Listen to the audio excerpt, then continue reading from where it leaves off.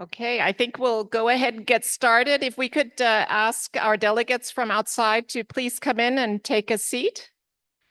Thank you very much for joining us here this morning in Kathmandu and for all of you joining us online from around the world. My name is Charlotte Hebebrand. I'm the Director of Communications and Public Affairs at IFPRI. And it's my great pleasure to open this inaugural session of the launch of the Global Food Policy Report on Sustainable and Healthy Diets and Nutrition. We are very, very honored to co-host this seminar today with our very good partners from IIDS, the BIMSTEC, and the SARC Secretariat. We're very pleased to be here with all of you.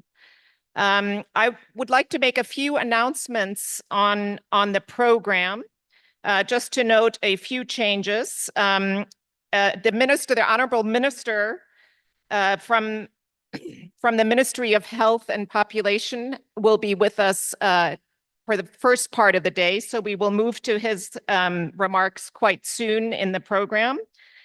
And we also are very honored to let you know that the Joint Secretary of the Ministry of Agriculture and Livestock Development, the Honorable Hari Bahadur Kaisi, is going to be with us as well this morning.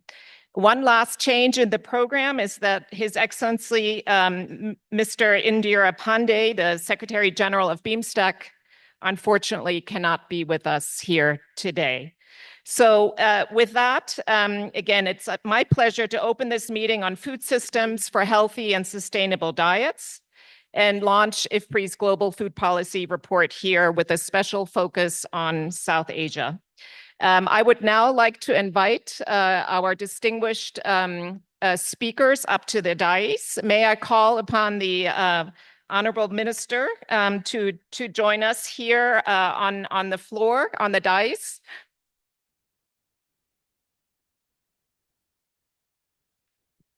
Honorable Pradeep Pudel, thank you so much.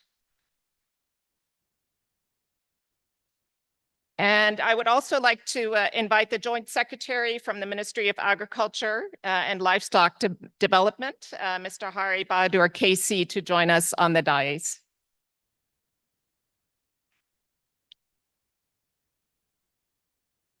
He's still coming. Apologies. And then Director General of IFPRI, Johan Swinnen, Mr. Niels Balzer, who's the Deputy Country Director at the World Food Program, Dr. Gertrude Luraji, who's the Deputy Head of Cooperation here of the Delegation of the European Union in Nepal, Dr. Shahidur Rashid, our director, IFPRI's director in South Asia, and then our good partner, Dr. Biswas Gaushan from the Executive Director for IISD. Warm welcome to all of you. So now I turn over to Dr. Rashid for some welcome remarks.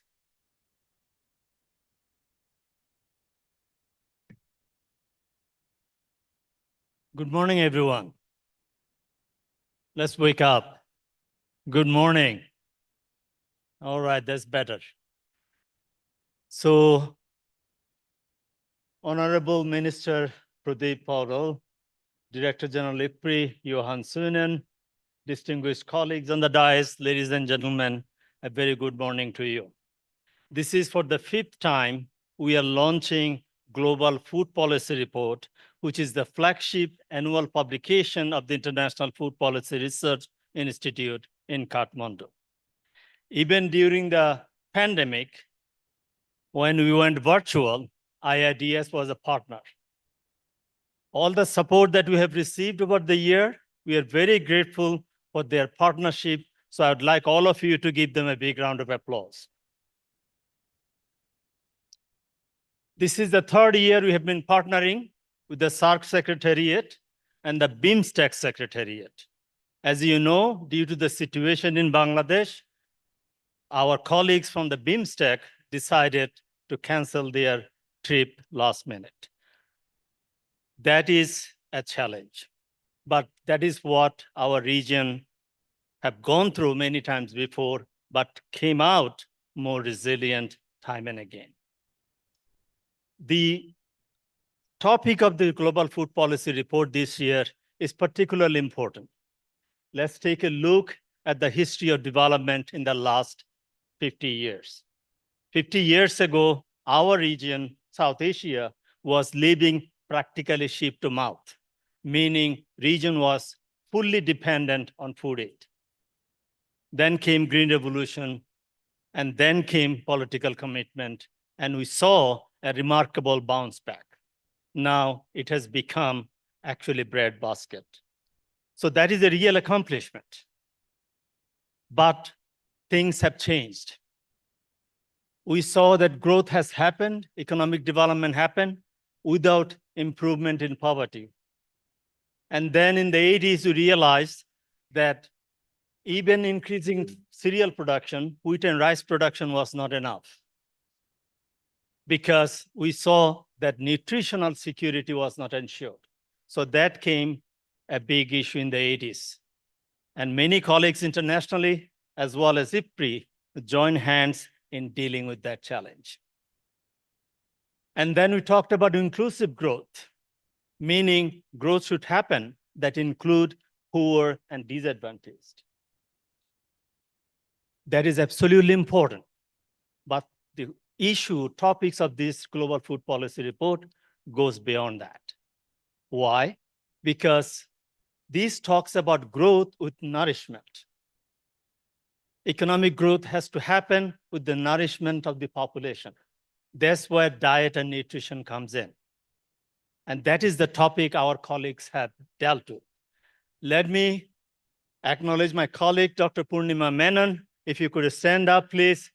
She's the Senior Director, Nutrition and Health Policies, who is the lead editor of this volume.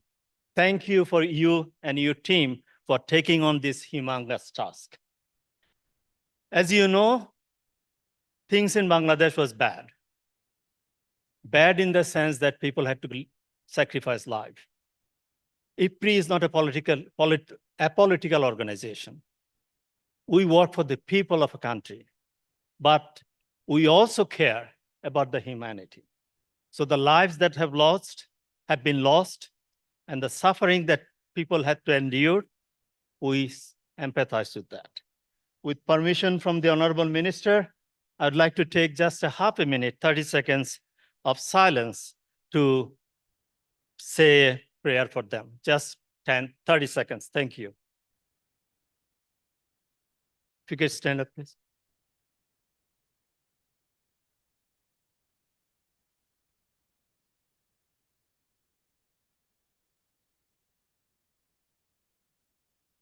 Thank you so much. With those words, I thank you so much. I welcome you all to Kathmandu to this event. Thank you very much, Shahid. I would like to invite Dr. Purnima Menon and Dr. Avinash Kishore to also join us up here on the dais, please. They will be presenting the key findings and recommendations from the Global Food Policy Report a little bit later in the program. And now let's take a moment to honor all of our distinguished speakers in the inaugural session and to felicitate you.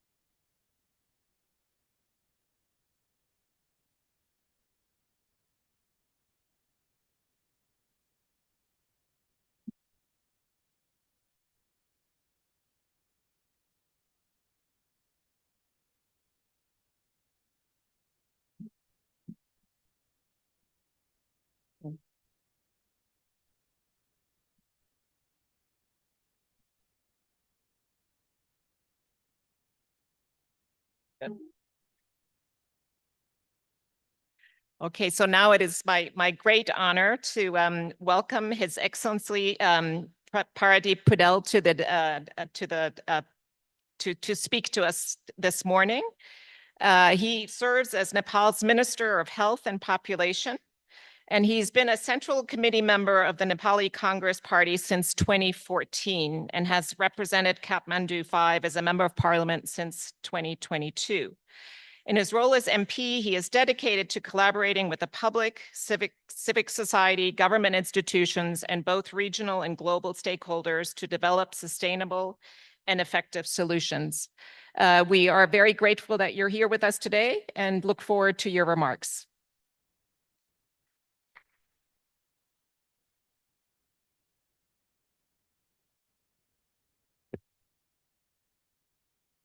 Thank you.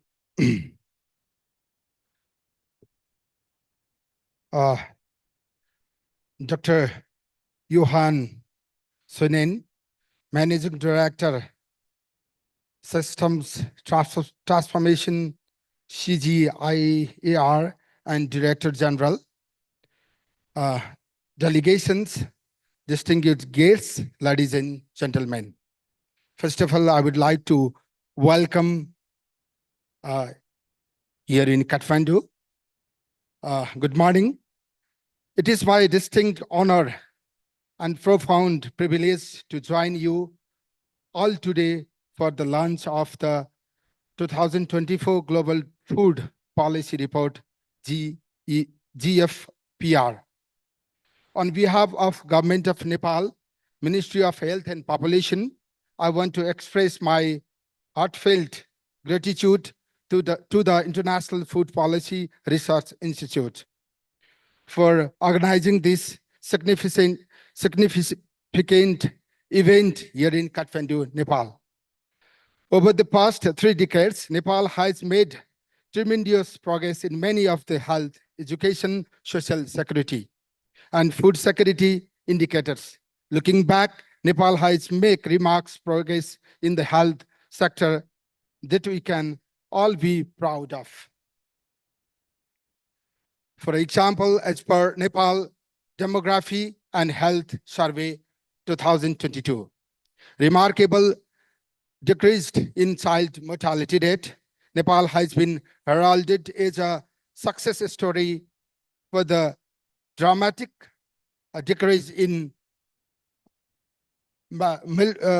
malnutrition in Nepal, such as stunting low height for age from 57% in 2001 to 25% in 2022.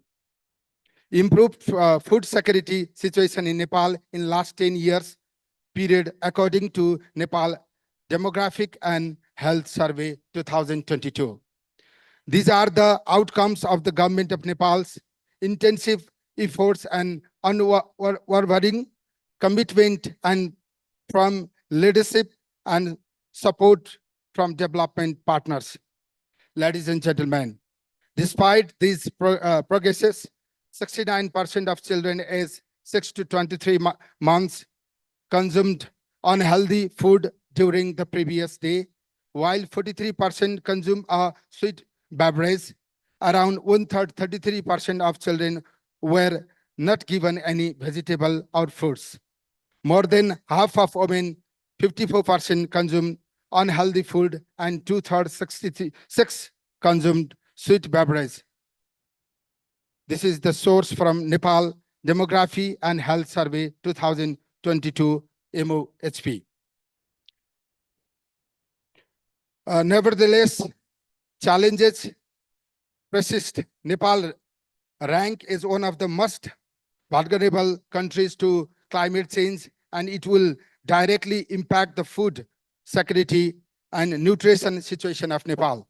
In last 15 years time frame, we observe increasing trends of overweight and obesity in adults, youth and adult population in Nepal.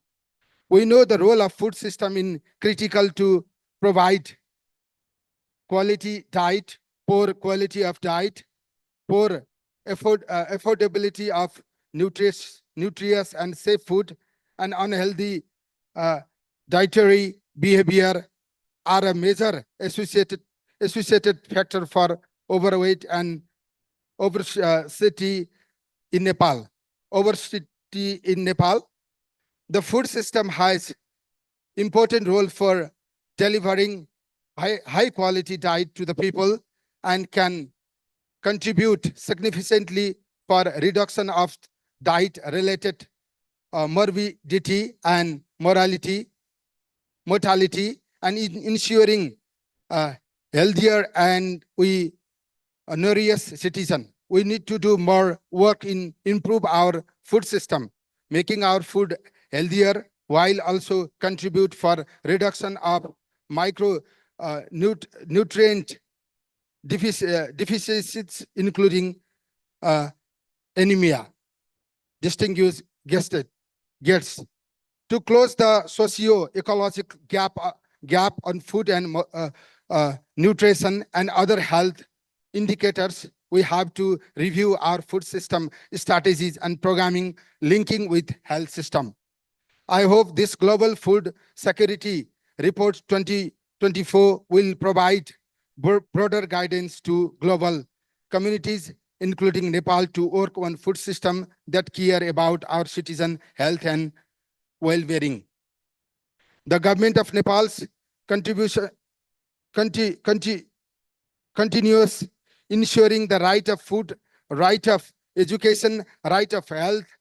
Our policies and strategies, particularly multi-sectoral nutrition plan for food system framework and agriculture development strategy, embrace a comprehensive food system approach to tackle the evolving challenges of unaffordable and poor diet quality. Additionally, our health policy also gives high emphasis for food security and consuming safe and nutritious food. National Food Act, National Rice Fortifications Standard, Iodized Salt Standard, Food Safety Policies, Breastfeeding Act are some of the important legal framework which we are implementing in Nepal to improve healthy food choices. Unhealthy processed food produce are cheaper than healthy alternatives and are easily available in the markets. To promote healthy food consumption, in addition to developing and implementing healthy food standard and increasing production availability of healthy food products, we may require adopting financial measures and such high taxes for unhealthy food products.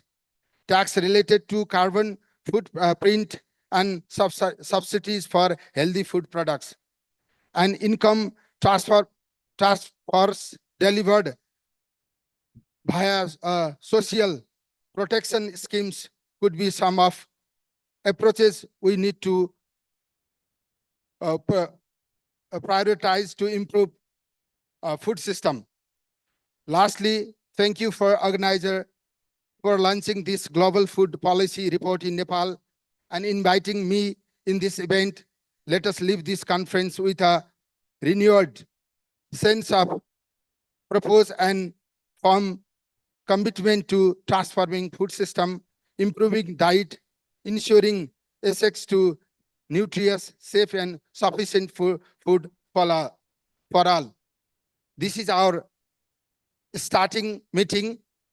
We will continue and discuss about the healthy food behavior, healthy food policy, and healthy food governance. We will meet again and again. This is not ending, this is just starting. So we will work together. Thank you. Jai Nepal.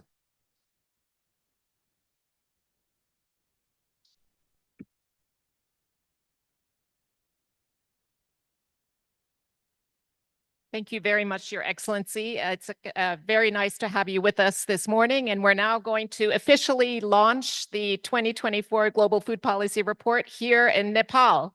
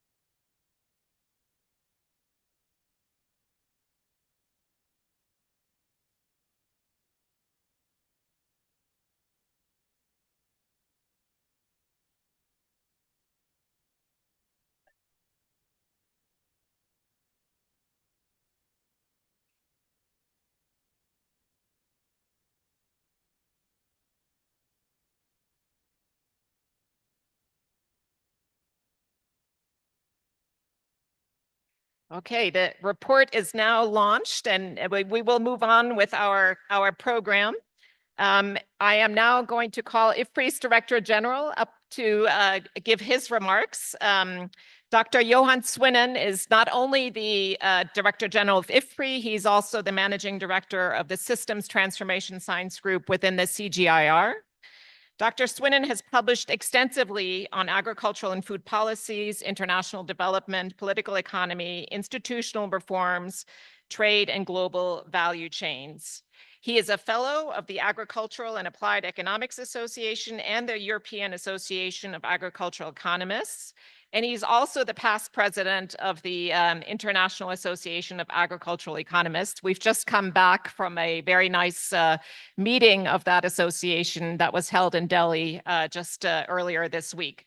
It's great to have you with us here, Yo, and the floor is yours.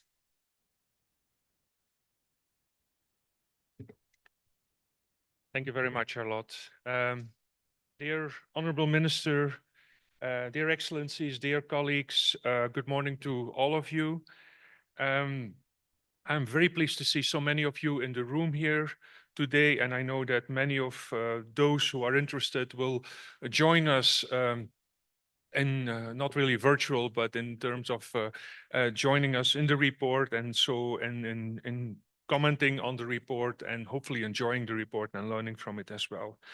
Allow me to start by thanking the Honorable Minister Pradip Udal. I very much enjoyed not just your personal reflection, but also listening to the vision of Nepal in this area, which is of course extremely important. I look forward later to hear the comments from the Joint Secretary, Mr. Hari Bahadur, KHC. And we are also excited to have so many colleagues from so many partners who are working with us with IFPRI on this, such as the Gates Foundation, USAID, WFP, the European Commission, ICAR, BIMSTEC, and SARC. And I have a very special thanks to Dr. Gauchan and his colleagues from ISDS who are co-organizing this meeting, this event. There's never been a greater need to transform our food systems to ensure sustainable, healthy diets for all of us. Progress towards reducing undernutrition and micronutrient deficiency have stalled. Actually, there's been reversal over this in low and middle income countries over the past years. We also seen at the same time that overweight and obesity are rising throughout the world, and many countries are now facing the double burden of malnutrition. At the same time, when we have to deal with these health and diet problems, we also have to transform our food system to reduce the environmental impact and the sustainability. And these are really very serious challenges going forward. The 2024 Global Food Policy Report is drawing on a wealth of evidence which has been gathered by IFPRI colleagues together with many of our partner institutions and many of whom who are here today with us. So I think I should like to thank or basically express a great thank you to all these partner institutions to collaborate with us and to allow us to provide evidence on how to make progress against malnutrition for many years and around the world. Now, South Asia has been a very important region for our work over the past decades. And let me give you a few examples of our work in the region. Right here in Nepal, our researchers are testing the best way to address poor diet quality among school-aged children. They found that a multisectoral, community-based intervention in rural Nepal was associated with significant improvements in diet and growth amongst children. What's interesting is this was not only the impact was not only on young children, younger than 5 years old, but also significantly on older children through direct and indirect effects. In India, we've been for many years working at the forefront of nutrition. We have a global, not a global, a large program there called Poshan, and this has been strongly supported by the Gates Foundation. And Poshan has partnered with the Indian government to release nutrition monitoring frameworks for policy and program designs, amongst other achievements. Poshan was recently rebranded as the South Asian Nutrition Initiatives, and we are now beyond India. We are very excited that this initiative is now expanded to Nepal and to Bangladesh. In India, we've also been analyzing nutrition benefits of social protection programs, and we found that the world's largest cash transfer programs linked to small children is associated with lower child stunting and wasting with a very high rate of return. This type of data is crucial for decisions on whether to invest in, to scale up, or to replicate programs in other countries in the world. In Bangladesh, we have a very important program called the ANGEL Project, which stands for Agriculture, Nutrition, and Gender Linkages. It's using a mixture of trainings on nutrition, on agriculture, and gender in rural countrysides to increase homestead production of products such as vegetable, eggs, and milk. And ANGEL is the first ministry-led initiative that uses a rigorous impact evaluation to design a national program. Although COVID has had some impact on the expansion of the program, the Bangladesh government approved ANGEL's national implementation, okay? And we hope to expand that to other countries as well. Of course, many of you know Harvest Plus work on biofortification, and it's basically the work, recent work on the development, of course, but also on the delivery and the codifying of these crops into policy. I think is unprecedented. We estimate that, for example, in Pakistan, more than 12 million people in farming households are now consuming zinc-fortified wheat foods. These highlight work of several decades across disciplines and across sectors. Actually, IFPRI is existing 50 years next year, so we will celebrate our 50th anniversary. And so in this way, this GFPR is summarizing advantage made by the advances made by the research and the development communities over these past 5 decades. And these advantages, the advantages are hopefully for those using it. The advances refer to testing policies and innovation for impact and also for cost effectiveness. And in concluding, I would like to stress that it's up to all of us to take this knowledge forward and to invest in and to implement what we have learned on these issues in these areas and what is most effective also in achieving the healthy diets going forward. And for this, we need to tackle our 4 entry points, and there'll be much more explanation of this. This relates to the availability of healthy diets, accessibility, affordability, and desirability. And when Purnima and Devesh later will present some details, they'll go into more details. But I think it's important to stress that we need to address all these entry points to achieve sustainable, healthy diets for all. So thank you again to everybody for being here. Thank you again for the Honorable Minister for opening the session, to IIDS for co-hosting. And we look forward to engaging with you today and in the months and the year coming on these issues, on the state of diets and nutrition and how to transform our food systems for a better future. Thank you very much.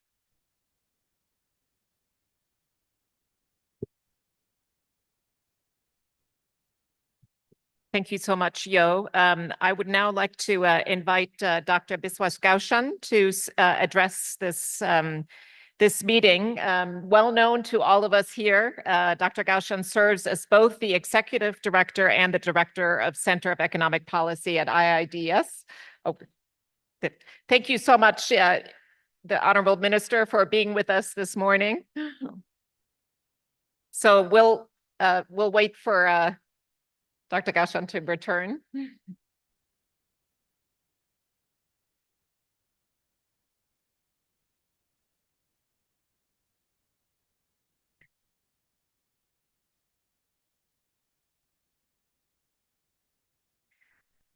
Okay, Biswash, I will, without further ado, IIDS is a great partner of IFPRI, and we're delighted to be here with you and look forward to your remarks.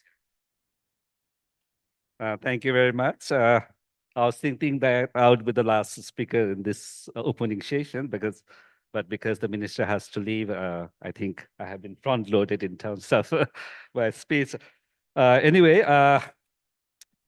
distinguished speakers on the dais, esteemed colleagues, international delegates and guests, namaste and good morning. Let me start by acknowledging the presence of Dr. Johan Synen, Director General IFPRI, and Dr. Purnima Menon, Senior Director, CGIAR and IFPRI, who are the main architects of this year's report. And some of the authors of the chapters of the report, including Dr. Avinash Kishore, Dr. Derek Heddy, Dr. Neha Kumar, and Dr. Samuel Scott, who are present today for this event. Their in-person presence underscores the significance of this occasion. To the best of my knowledge, this is the first report of its kind on food systems for healthy diets and nutrition. Therefore, this event marks a significant milestone in our collective efforts to improve diet quality and nutrition in low and middle income countries. On behalf of IDEAS, I'm honored to share this moment with such a distinguished audience as a co-host of this event. The 2024 Global Food Policy Report provides a comprehensive analysis of the current state of food systems and diets, emphasizing the urgent need for transformative action. It presents evidence-based policy and governance solutions aimed at strengthening diet quality and nutrition, particularly for the most vulnerable populations.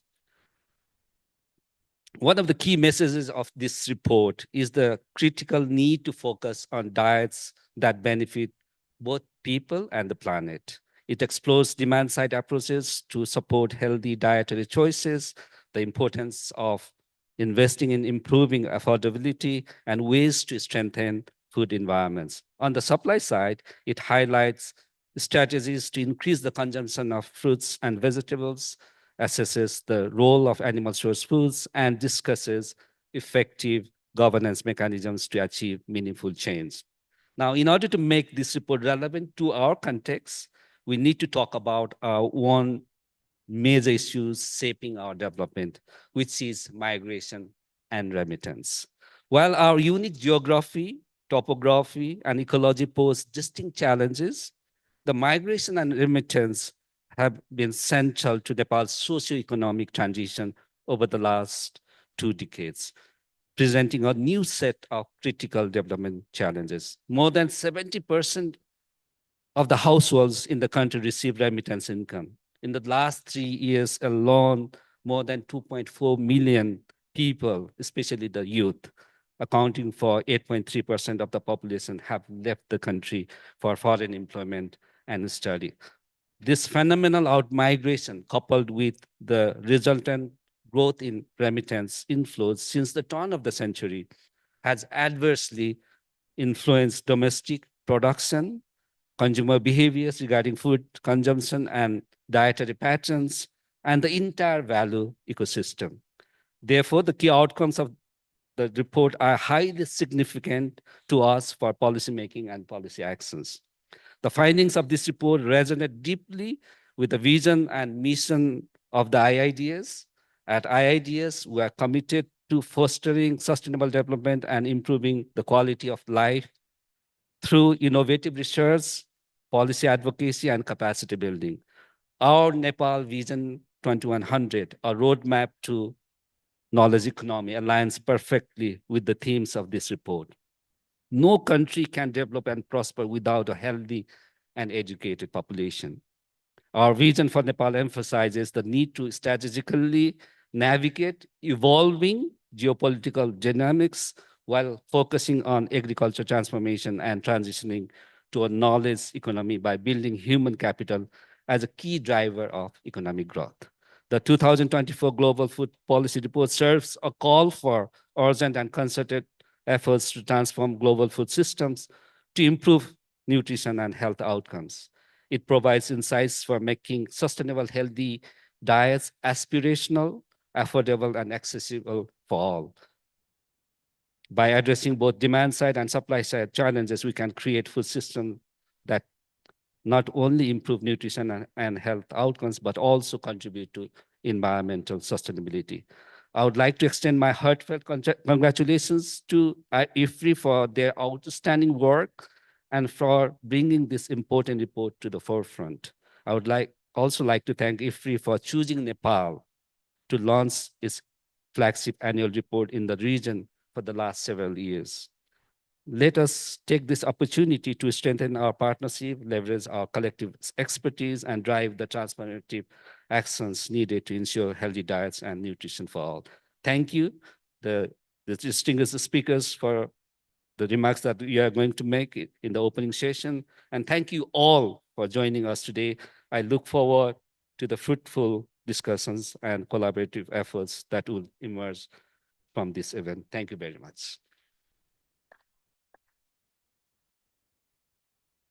Thank you very much, Biswas. We will now get into the key findings and recommendations of the Global Food Policy Report. It's my pleasure first to turn over to Dr. Pranima Menon.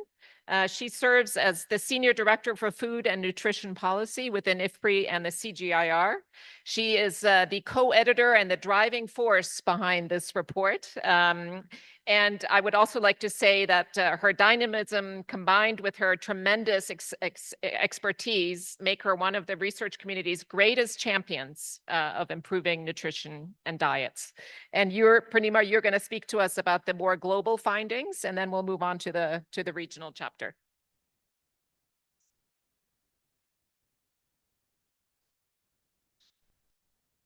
Thank you.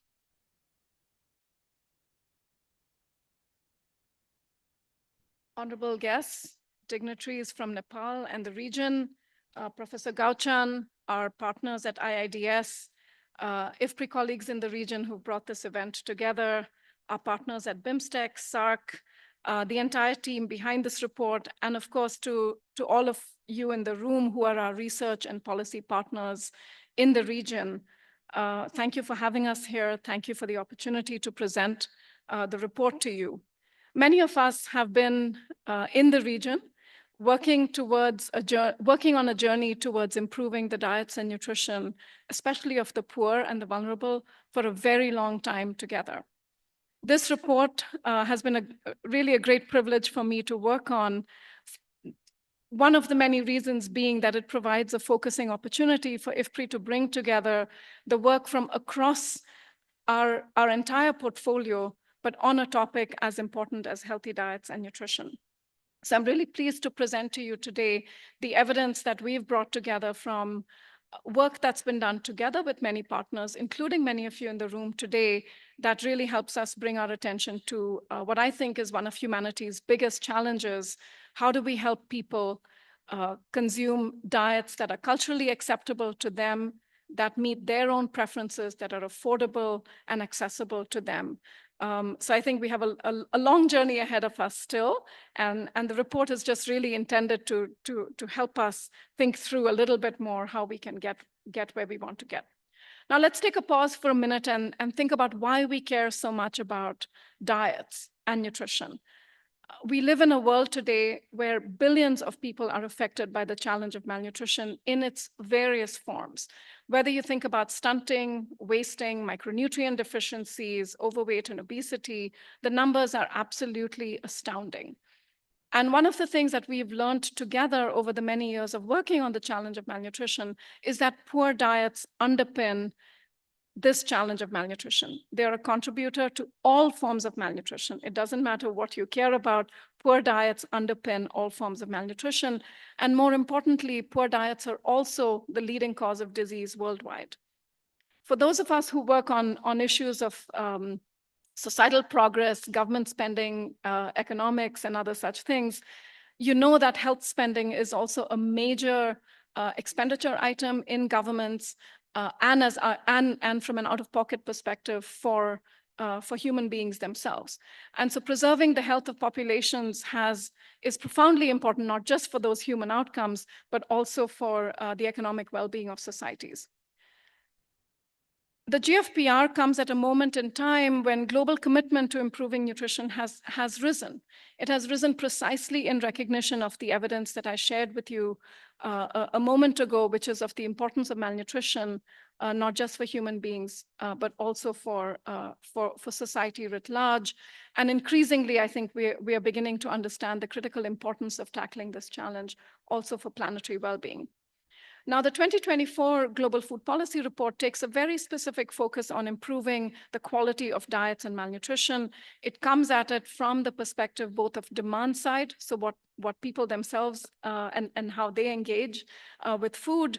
It also comes at it from the perspective of supply and the underpinnings of policy and governance. It brings together many, many years of work done by IFPRI and our partners, and it aims to deliver evidence on policies and on actions. Our hope is really that if we take the findings in this report, we apply it to the context that we work in, we can collectively deliver a stronger agenda and greater progress. The report itself has 8 chapters in it, 8 thematic chapters that really cut across the food system, and I'll show you the framework for that in just a moment. It also has in it 6 regional chapters, and I'm really thrilled that Avinash will be here today to speak about the South Asia chapter in particular. About 41 authors in total contributed to the report, so I just want to take a pause and take a moment to recognize and share all of their names.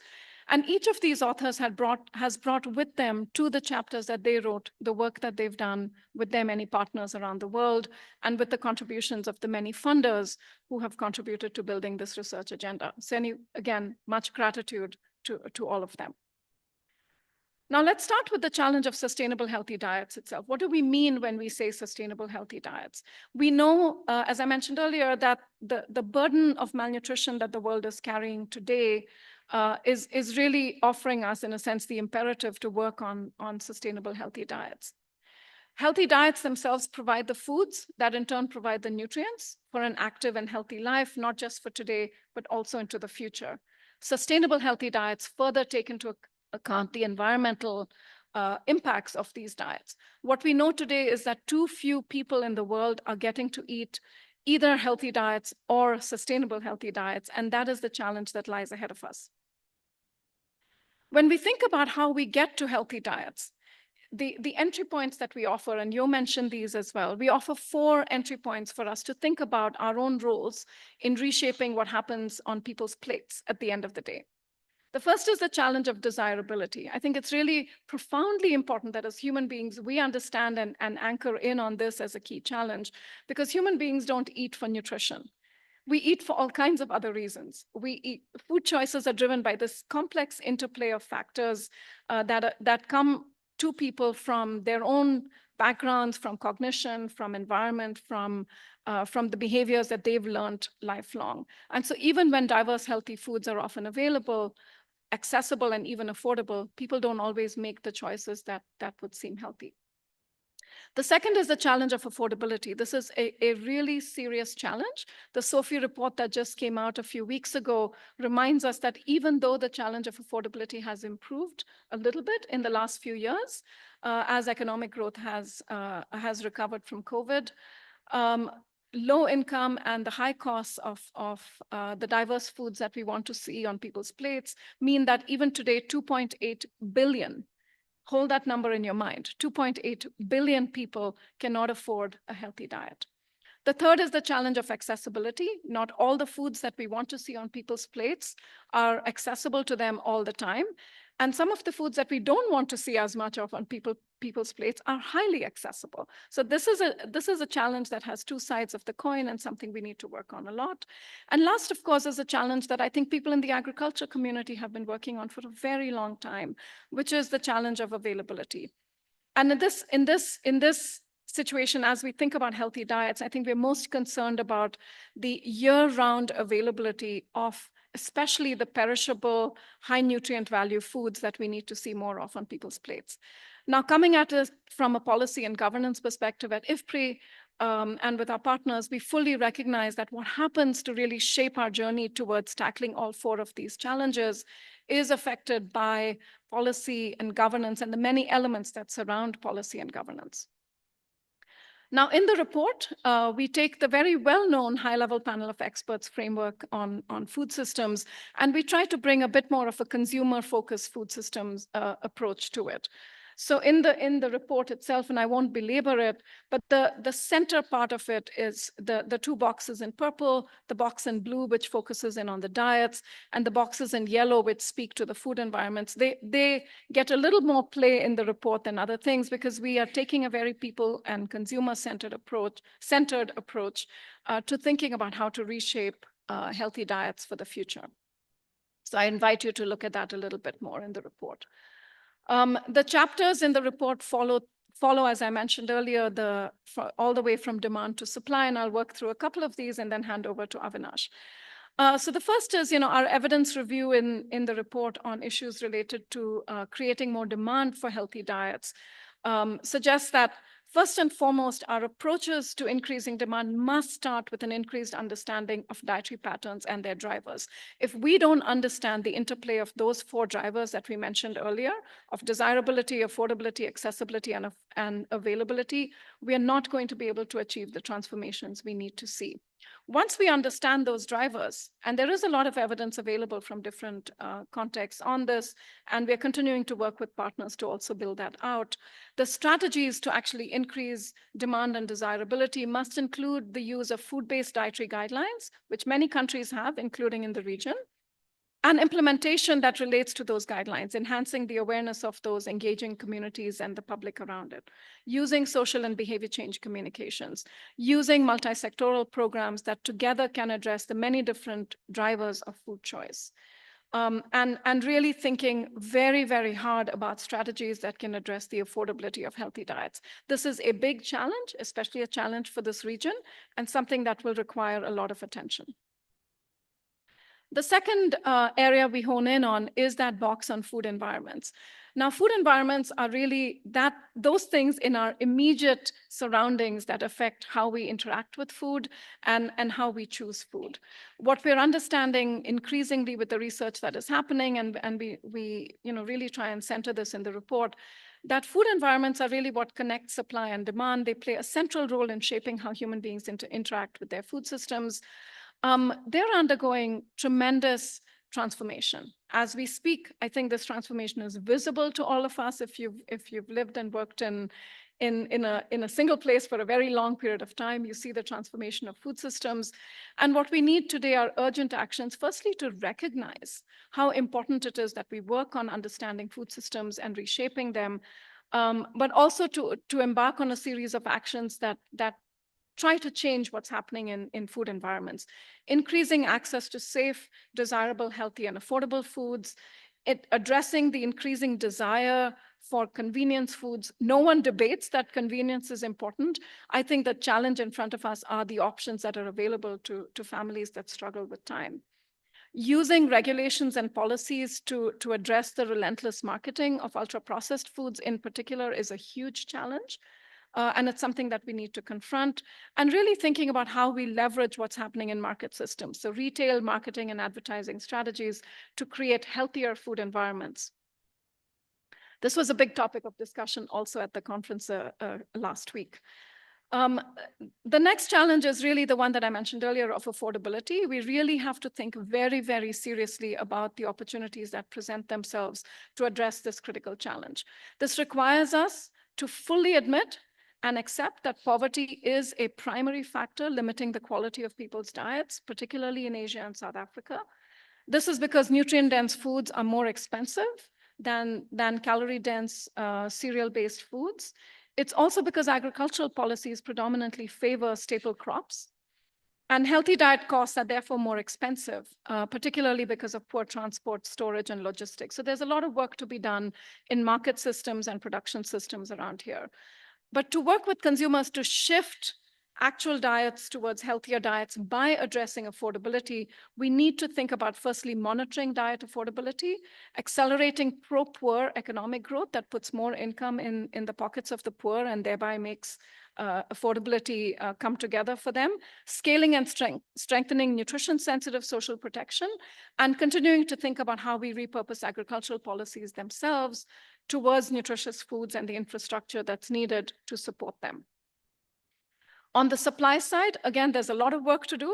Some of it relates to the agricultural subsidies and other support structures that contribute to what the food supply itself looks like. We know that supply side innovations are particularly important to deliver on the sustainability agenda. So innovations on the supply side that help to limit the negative environmental impacts of food systems are absolutely crucial. And we need numerous approaches to strengthen food supplies by leveraging food crops for nutrition. So investing in crop diversity, increasing the use of neglected crops, thinking about other strategies such as fortification and biofortification. And then when it comes to working on very specific nutrient-dense foods like animal source foods, thinking about all the work that needs to be done on the supply side as well to enhance the availability, accessibility, affordability, and the safety of sustainably produced animal source foods. Now, none of this is going to happen without enabling environments. And I think that's where the work that many of the people in this room and around listening to us are doing, which is on shaping a variety of the elements in the enabling environments that come together to deliver the policy and governance structures and the financing that is needed to move this agenda forward. The enabling environments must bring us all together from wherever we are, with the capacity to develop policies, implement and enforce laws and regulations, deliver public services, manage the trade-offs that are really important to manage in this context. And I'll speak to one particular set of trade-offs as I close out my remarks. We need to think about the ability to positively address corporate influence. This is a big challenge. And then recognize ways in which to support citizens' agency in the context of the dialogue and discourse around food systems.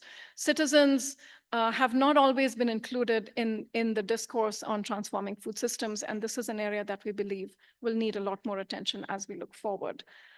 Now, the topic of navigating corporate influence in food systems is a sensitive one, but an absolutely essential one, especially when we look at what's happening in our food systems, in our food environments, and in the way consumer choices are being affected by what happens. Corporate influence is increasingly recognized in food systems as a key challenge and a key opportunity to reshaping what happens in food systems. But big food has been, this is all evidence-based now, has been shaping the narrative, has been shaping what happens in government settings and in policy settings. And it's time to really confront that and negotiate the trade-offs that come through there. Often corporate influences and state institutions interact. We have seen this play out in many different ways, including in this region. It's something that needs a lot of attention in the public policy space. And yet we know that private sector itself is not homogeneous. We know a lot more work needs to be done with micro, small, and medium enterprises, even as we think about how we engage with the larger issues related to corporate power. In closing, I think one of the most important points we make in the report is that no single intervention, approach, or policy can accomplish the change we need to see. Together, we have to work on all four of those drivers: availability, accessibility, affordability, and desirability, to be able to deliver to people the food that we believe is nutritious, culturally appropriate, tasty, delicious, and delivered in a way that is equitable and supported by good governance. I invite you to now hear from Avinash on the South Asia challenges, and we look forward to the dialogue with all of you as we move forward. Thank you again. Thank you, Charlotte. Thank you so much, Purnima, for outlining the four different ways that we have to tackle this very significant problem. And you've nicely paved the way now for Avinash Kishore. Let me briefly introduce him. He's a senior research fellow in the Development Strategies and Governance Unit, also based, like Purnima, in the Delhi office for South Asia office of IFPRI. He does a lot of different work and research in agriculture and food systems, but for the purposes of this event, he has been studying agriculture nutrition linkages in India and the rising consumption of highly processed foods and food away from home. Avinash is the co-author of the chapter in the GFPR on South Asia. The floor is yours. Thank you. Namaste. Thanks, Purnima, for setting the stage. What I'm going to do is many of the problems, challenges that she highlighted, they're even more stark in our region, which is one of the world's most densely populated region. It's also among the poorest regions and the region with the highest density of rural poverty. So straight to the problems. So this slide, there are three things you can note. One, is that many of the old problems of malnutrition, children stunting, undernourishment are still persistent in the region. And while that's happening, they're still persistent at unacceptable levels, you also see the non-communicable diseases, obesity, et cetera, rising at a very fast clip, to the extent that some of the countries, nearly 1/3 of the adult population has high blood pressure, more than a tenth have blood sugar, high blood sugar, et cetera. The third thing to note on this slide is how old our data are. So there are many indicators where I'm embarrassed to be reporting almost a decade old data. And we all know that the things that don't get measured do not improve. And when they improve at a higher cost. So it's also important for our region to deal with this problem. We collect data, we collect good quality data at high frequency and high resolution, given how diverse we are. So these problems are there. And as you heard earlier, poor diet quality is a big driver, is a big reason for these problems. And again, you have problems at both ends. You're seeing that many large sections of our population do not eat a diverse diet, do not have daily consumption of fruits and vegetables and other healthy foods. At the same time, the consumption of highly processed foods, deep fried foods, sugar-rich foods is quite high. So we have both problems, under consumption of healthy foods and increasing and high levels of consumption of highly processed calorie-dense foods across all the countries in the region. So what are the reasons for poor diets? I have the same framework. Many of the problems that are global also apply in our region. So one is the poor availability of it. Our crop diversity is low. Entire region, we grow cereals and the policy focuses on this. We are poor and our markets are less developed. So that makes a lot of foods that we want people to consume more of not affordable for them. Third is we have market problems. Both the national and international trade don't work that well in the region. And our value chains, logistics, et cetera, are not that well developed. The fourth problem, which has multiple dimensions, I have chosen to highlight one, is that you have very easy access to highly processed foods that are actively, aggressively promoted by role models and firms and companies. So all these problems come together. So let me just give you one example each from across different countries in the region. So it's generally recommended that a healthy adult or healthy kids should eat about 400 grams of fruits and vegetables per day.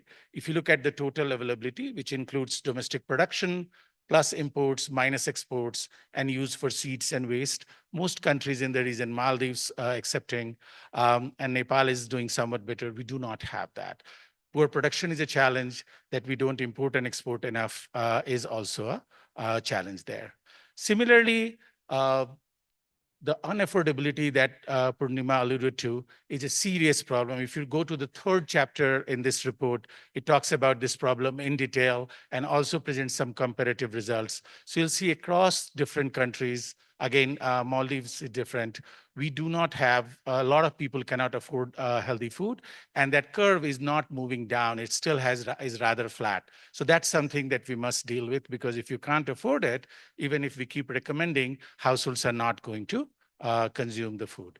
The third, which is related to accessibility, this is from chapter 4 in the report, and it's global data, but applies a lot in South Asia, and particularly in Nepal, where within one province, you can rise from sea level to the Everest. I'm referring to Kosi.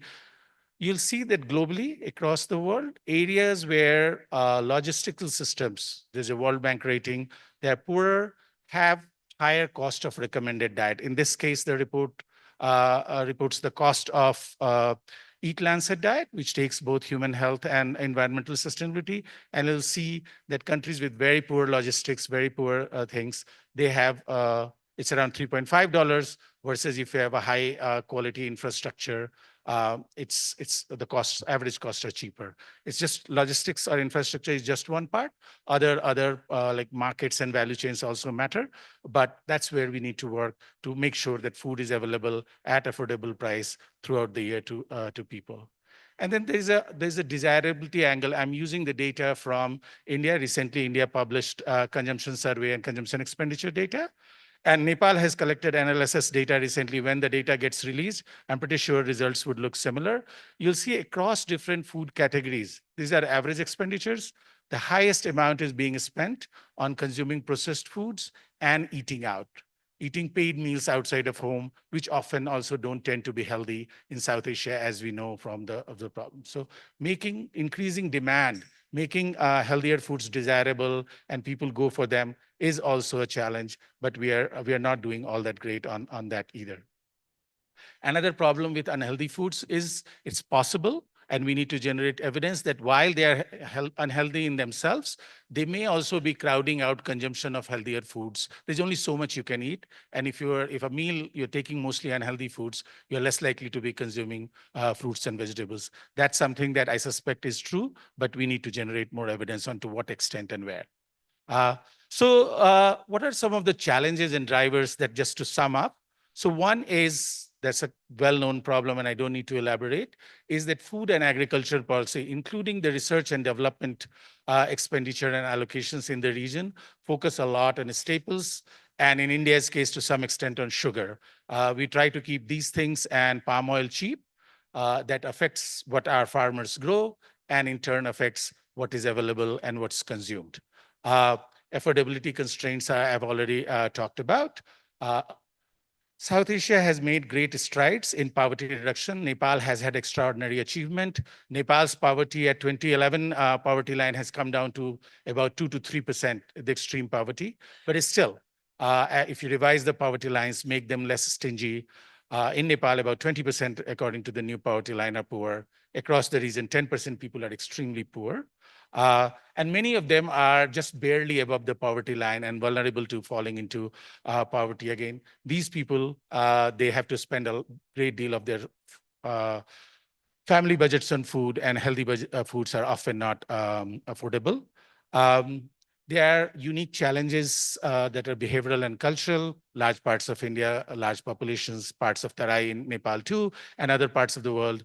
There's vegetarianism. In and of it itself is not a problem, but the vegetarian diet also seems to be starch heavy. Late introduction of solid foods to kids has been a persistent problem in this region. Then the third is, while poverty reduction and economic growth helps in making diets better, a lot of very rich and affluent people also continue to consume unhealthy foods. So what food environment look like, what people prefer and value also needs to change. A large last point and an emerging problem is the climate change and the catastrophic weather shocks that come. Nepal is all too familiar with it. This affects in short term and in long term the quality of food, what you produce, and it affects everything: infrastructure, logistics, and some of the healthy and perishable foods are even more vulnerable to weather fluctuations like dairy or fruits and vegetables than your usual rice, maize, and wheat. So that's an emerging problem that requires concerted effort from research side, breeding, and other things to tackle. So given this is my last slides, is how can we improve our diet quality? So one is pro-poor economic growth. So economic growth is happening. Poverty is coming down, but with growth is coming inequality. So that's something that we need to deal with. And one of the things that can help, and countries in the region are spending more resources, is having safety nets. For example, in this country, safety nets are rapidly expanding, but to also make them nutrition sensitive. My colleague Sumanta Nopane and his colleagues did a review of safety nets in Nepal and other countries in the region to look at how nutrition sensitive they are, and there is a scope to make them more nutrition sensitive. And often IFPRI's research in Bangladesh and other countries show that safety nets lead to better diets when, apart from transferring cash or other things, you also give food and nutrition education to increase the demand, to increase the appreciation and need for healthy foods. promoting agricultural diversity is important, not only to reduce risk. A diverse portfolio, even in finance, can help reduce risk, increase farmers' income, but improve availability of healthy and nutritious food at lower prices. So it's good for farmers, it's good for consumers, it's good for biodiversity and environment. The third is building and investing into infrastructure and efficient supply chains. We need both physical infrastructure. That investment is happening in your country. Electrification, rural electrification has improved enormously in just the past 10 years. Likewise in other parts of South Asia, but also institutional investments that make sure that farmers get higher share of consumer spend and consumers get reliable supply of healthy foods at affordable prices. And last but not the least is that we need to keep creating mechanisms which requires not just researchers, but other parties, other stakeholders in the food system to generate and support greater demand for healthy diets among consumers. If there is demand, the supply will also follow if there are supporting policies. So these four, so across different, we have to attack different aspects of the food system. That's why we need a system approach, and we need to keep working on it to improve diet quality. None of these alone, just growth, just prosperity alone would not help us solve the problem. Thank you. Last but not the least, this is like Dr. Gauchan said, this is only a beginning. IFPRI and our partner institutions, including IIDS here and from many countries, multilateral and national institutions and regional institutions, every year we organize a conference where practitioners and researchers come together, and the focus is what are the different things we can do, and we are doing that improve nutrition. This year, this conference called Delivering for Nutrition in South Asia is in Colombo from 3rd December to the 5th. The theme this year is connecting the dots. So we are looking at nutrition, but we are looking at other aspects too. I'll leave the QR code here. Please go through the announcement. And among you who are practitioners who are working on this area, or if you are researchers, please submit your abstracts.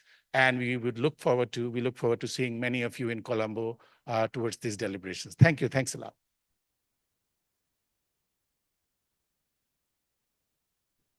Thank you, Avinash, for highlighting some of the key findings and issues to discuss with regard to South Asia. You've given us a lot to dissect in the next few sessions as well. We're now going to have a few special guests that will provide some comments on the topic of nutrition and diets. And it's my pleasure to introduce Gertrude Luaji. She is the Deputy Head of Cooperation here with the delegation of the European Commission in Nepal. She previously served in Liberia and Eritrea. So I think welcome to Nepal and welcome to this meeting.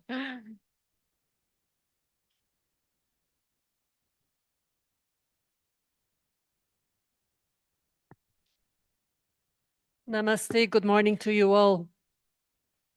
So as our colleague just mentioned, I'm very new to Nepal, and I obviously had the help of my colleagues at the delegation of the European Union to help me prepare this opening or these remarks. So the theme of this year's report, IFPRI report, Food System for Healthy Diets, is very close to the ongoing work and the EU priorities. So firstly, I would like to mention that for the European Union in general, food systems transformation to ensure long-term sustainability and also have more equitable food systems has been a key element in the EU Farm to Fork strategy, which is also part of the European Union Green Deal. Back in 2020, the European, in cooperation with FAO and also the Research Institute CIRAD, we supported Nepal to conduct a rapid assessment on food systems, which resulted in the Nepal Food Systems Country Profile. Now this at the time contributed to Nepal's preparation for the UN Food System Summit, where Nepal presented its action plan together with the stakeholders' commitment under the theme, Nepal towards an equitable, resilient and sustainable food system. Now, exchanging a little bit with the IFPRI colleagues this morning, I understand that they have done a deep dive into a food systems assessment in some of the districts, and that these are only pilots. So I understand that this work is going to be continued. And we obviously, as European Union, are very keen to build on whatever findings they have to make our interventions together with the government of Nepal and all stakeholders in Nepal as relevant as possible to the Nepalese context. Secondly, the European Union has invested in food systems. We didn't call them that at the time, but contributing to reducing malnutrition over the past 15 years. And together with other partners, I understand huge strides have been made, progress have been made in reducing the prevalence of stunting and also underweight over the period 2011 to 2022. We also recognize, however, that important efforts are still needed in some areas, particularly reduce wasting and anemia further, and also increase exclusive breastfeeding. This all in order to achieve the sustainable development goals that we have all jointly committed to. While the determinants of malnutrition are diverse, it is also very clear that without improvement in the quality of diets, and I understand also without improvement in reducing inequality, reduction of malnutrition will not be fast enough to reach the sustainable development goal targets. And there in particular, I would like to make a reference to the report, the theme of the report, the healthy diets, because they are key in reducing the triple burden of malnutrition, one of which is micronutrient deficiencies. And so in this regard, a multi-sector approach is very much needed to improve diets. Thirdly, Nepal has just embarked on its new multi-sector nutrition plan covering the period 2023 to 2030. And as for the previous plans, the European Union will provide financial support to implement this plan. And we are actually, over the past periods, the European Union has negotiated a budget support in the area of nutrition with the government of Nepal. And we are actually at the brink of signing financing agreement for a budget support on nutrition to the degree of 21 million, which will also have complementary measures where we partner with UNICEF to the tune of 4 million in total, so half European Union, half UNICEF, to actually help the government of Nepal to bring about the necessary reforms that have been agreed through this budget support. So in relation to the multi-sector nutrition plan, this IFPRI report, the 2024 report, offers numerous key messages that will be relevant to the implementation of this plan. And in particular, it highlights the importance of social and behavior change. The previous speaker was also referring to that.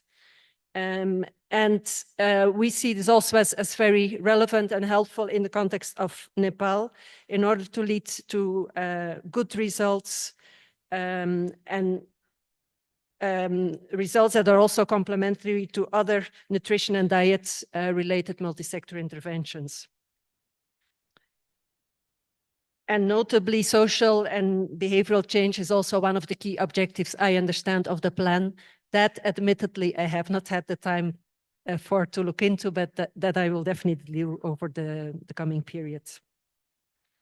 I would like to conclude that the European Union has been and will continue to stand beside the government of Nepal and Nepalese stakeholders to support the transformation of its food systems, ensuring their contribution for a better nutrition to all.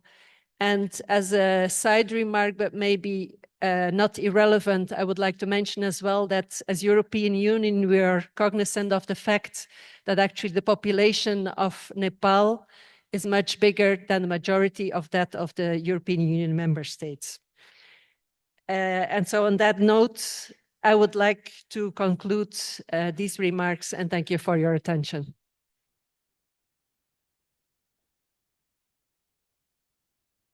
Thank you so much, Gertrude, for outlining the EU's focus here in Nepal. And also, I think very importantly, highlighting the centrality of nutrition in the entire SDG agenda. Very important points there. Now it's my pleasure to invite Niels Blazer to provide some remarks. He serves as the Deputy Country Director of the World Food Program here in Nepal. He's been here for over 3 years. Prior to that, Niels was based in Zimbabwe, and he also worked at the headquarters of WFP, where he focused on social protection, disaster risk reduction, resilience, and risk transfer mechanisms. And I understand you also had a stint with the World Food Program in Malawi. We welcome your remarks.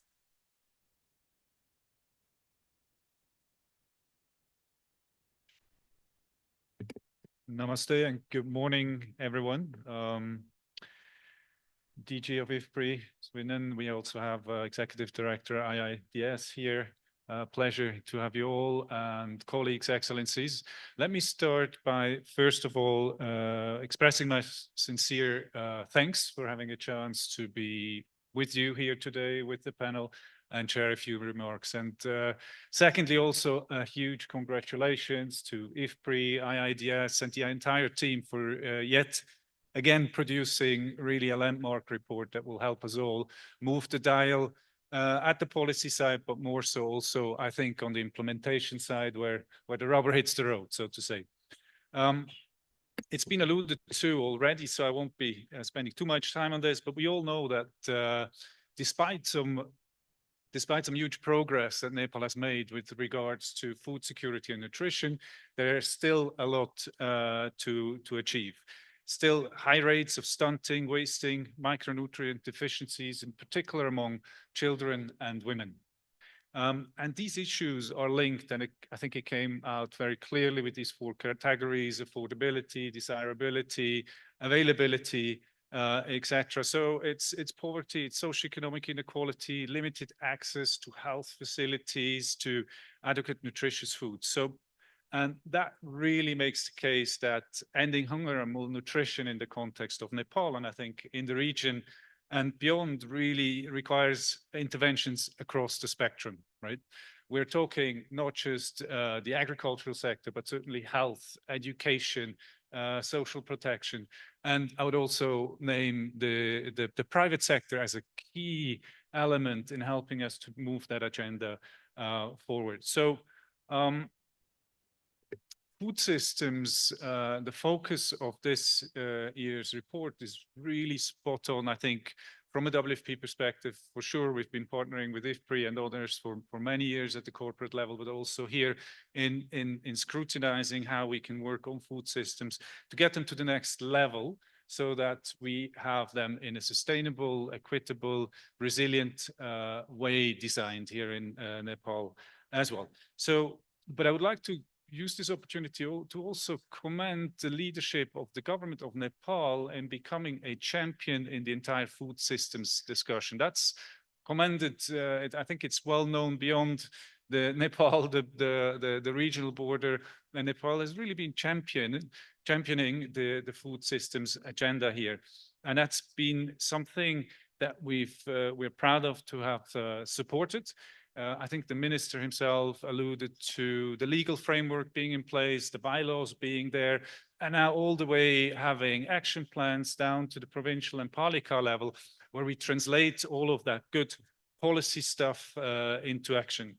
And again, especially together with FAO, we're proud to be part of that effort in setting the framework, but now also in supporting palikas in implementing these type of activities. But what are the elements of such a sustainable, resilient, equitable, and inclusive food system? So we've heard it. It's a lot, right? It's a comprehensive set of activities that need to come into place, and those implementation plans at the palika level that I mentioned do reflect that. But I would really just like to highlight two of these pieces. One is fortification, food fortification. I think the minister alluded briefly to that as well, but really the opportunity to build on the long-standing fortification agenda that the government has in place. Salt fortification, a good 30 plus years ago, we had atta wheat fortification, and now also the legislation around rice fortification. The standards are there. And not just the standards are there, I think Nepal has been moving really fast in translating these standards. So we're proud to have supported the government in establishing now just the third 3 facilities, blending facilities where fortified rice is being produced. Actually, we're inaugurating, I think it's Monday next week, the facility, the blending facility here in Kathmandu, Tapatali with the FMTC. So that's another big milestone. That fortified rice goes into what the government calls a fair price shop system. It's a social protection system that reaches some of the furthest areas up in the mountains in Jumla, in Karnali in particular, with affordable fortified rice. And that can, if we bring that to scale, I do believe we can make a huge accelerated progress in dealing with the micronutrient deficiencies, and with that move closer to achieving the SDGs, in particular SDG 2. Important there again, the government can do this much as they are in the lead, but we need to bring the private sector on board for any of these fortification efforts so that we find these products like we find our iodized salt or our fortified wheat in all the shelves in supermarkets, not just in rural areas, but also in the urban context. The second piece I very briefly would like to mention is the leadership of the government around the National School Meals Program and the effort now to move towards a homegrown school meals program. And that really means linking local production, local produce, local farmers directly with the school where the food is consumed. And with that, having all sorts of additional benefits, right? The food remains cheaper, it's adequate, it's more nutritious, it creates another market through the demand from schools, et cetera, et cetera. And I think the government has now really taken this aboard with the most current education sector policy and annual plan. So we'll see a rollout from that part.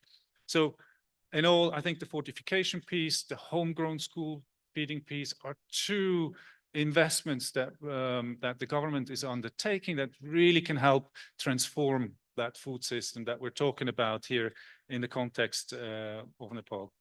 Now, recognizing the complexity of the food systems challenge, I would just also highlight, like others have done, this is not about one agency or the other, it's about all the stakeholders coming together and bringing their investment to the table. But I would really also highlight that the importance of that I see in reports like this or joint analysis with the think tanks, with academia, is really to help us work with government and do the right thing do the right thing and do the things right? I think there's enormous value in this. We need to continue to have that evidence backbone that helps us go in that direction. So with that, thanks again for the invitation. Congratulations to the report, and I look forward to the conversation that will follow.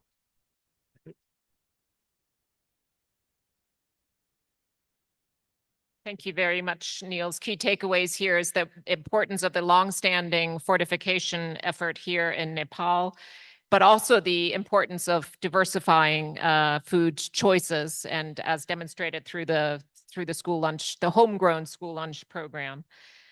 It's now my pleasure to turn to our guest of honor in this session of the morning.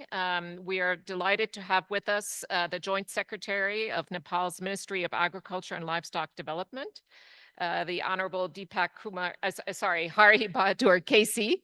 Apologies. Thank you so much for joining us, and we look forward to your remarks.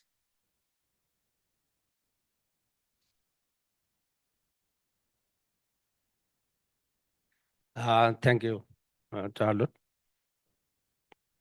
Good morning and namaste. Our chief guest of the program, Honorable Minister, he has already left. Distinguished guests in the dais, respected delegates and participants of this August gathering. First of all, on behalf of Ministry of Agriculture and Livestock Development, I wish to extend my hearty congratulations to IFPRI for successful preparation and launching of this global report in Nepal. This report has given the profound insight of the status of the food and nutrition security and way forward for necessary policy infrastructure for the future. Food and nutrition security has become the global issue to be addressed. Over the time, the global agendas are now changing. We used to discuss about food security a decade ago. Thereafter, the discussion on nutrition security is also added. And now the issue of food safety and healthy diet has emerged. So over the time, we have faced several new problems, several new issues, and we are trying to address those issues globally. If you look at the food and nutrition security of Nepal, we have witnessed the positive changes over the years. Changes in global hunger index has shown that very well.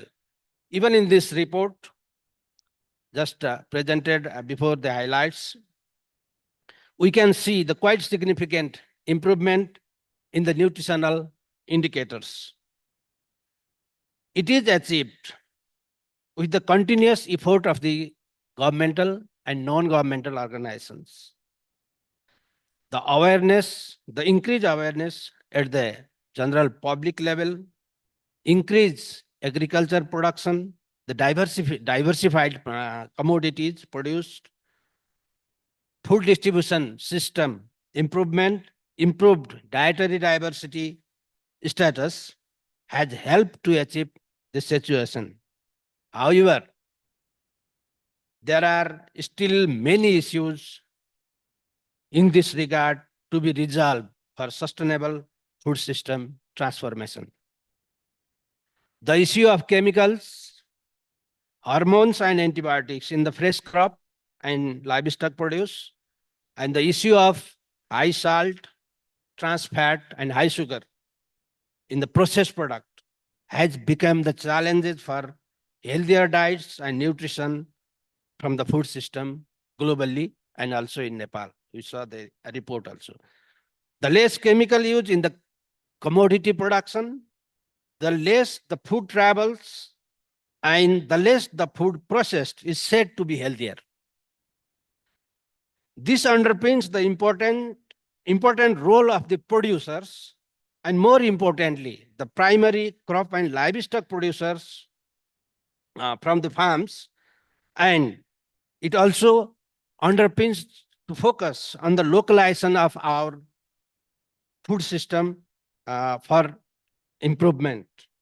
In Nepal and in this part of the world, in South Asia, the producers are mostly small and medium holders. They are facing multiple problems of low productivity, weather and climatic shocks, and price vulnerability. The important question for us now is, how can we develop sustainable, resilient, and productive food system that protects the producers and supports the livelihood of these producers? With the implementation of National Agriculture Policy, Agriculture Development Strategy in Nepal, and many other commodity policy, we are working together to make our food system stronger. Food system transformation report has clearly guided us for the development of the food policy infrastructure at present. Implementation of multi-sectoral nutrition plan, we have now MSNP now, new MSNP, and other strategies is giving positive results.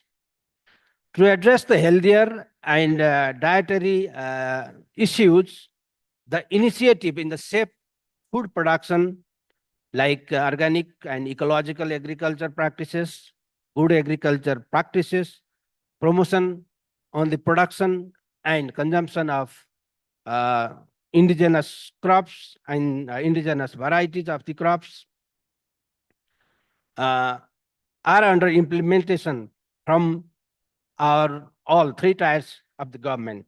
Moreover, the food safety policy has guided us very well on addressing the food safety issues. Very recently, the enactment of the Food Safety Act and several food quality standards has paved the path for improving the food safety issues in the country. We are now drafting the food fortification policy in technical support of WFP. My colleagues, he already mentioned about that. And we have food fortification standard already. To achieve the status of food and nutrition secured, Nepal, we have experience a bit insufficient in investment in the agri-food transformation sector. So the government has announced the agriculture investment decade from this fiscal year, the running fiscal year.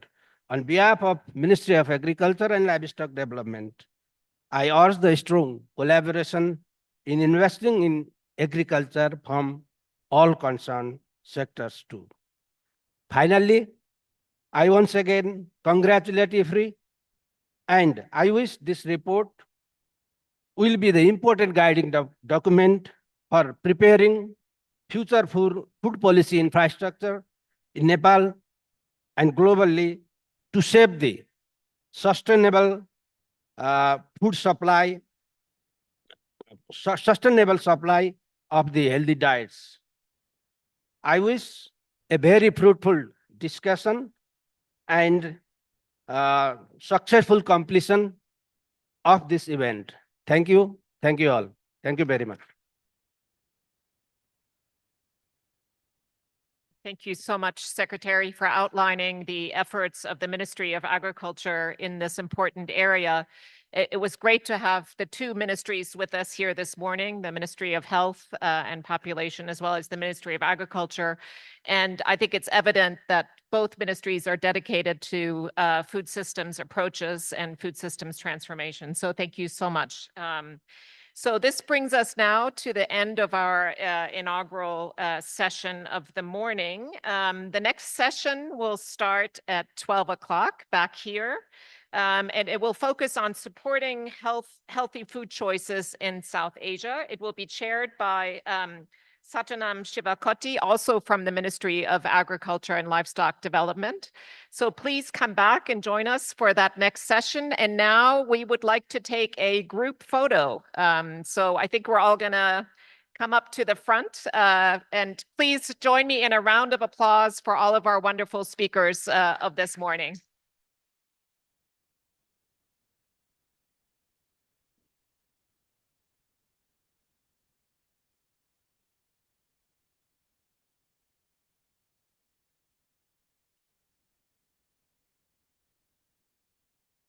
Please do join us up here at the front so we can take a photo. Hi. Nice to see you. Thank you. Please come. Dr. Zaidi, please, everybody please come to the front.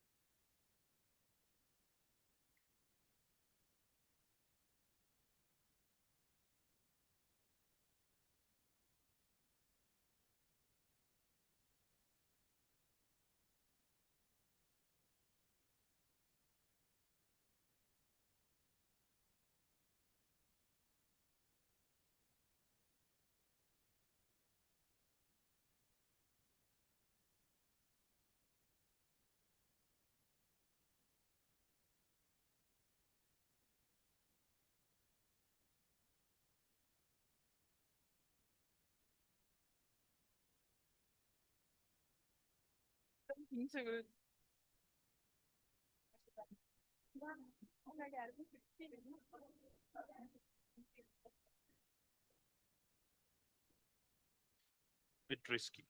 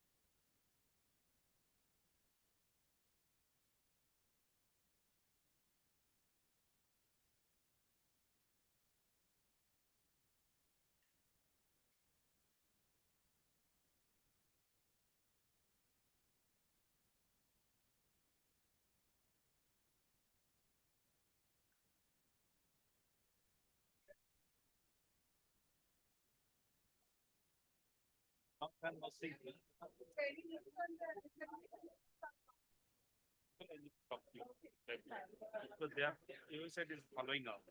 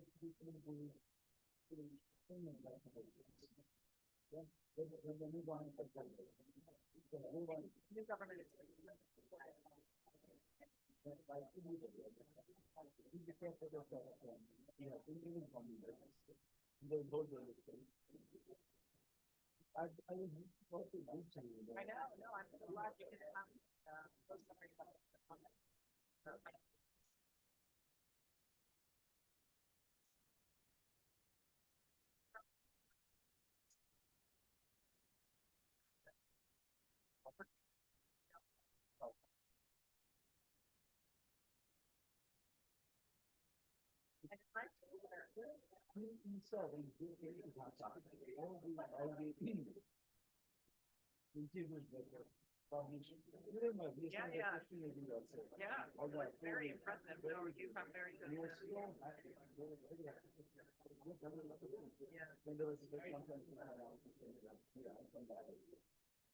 Yeah, no, I remember you got a lot of press on that.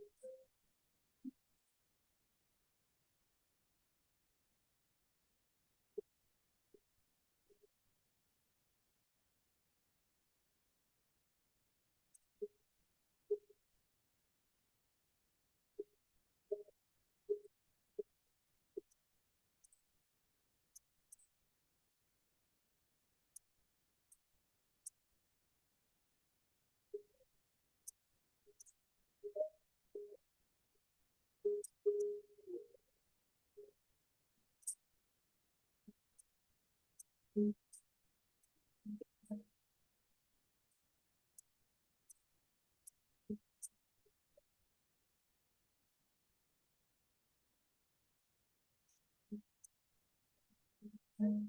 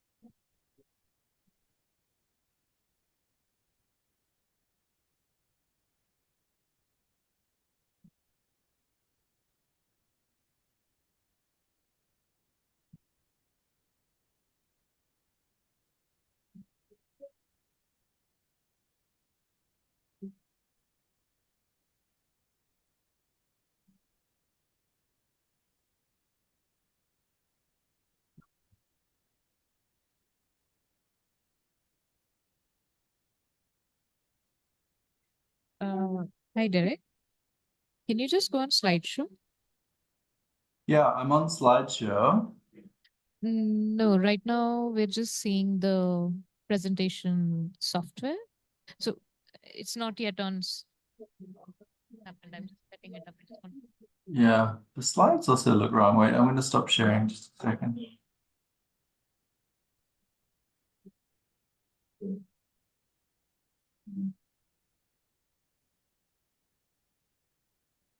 These slides look wrong, actually. Audio on. Is it possible? Sorry, say again? If I give. I cannot hear you very well. No. No. It's okay. Just one second. Just one second. Derek, we can't see your presentation right now. You're not sharing the screen. Yeah, I was just checking the slides again because I think I opened the wrong slides. I opened the wrong slides. Sorry. Okay, give me 1 second. Because I when you asked me to change the template, I didn't do it. Sorry. Just give me a second. Sure. Okay, I opened up the wrong slides because I forgot to, yesterday when I was doing the slides, I forgot to transfer to the template you'd sent around. Okay. So can you see it now? Yes, I can see it. Can you just go? Is it full screen? No, it's not full screen yet. Just go to the slideshow. Yeah.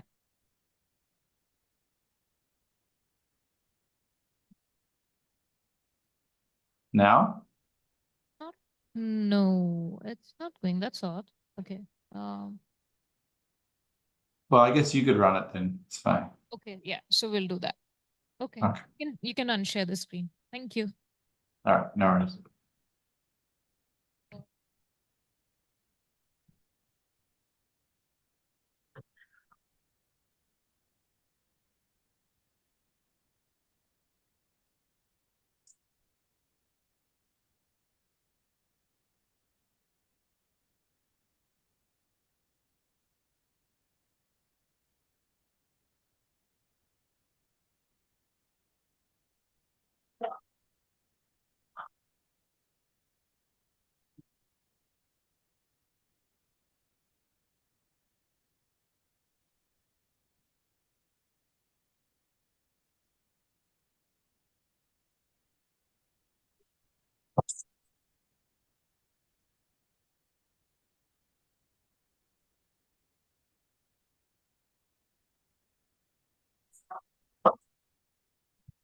Derek, are you able to see?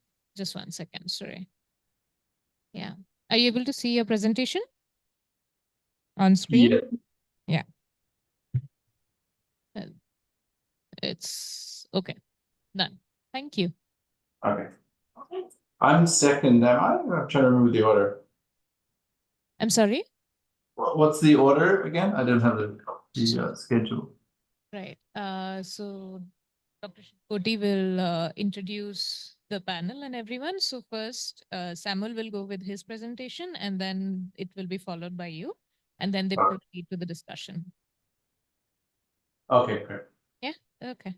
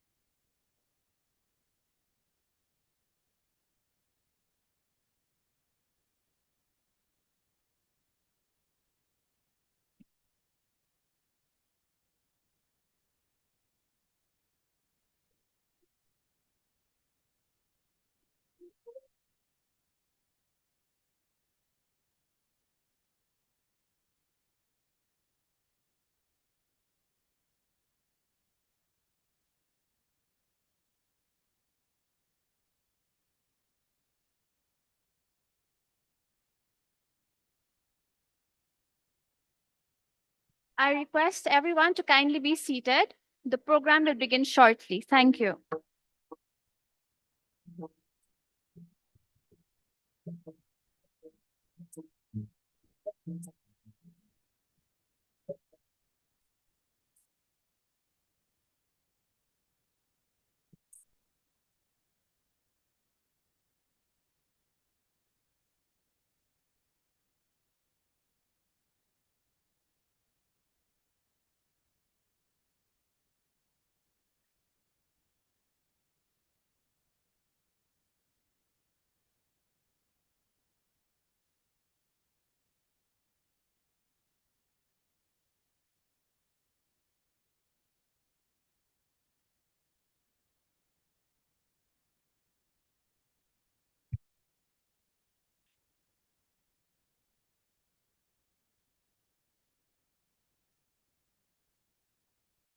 Should we start?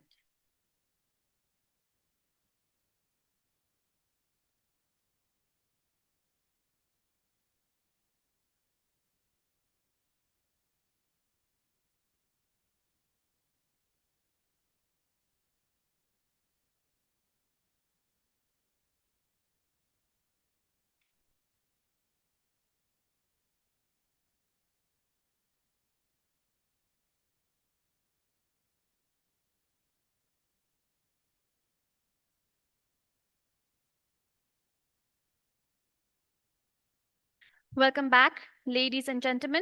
I, Sneha Vaidya, Research Assistant at IIDS, will serve you as a host for the rest of the day. Today's first session focuses on supporting healthy food choices in South Asia. For the virtual participants, please raise your questions in the Q&A box, which will be answered later in the Q&A session. We have volunteers from IIDS assisting us with note-taking and managing microphones and registrations. Volunteers, please raise your hands so everyone can see you. Yeah. Thank you. Please join me in welcoming our session chair, Ms. Sabnam Shivakoti, Joint Secretary, Ministry of Agriculture and Livestock Development, Government of Nepal.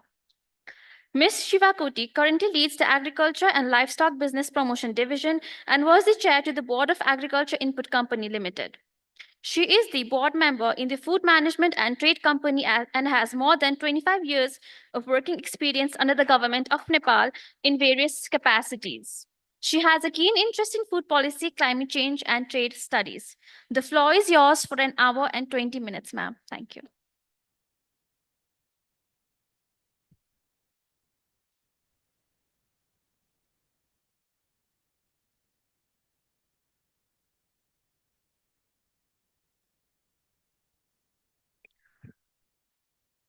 Okay, it's afternoon now.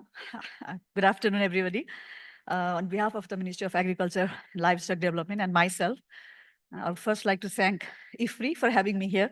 It's been always a pleasure to be associated with IFPRI while launching this global report here in Nepal, and I especially thank for launching it in Nepal for some years. So the session for this session is focused on supporting healthy food choices in South Asia. We have a very eminent speakers and panelists here. I would first invite them, and then we'll continue the session. So I invite Samuel Scott. Kindly join in the dais here. Similarly, I'd like to invite Derek Heddy. Okay, so he'll be joining us virtually. And I would like to invite Malaya Kanti Mridha, Dr. Malaya Kanti Mridha. Please join us here. I would appreciate if a round of applause is provided to our speakers. Biraj Patnaik, kindly join us in the dais, and also Dr. Atul Upadhyaya from Nepal.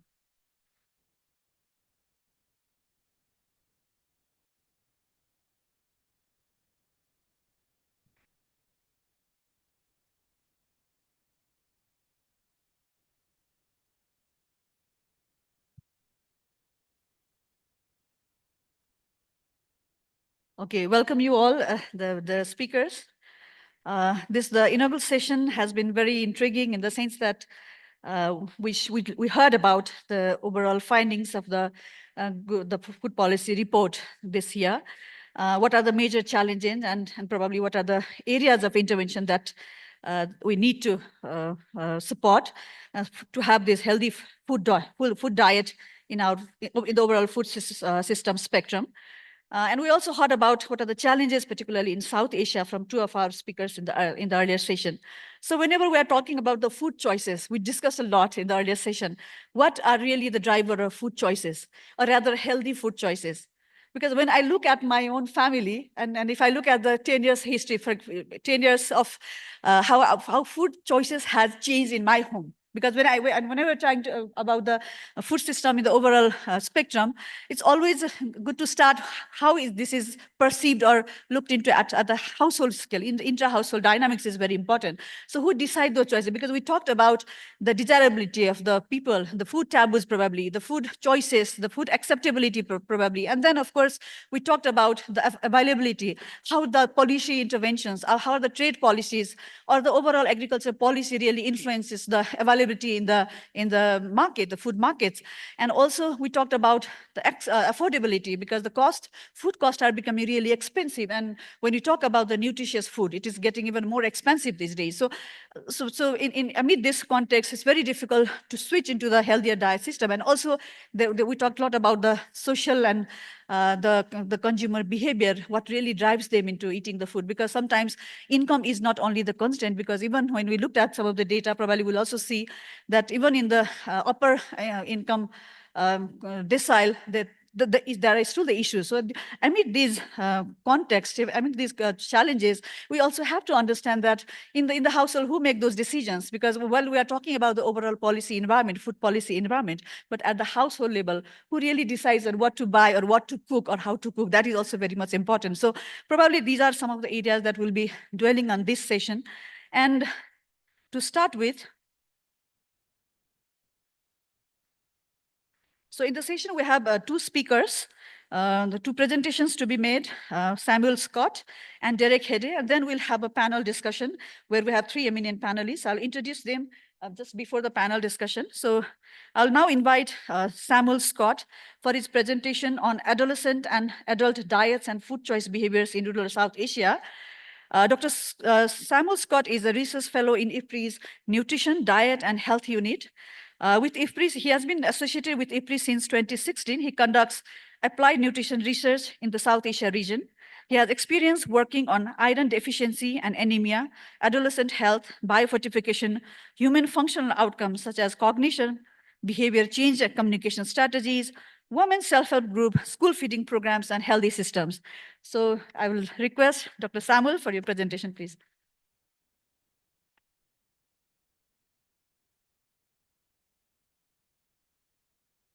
Thank you and good morning, everyone. You just see my name on the slide, but I want to acknowledge the broad set of partners involved, especially IIDS in Nepal, who was not just involved in the data collection, but in the design of the survey, and I'm sure they'll be involved in taking the results forward to make some policy impacts. So I've only been given 7.5 minutes, so I'm going to go straight into the presentation of some of our findings from the Transforming Agri-Food Systems in South Asia initiative. This is the CG regional initiative. And what we did was try to get a picture of the food system. And we did that by going to 5 districts across South Asia. These are what we call learning locations. 2 of them were in Bangladesh, 1 was in India and Bihar, and 2 in Nepal, Banke and Surkhet. And I'll be focusing on the findings from Surkhet and Banke. We did a representative survey. So these are households that have adolescents, but it's representative at the district level. It's around 1,000 households in Nepal. And in each household, we interviewed 3 individuals, 1 adult male, 1 adult female, and 1 adolescent. These data were collected last year in February to April. And as Purnima pointed out, we took a consumer-centered approach to the food system. So in the middle boxes there, this is the HLPE framework. Today, I'm just going to be focusing on the food environment as well as consumer behavior and diets. However, in the TAFSA survey, we measured all across this framework. And I did want to point out that at the table right outside of the room in front, we have these data notes. So I don't have time to go through all of the exciting findings from the survey, but if you want, you can pick up some of these data notes sitting out on the table, which cover various topics around the food system. So going straight into what did we find? This is showing what is the quality of current diets in Banke and Surkhet. And we use something called the Global Diet Quality Score, or the GDQS.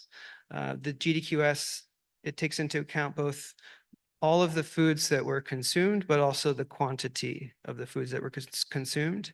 And it's a score out of a possible 49 points. And it breaks down into a healthy submetric called the GDQS plus and an unhealthy metric called the GDQS minus.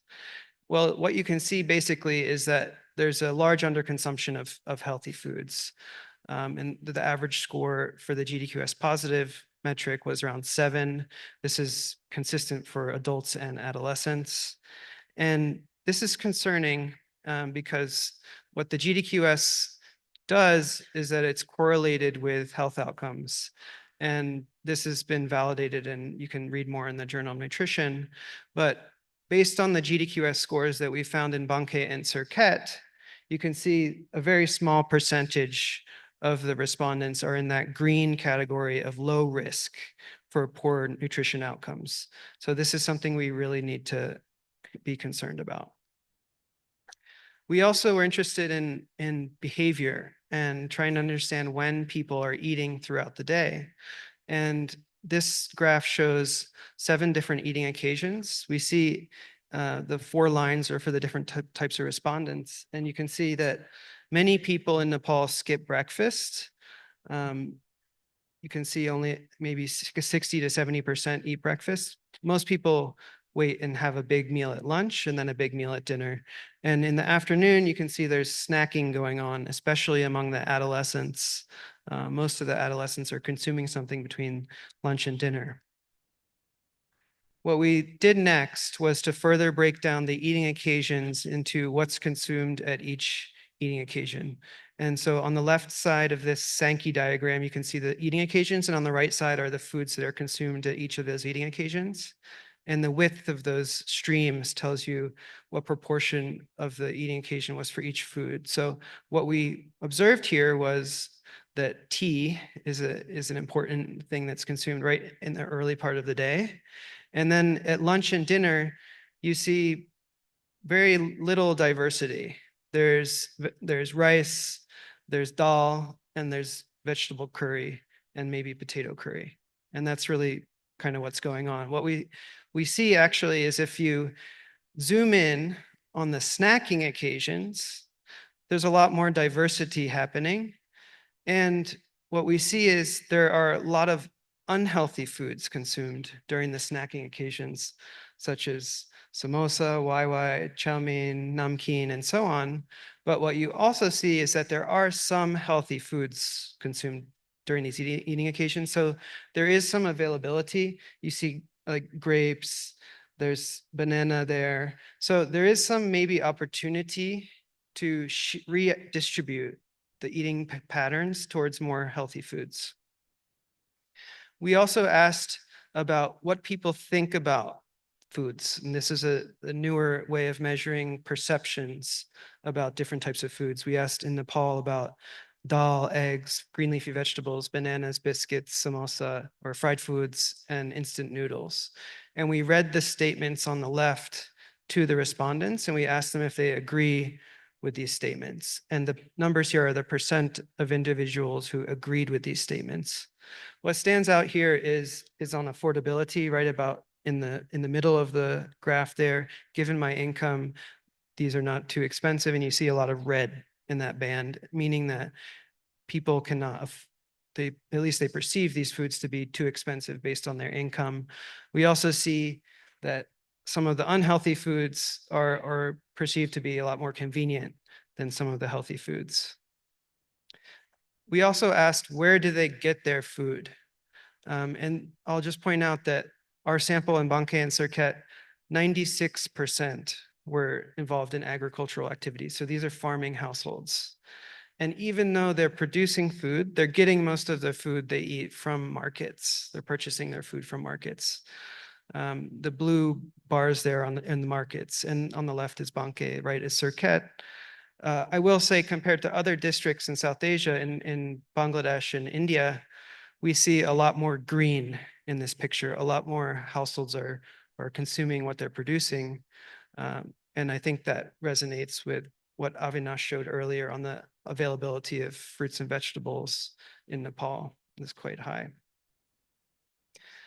We also were interested in the food environment, and so we conducted extensive market surveys. These maps are showing the prevalence or the density of unhealthy food retailers in these districts. And we've classified them into different types of food retailers based on what they sell.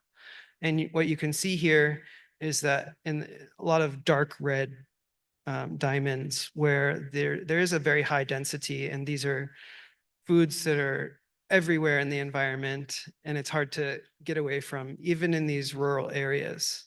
However, we do see them more clustered around the city centers or the towns. So that was just a quick taste of some of what we've found. I hope you're interested in that you'll pick these up and learn more. But we think that understanding dietary behavior and constraints to healthy diets can reveal entry points for interventions. I showed that, you know, people are skipping breakfast, so there could be education on the importance of breakfast, healthy snacking, making fruits more affordable. However, we're faced with the reality of a food environment where a lot of unhealthy foods are easy to access. They're cheap. They taste very good. And so, you know, the food industry knows this. They know that these foods are triggering the addictive parts in our brain.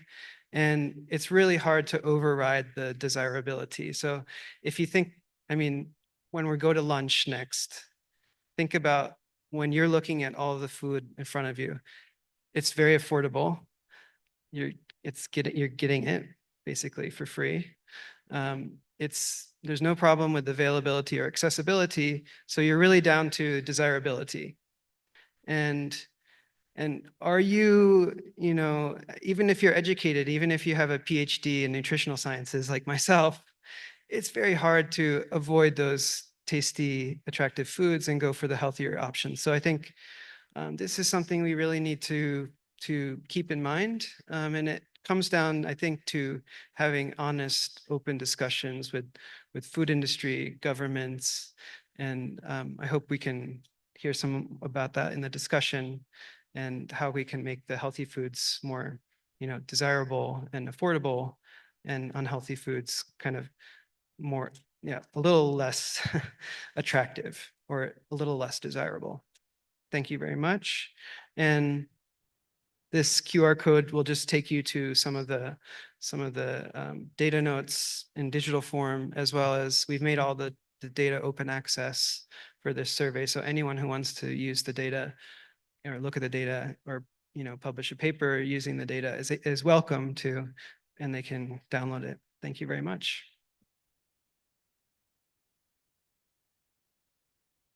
Thank you, Samuel, for that very presentation on the report of the survey. And it was interesting to see the findings from the study conducted in 2 districts of Nepal as well. We'll come to that discussion later. So now, as a second presenter, I would like to invite Derek Hade. He'll be presenting on the cost and affordability of healthy diets in South Asia. I've been informed that he'll be joining us online. Are you there, Dr. Hade? Yes, I hope you can hear me. Okay, so let me introduce Dr. Hade. He is a senior research fellow in the Development Strategies and Governance Unit, where he has worked since 2008. A development economist, his research chiefly focuses on agricultural development and nutrition, though he has also worked on economic growth, food security, and poverty reduction issues. He has lived and worked in India and Ethiopia and joined the Myanmar Agricultural Policy Support Activity in Yangon. He has received his PhD in economics from University of Queensland, Australia. So, Derek, you're welcome, and please go for your presentation.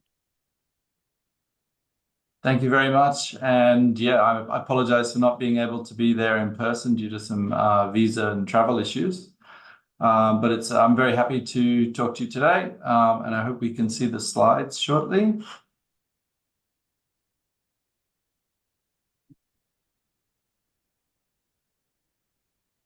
So I'm going to talk about a healthy diet and the affordability of a healthy diet. What is it, and what can we do about it? Next slide, please.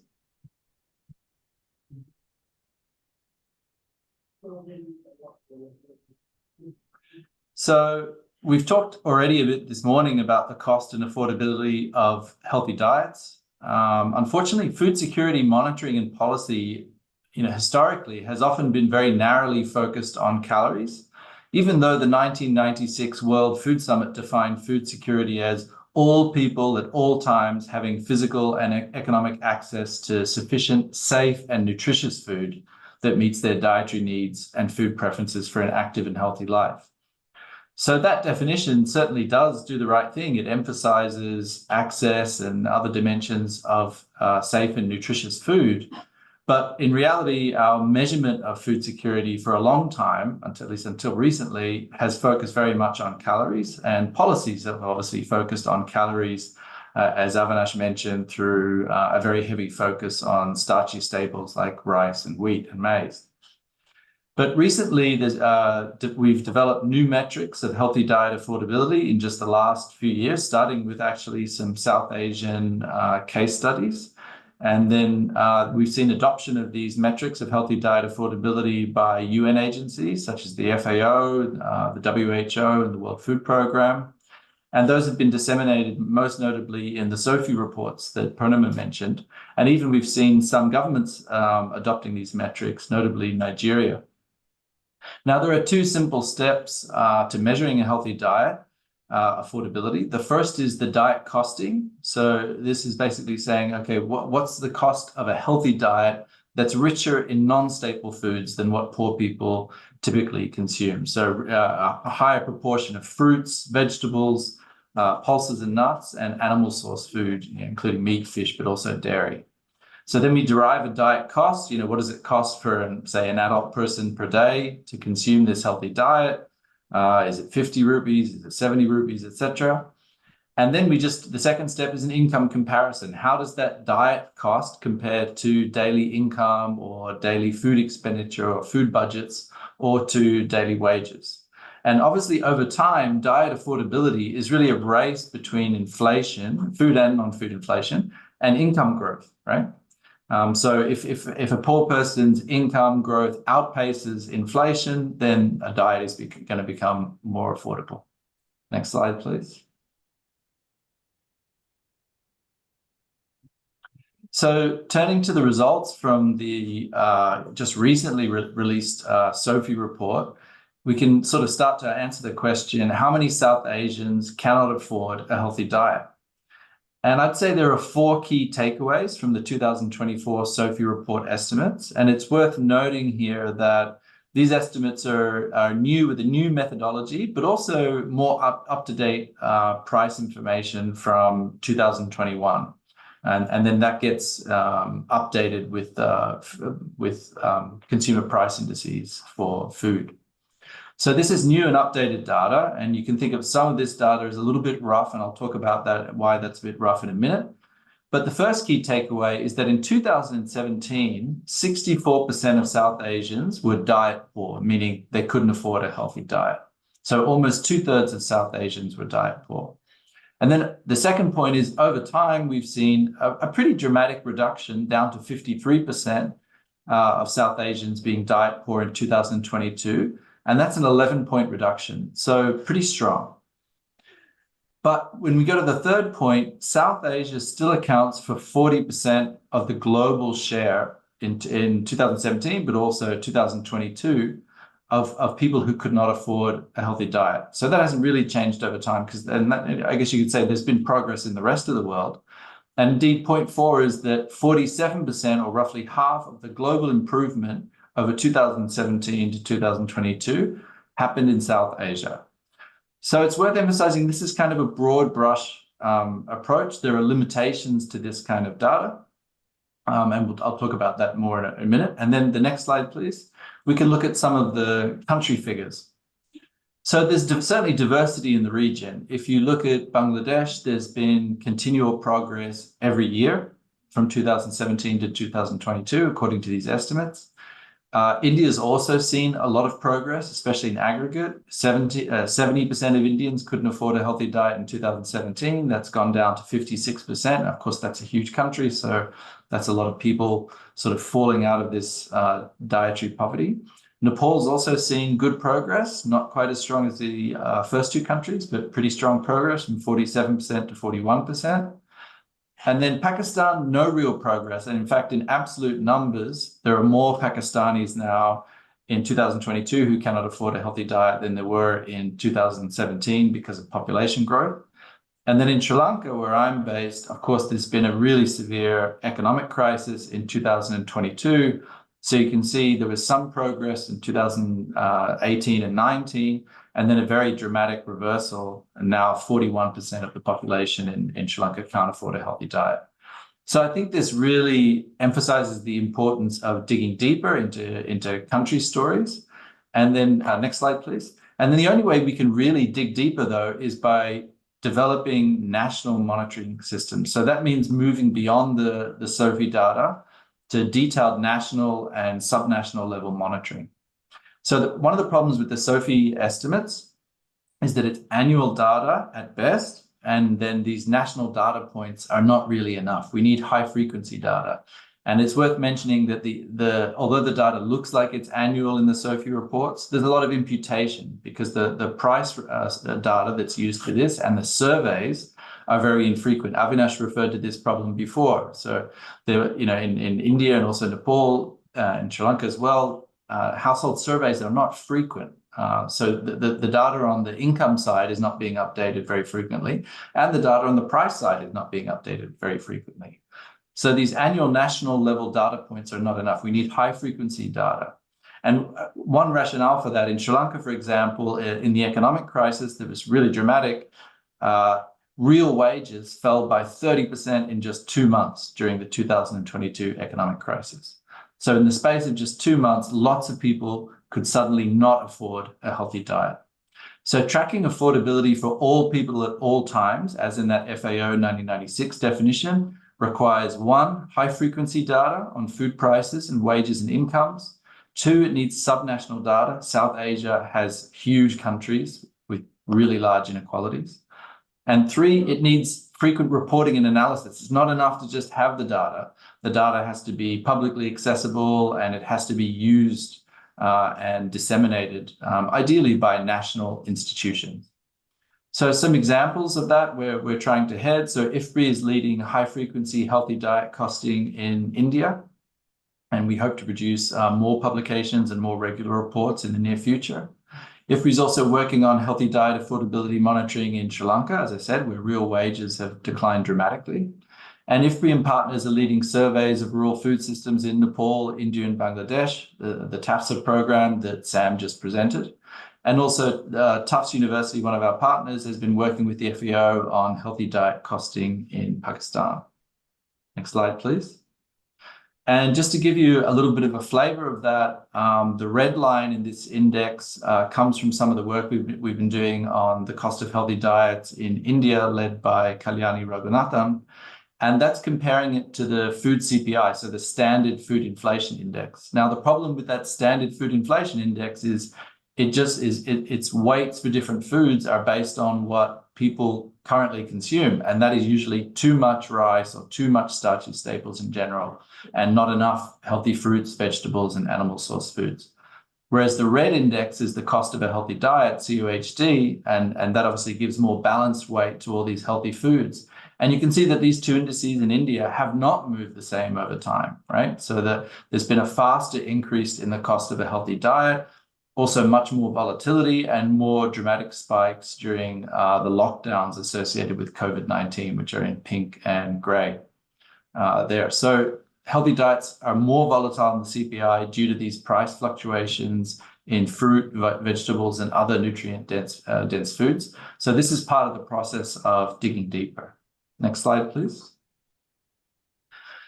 The other very useful dimension of healthy diet costing is that it can shed light on food system problems. So it's great to see people from the Ministry of Agriculture in this meeting, as well as nutrition, because these kind of metrics are really useful. They're intelligible to nutritionists because nutritionists are the people who've designed these healthy diets, right? They've done the dietary recommendations for these healthy diets. But they're also very useful for folks from the ministries of agriculture because they work in particular agricultural sectors like cereals, pulses, vegetables, fruits, dairy, etc., livestock. And what these healthy diet costings show, this is from the TAFSA data that Sam just referred to. So these are 5 districts in 3 countries. And they showed that these are national guidelines, by the way. And what they show is that there's a lot of variation in the cost components, but there are also some key takeaways.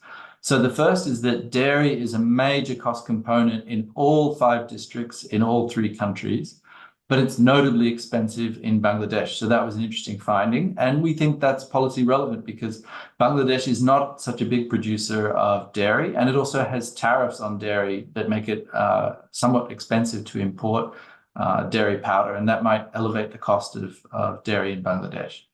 But we see other interesting findings as well. For example, in Nepal, fruit and vegetables make up over 1/3 of the daily diet cost. And that's true in Nepal and India. So from a Ministry of Agriculture point of view, if the goal is to try and provide a healthy diet, well, that might require much more investment in some of these items that are quite expensive at the moment, such as fruits and vegetables, because national investments in those sectors could drive down the prices of those foods and help make those foods and healthier diets in total more affordable. Next slide, please. So what can be done? I think Pranama mentioned many of these things, as well as Avinash and others.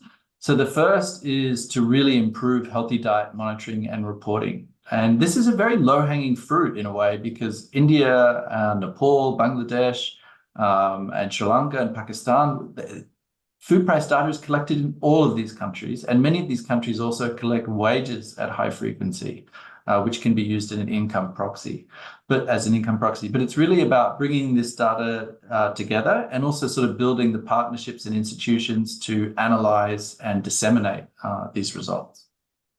The second is, well, we talked about the poverty problem. It's critical to accelerate pro-poor economic growth. There's a basic income constraint for many people. The third point is to realign agricultural policies and investments towards nutritious foods. So I talked a little bit about that. These healthy diet costs really shed light on which foods are currently expensive, but nutritious and very much needed. So those sectors need more investment. And Avinash referred to this for scaling up investment in transportation, infrastructure, and logistics for food systems. Improving multiple value chains at once is critical. 5, scaling up nutrition-sensitive social protection. And then 6, scaling up the double duty interventions to increase demand for healthy foods and decrease demand for unhealthy foods, as Sam and Pranama have already mentioned. All right, thank you. And I look forward to questions or comments.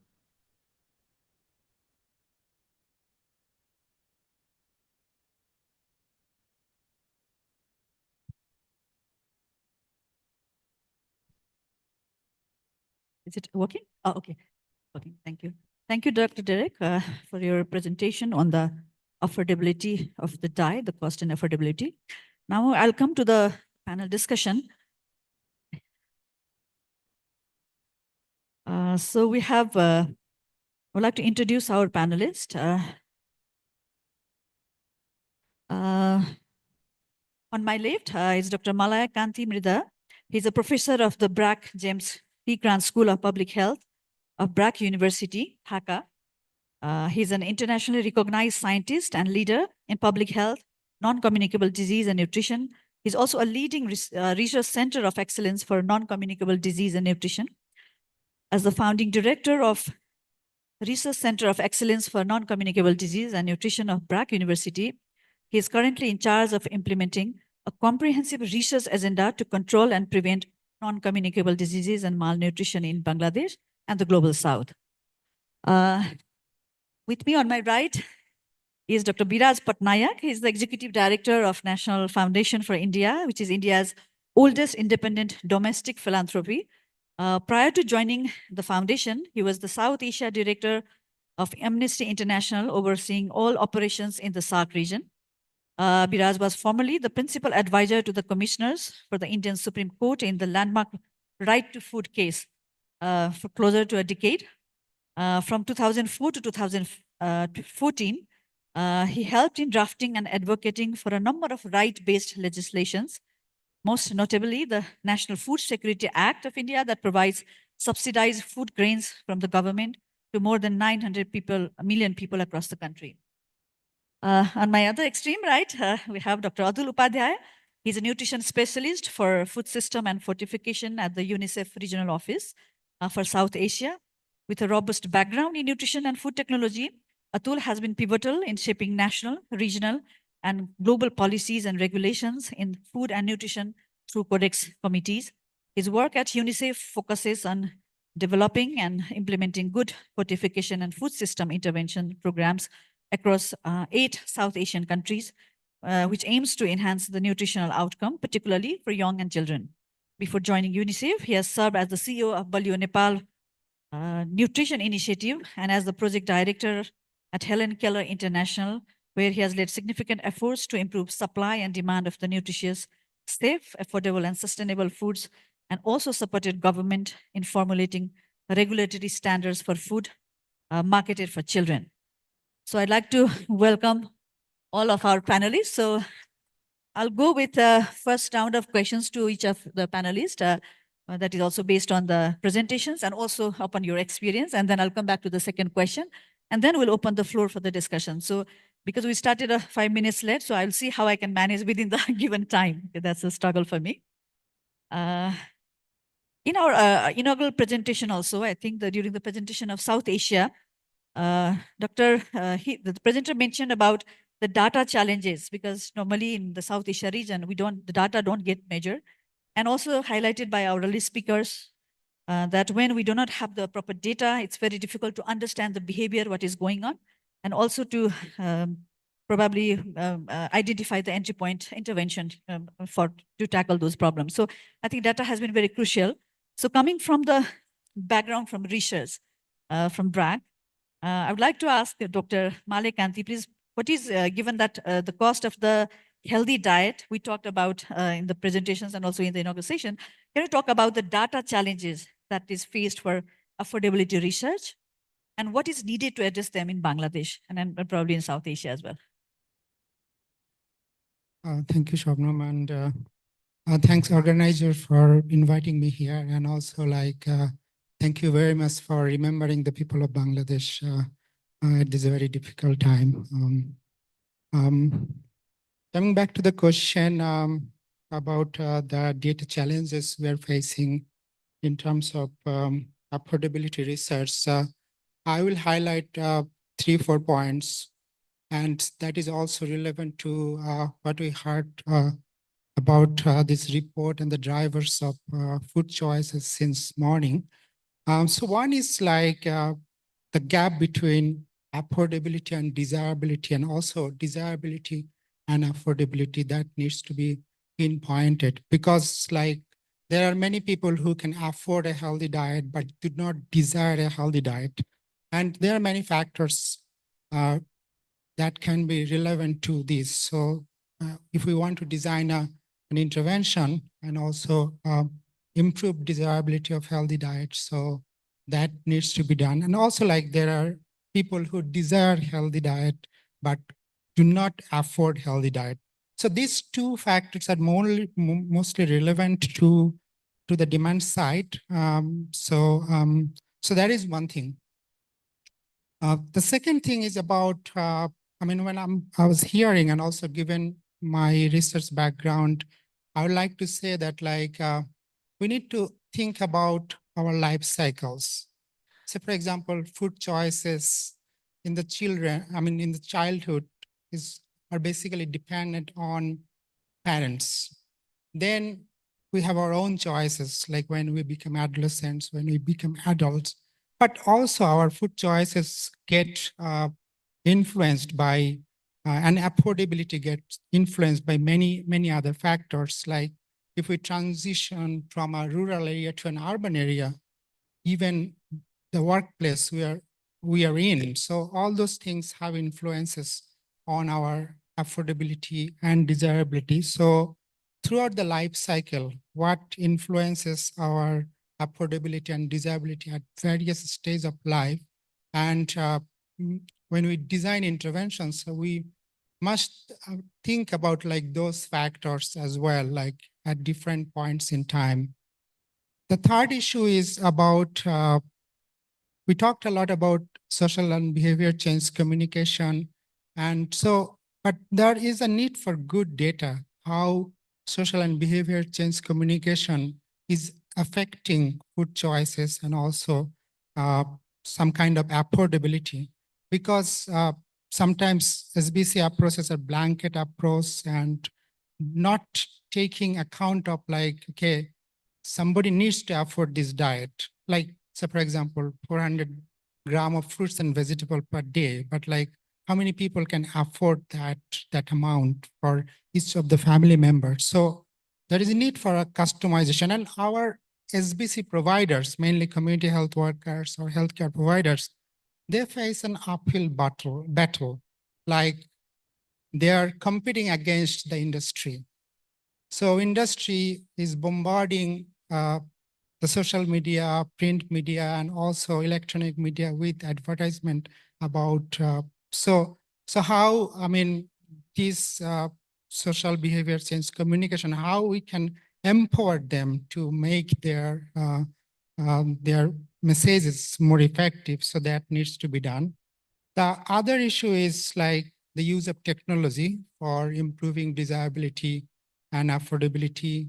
And also, when we do our research, we mostly focus on rural areas, but urban areas always like a bit neglected, though like in Bangladesh, 30% people are living in urban area now. So we cannot neglect urban areas anymore. So how we can think about the contextual factors or find out those factors and design our interventions for both rural and urban areas to influence these demand side factors like affordability and desirability. And of course, like what we demand should be healthy, and also what we supply as food should also be healthy. So I want to end here. Thank you, Shabnam, and thanks others.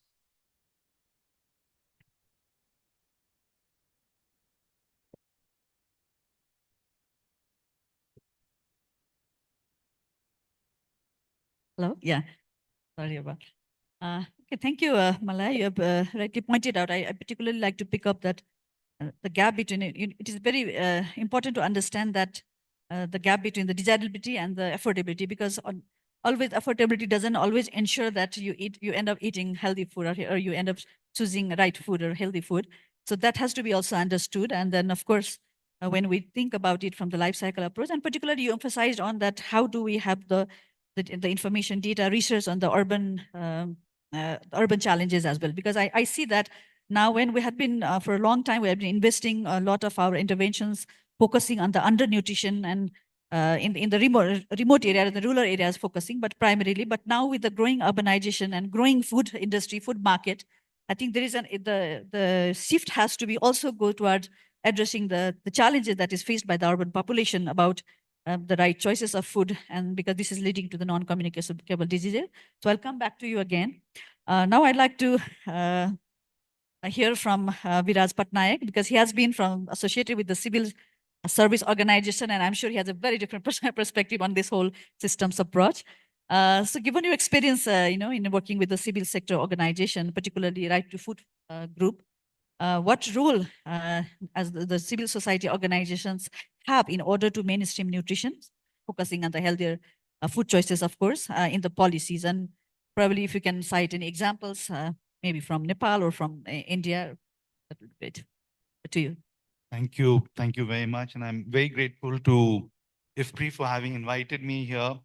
I begin by saying that in order to speak about the role of civil society and what the role that it can play or has played, we must recognize that everything that we're talking about here is deeply political. The right to food issue is a political issue. It's not something that can be solved only if we treat it as a technical issue, particularly in deeply divided societies in South Asia, and indeed today across the world. As you see, the sharper the divides are, with growing inequality, the cost of living crises across the world. It's not going to get solved if we treat it merely as a technical issue. The Right to Food campaign in India, of course, led and championed it's a coalition of 3,500 organizations, which pushed through a lot of rights-based legislation, and in fact, laid the background for very progressive social policy in India. But for that to happen, you need to have the enabling factors. And one of the biggest threats to that, and again, not just in India, not just in South Asia, but in Europe, in the United States, is across the world actually, is the democratic backsliding and the shrinking of civics. You can't solve this problem if you don't allow researchers to do their job. You cannot solve this problem if you want to conceal data to promote a narrative because the data doesn't suit your narrative. We cannot achieve these goals that we are talking about if you allow your majoritarian instincts to interfere with dietary diversity, whether on religious ground or cultural grounds. And there are multiple examples of that, across the region and indeed in India over the last decade or so. The moment you say that, okay, because in India, of course, we've been sitting on a cusp of opportunity to solve this problem, not just in the last 2 decades, but longer. There is no justification for the kind of data that you see from India, especially so because a vast majority of Indians are covered by public programs, right? From the ICDS, which is an institutional mechanism for children under 6, to midday meals, to public distribution system, and so on and so forth. So intervention by the state at any of these levels can give you remarkable results. Just the introduction of eggs into the midday meal scheme can, it immediately impacts 160 million children who access that meal at the schools. Or introduction of higher levels of protein, like pulses, say, for instance, in the public distribution system, transforms the diet of 800 million Indians who access it. So it's not that we don't have a mechanism to implement these solutions, but we don't have in fact, we are regressing on the political will to do it because of what I have described.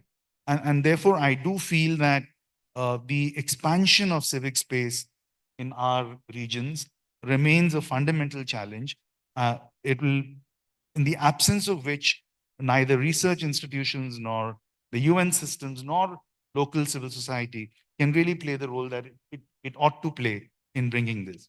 The second thing is that when I think that we are better off than many countries, countries in the region are better off, is the fact that we do not have the corporate takeover of food in the way that has happened in many countries in the West. Both on the production side as well as the distribution side and the consumption side, we still have the opportunity to address it. Because yes, we need to have this conversation with corporations, but we also need to regulate. We also need to ensure that front of label packaging gets to where it has to in our societies. We also have to ensure that advertisements, which is saying, what is an advert? It's behavior change communication from the other side. And you have hundreds of billions being spent by companies for their BCC, which promote big food in particular, which promote which unhealthy diets, as compared to a small fraction of that that's spent by all organizations put together in the world, right? It's a tiny, tiny fraction. In fact, the advertising budget of one company can really solve the malnutrition issue, not just one, but a bunch of countries across the world. So we need to look at these issues much more critically. And while doing it, interrogate why civil society organizations need to be promoted, why independent research. You cannot have an animosity towards data and beat this problem. You really need to respect the research, and if pre-included, to have a system of monitoring, because civil society provides you the self-correcting mechanism that democracies need to thrive. If you cut out on that, if you curtail that, you will see the outcomes that you're seeing now, which are completely unacceptable for economies which are otherwise have seen very high growth. And what the events in Bangladesh should be a good warning. And we had Sri Lanka earlier. Actually, South Asia is turning out to be a bright spot globally in this. You had Sri Lanka earlier, you have Bangladesh now. The elections in Pakistan where the youth gave a major rebuke to the army and so on. It should be a notice to regimes everywhere to be very cautious in not killing the self-correcting mechanism that they have, which sort of doesn't allow democracy to thrive. Thank you.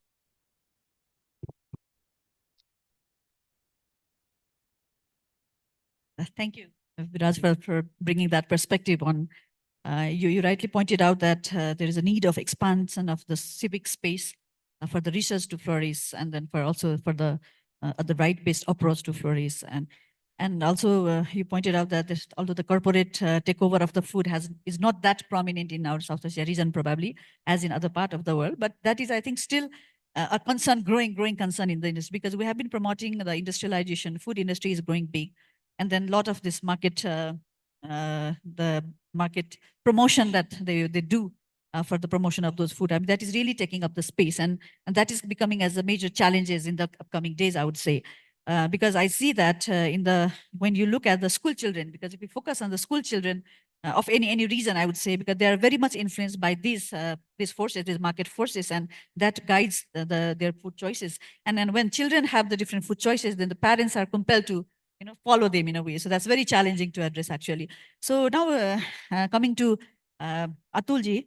So how do you, because he has been working with the UNICEF, but has also experience of working in the food and nutrition sector for quite some long time in Nepal. So how do you see that the rising consumption of ultra-processed food in a way that national policies and markets can better interact to ensure a healthier food system? Thank you, madam.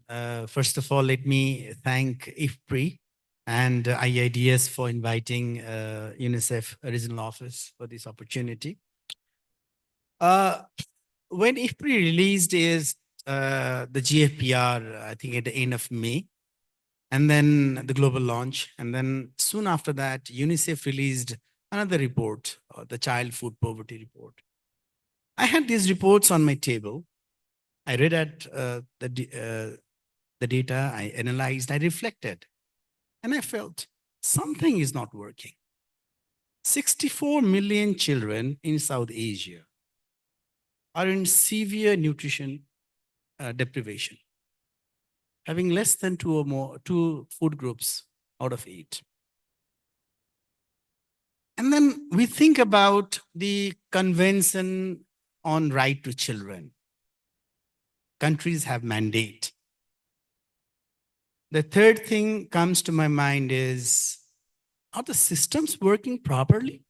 The food system, the health system, the social protection, education, wash, and you just name it. Are they working properly? Are they failing? Are they ailing? What is the issue? There must be something wrong.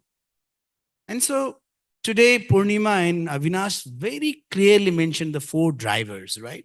The desirability, availability, accessibility, and affordability. How can we play on those things? So our concept at UNICEF is nourishing South Asia. We talk about improving foods. If we want to improve diets and nutrition, improving foods, improving food environments, and improving food practices. The previous speakers were discussing about the pervasiveness of unhealthy, processed, ultra-processed foods. It's mind-boggling. Wherever you go, you can find it everywhere. And we were talking about the marketing strategies these companies do it here, right? So first, of course, Madam asked me about some of the examples, how we can do this. So again, coming back, improving foods, food environment, and food practices. Let's see the standards. The food standards play a big role, okay? So in a food system, to have healthy food, we have 3 players. One is, we talked a lot, the supply side. The others are the demand side. And the third is the regulatory side, okay? And there's a very good coordination. If there's a very good coordination between these sides, person in his or her plate can have a healthy and nutritious food. So if we want to improve from the supply side, the regulatory side should also be very much active. In Nepal, for example, we talked in the morning about having standards. We also developed a fortified complementary food standards. That was done. And also not only that, it also has mandated to prevent the inappropriate promotion of foods as per WHO resolutions. So those kind of things are there in Nepal. The BMS Act that the minister talked this morning, right? So we are in the process of amending using the code of the NATE code things that has been implemented globally, that has been recommended globally. So those kind of things are now being incorporated in Nepal. And also, Madam talked about the school meal. We in Nepal, we also look at how to promote the school meal so that the children are not allowed, especially in the community schools, there is a prohibition of having ultra-processed foods in the school meal programs. So those kind of very simple things, but beyond Nepal also, in India, for example, we have supported development of national training curriculum, which is rolled out by ministries of health and education to improve the children competitiveness, to eat healthy, read nutrition labels. Children can read nutrition labels and avoid eating ultra-processed food. Those are just few examples. In Sri Lanka, the taxation of sweetened beverages. Those are the another example how we can prevent this thing, right? And in Pakistan, formation of mother support group, father support group. So these are few examples across the region which can really improve the supply side and in demand side. And this morning I was talking with Purnima, how much private sector is aspiring children and other people to buy unhealthy ultra-processed foods. Why cannot we have our own BCC strategies to develop in such a way that we can now start aspiring people to buy, and then there will be demand for nutritious, safe, affordable, and sustainable food. So I think these are the things we should start looking at, and there are some of those examples. The countries in this region or across the different regions should we start working, Madam.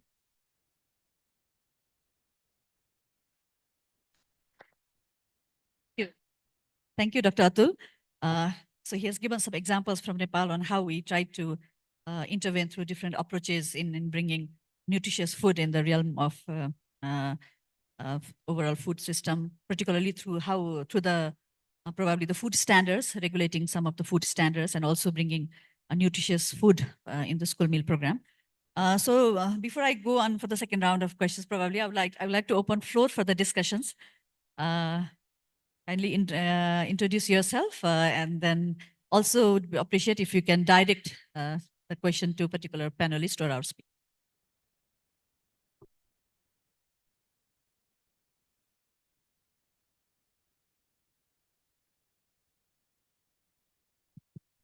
Thank you very much.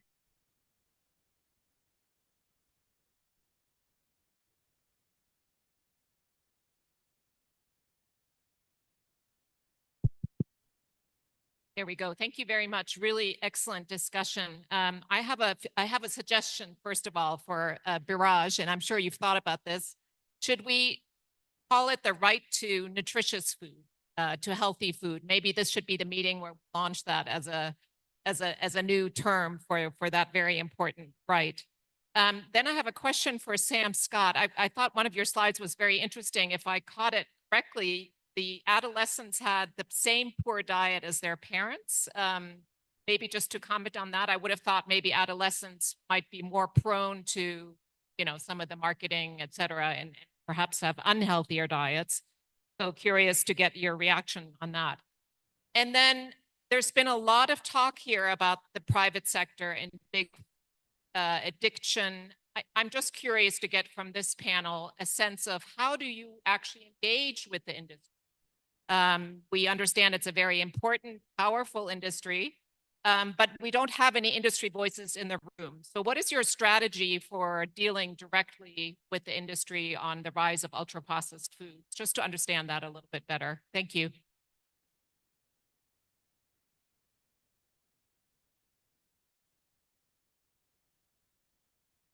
Question, and then we'll get back. Can I? Okay. I'm Bijoy Bajracharya.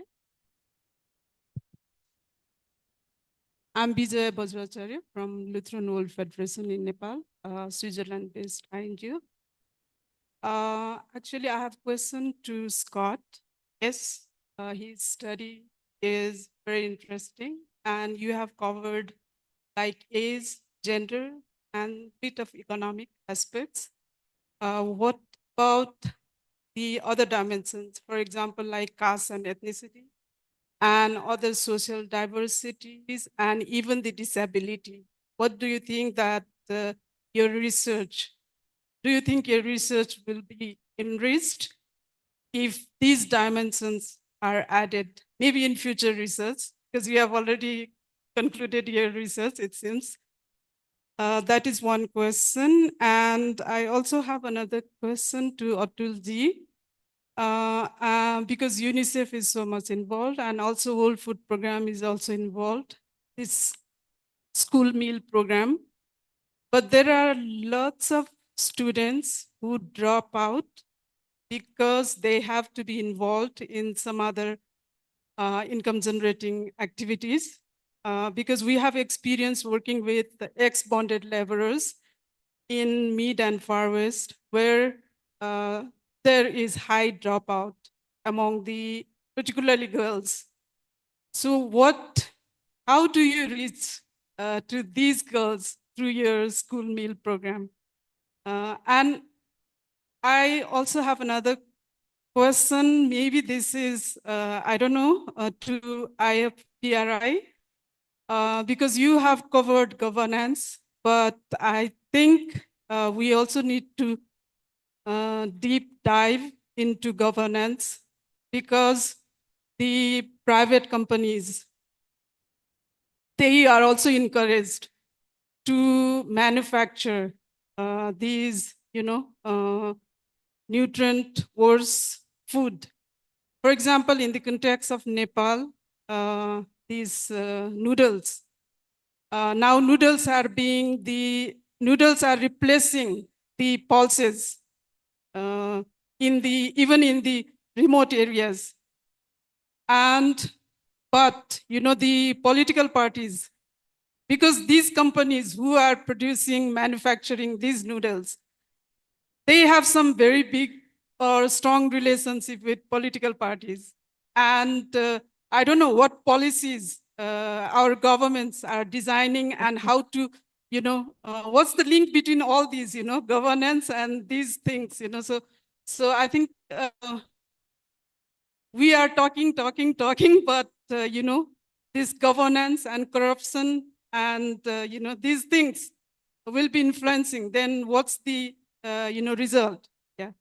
Thanks. Thank you, Vijay. One more question. I'll take one more, and then we'll get back to the panels. And if time permits, we'll take another questions. I'm Balkrishna Joshi from National Gene Bank. I have two concerns to IFPRI.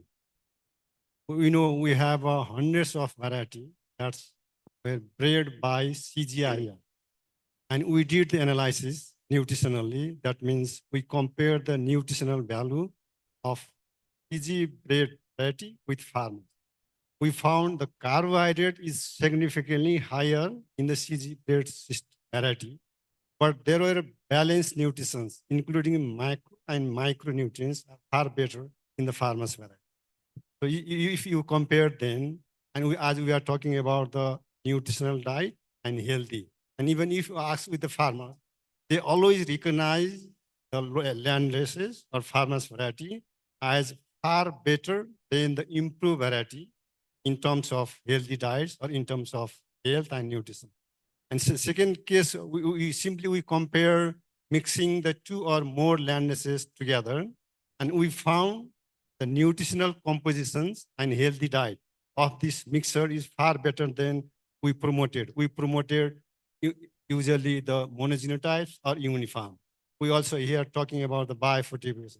This is the simple mechanism how we can biofortify. So my questions, can the CG systems reorient their developmental strategy on variety as they are promoting the variety? And second issue, as we are familiar, most of the food items are labeled with a nutritional composition. Can the IFPRI design the mechanism so that we can have a food with we call food health index, so that we can have a chance to choose the options depending on our health condition. This food health index probably not introduced in the market. Can we have a discuss, or can the IFPRI lead to estimate the index value so that the consumers can have options, the value of to choose them? Thank you. Okay, thank you for the questions. So I'll like to move on from Scott, because one question was directed to you. And I think there are two questions that are addressed to the IFPRI as a whole, but probably if you can also touch upon, either you or Derek can touch upon like some of the questions raised here about the food governance, overall governance. And then of course, on the question just raised by Dr. Joshi. Thank you for the questions. The first question from Charlotte on why are we seeing that adolescent and parent diets look so similar in terms of the overall quality? The GDQS, I mean, it's a metric. It's nice for a quick presentation and on the diet quality, but we really need to look closer and break down and try to understand which foods are being consumed. We have seen some differences between adolescents and parents, but also like keeping in mind that they live in the same household, they share the same environment. If there are differences in the diets, it's probably coming from adolescents, maybe purchasing food from outside. So one of these data notes sitting out on the table is specifically on adolescents, and it does break down some of that. It looks exactly what they're eating and so on. But what I showed today, yeah, it was just sort of a small piece of the story, but we are seeing some differences. However, overall diet quality, as the data showed, is similar for adolescents and adults as measured by the GDQS. The second question, I think, was on the social dimensions and things like caste and how are we looking at these? I think that's a very important question. Something that we haven't spent much time yet looking at in the data, but we do have, Neha Kumar will be talking about it this afternoon. We've done some deep thinking about gender and also like tasks within the household, how much time are people spending on different tasks. And then we also, ask about asset ownership, which is some standard you do in surveys. So we can look more at how dimensions of like wealth, gender, and so on are related to diets. We just haven't gotten there yet. I'm afraid I may not be the right person to comment on the last question about the CG strategy and the staples, but there are others in the room who might want to comment on that. Thank you, Scott. I think you have covered the most of the question and concern, but overall about the IFPRI policy itself, in terms of the government, I think that has to dwell into overall, when we talk about the overall food system and how we prioritize the research, focusing on the nutrition sensitivity. One of the area that has come out in the study is the nutrition sensitive safety net programs, because that was not originally, because we always focused on the safety net program, but they were not really nutrition specific. So I think nutrition sensitive. So I think this is an opportunity where we can also bring in other aspects of the concerns that raised by Dr. Biraz, and we're limited with the time. So I would like to quickly come to Biraz, because one question was directed to, and another one about also like how we bring in the private sector, because we don't have the private sector here, but that discussion is very important, that how do we bring in and then engage them in this whole process. So maybe you, and then also to Dr. Atul, the same question. Thank you. No, so I entirely agree with the comment on caste and indigenous communities. Of Because in South Asia, you have to do that. But the trouble is when you do a multi-country report, there are individual nuances that are left out. But in the country-specific reports, we must track caste. You can't have a discussion nutrition in South Asia without caste and disaggregated discussion on caste, gender, and indigenous communities. On the question of corporate control, I think, look, it has to be a double-pronged approach. One, there's no avoiding regulation. It is the primary job of governments to ensure that regulation happens. And wherever this is going to succeed, it will succeed only if you have an overarching regulation that controls this. So Mexico, for instance, if you take the soda tax or other parts of the world where higher taxation, limits on marketing, we've had remarkable success, for instance, say, if you take breastfeeding as an example. So it's all there, right? It's just picking up that template and running with it. But also remember that it is not happening not because governments don't know it. It's not happening because corporates bankroll government not to do anything about it. So therefore, the second aspect of this is having a people's movement across our countries, which ensures that there is pressure on governments, there is pressure on companies. And I would say the third is leveraging public policy, right?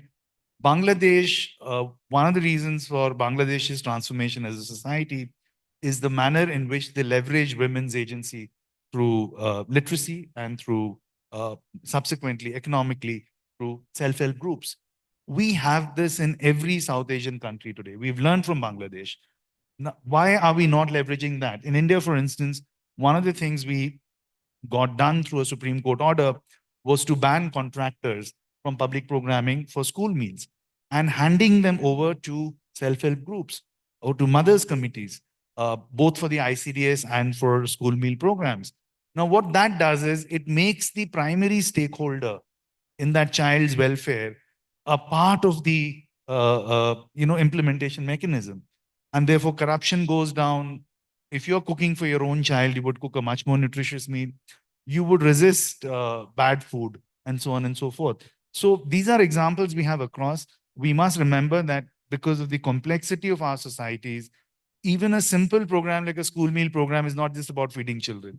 You can enhance women's agency, provide livelihoods. You can break down caste barriers. Again, to go back in the right to food case in India, we mandated that cooks from lower caste should be making the food. Children from all castes sit together and eat. And every once in a while, you read in the newspapers in India the resistance that there is to it.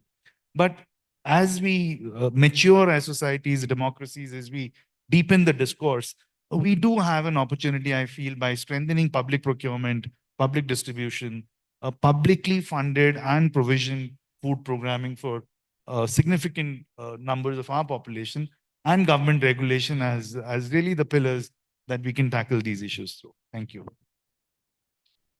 Thank you. I think it's Charlotte's and Bijaji combined answer to the involving private sector. It's not that easy, it's quite tricky.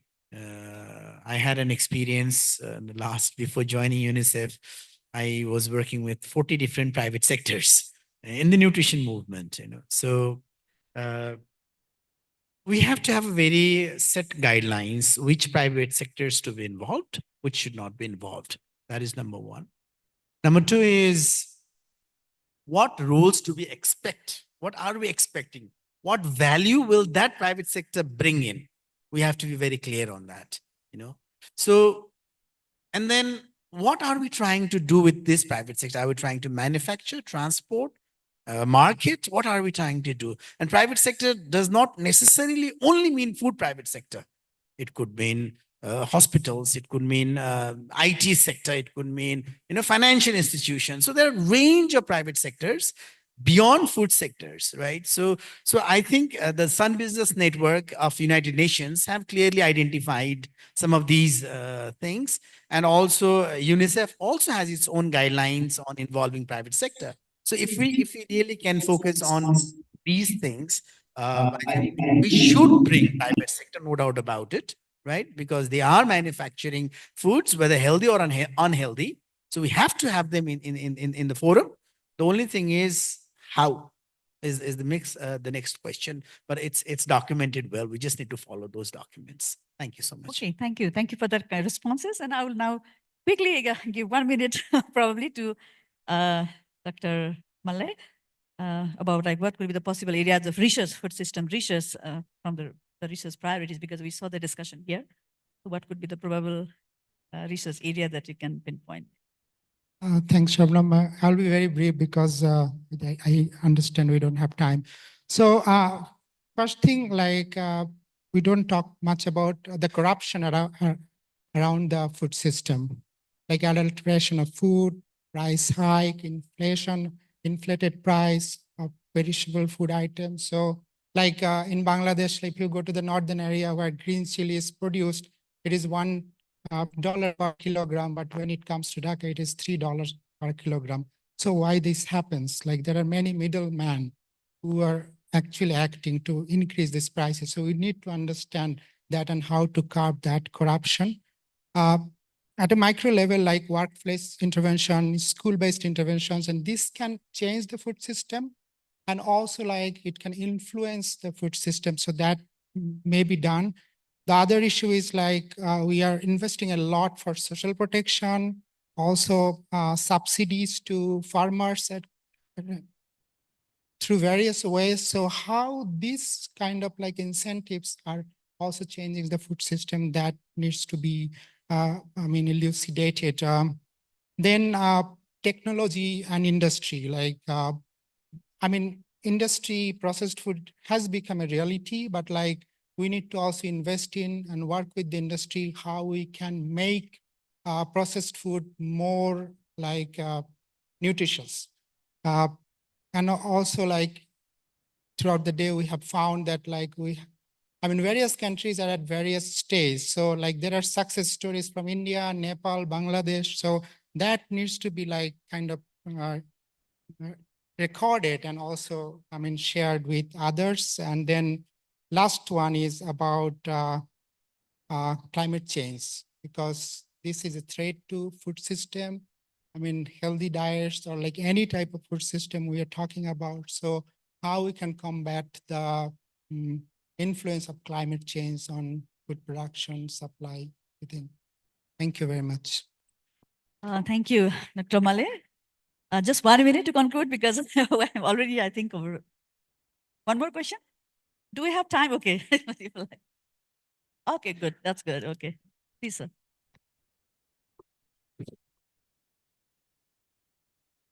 Afternoon. I am Indra Rajpan. There has been very nice and you. However, unless the gist and synopsis of all these presentations reach to the user groups and policymakers, it has very limited meaning. Therefore, my simple question is there any follow-up programs to make simple writing in Nepali language and make available to local government and local authorities related to agriculture and nutrition and health? Also, is there any program to make the gist available to the parliamentarians, especially the Agriculture and Health Committee of Parliament, so that it will be understood by everybody and implemented practically? Thank you.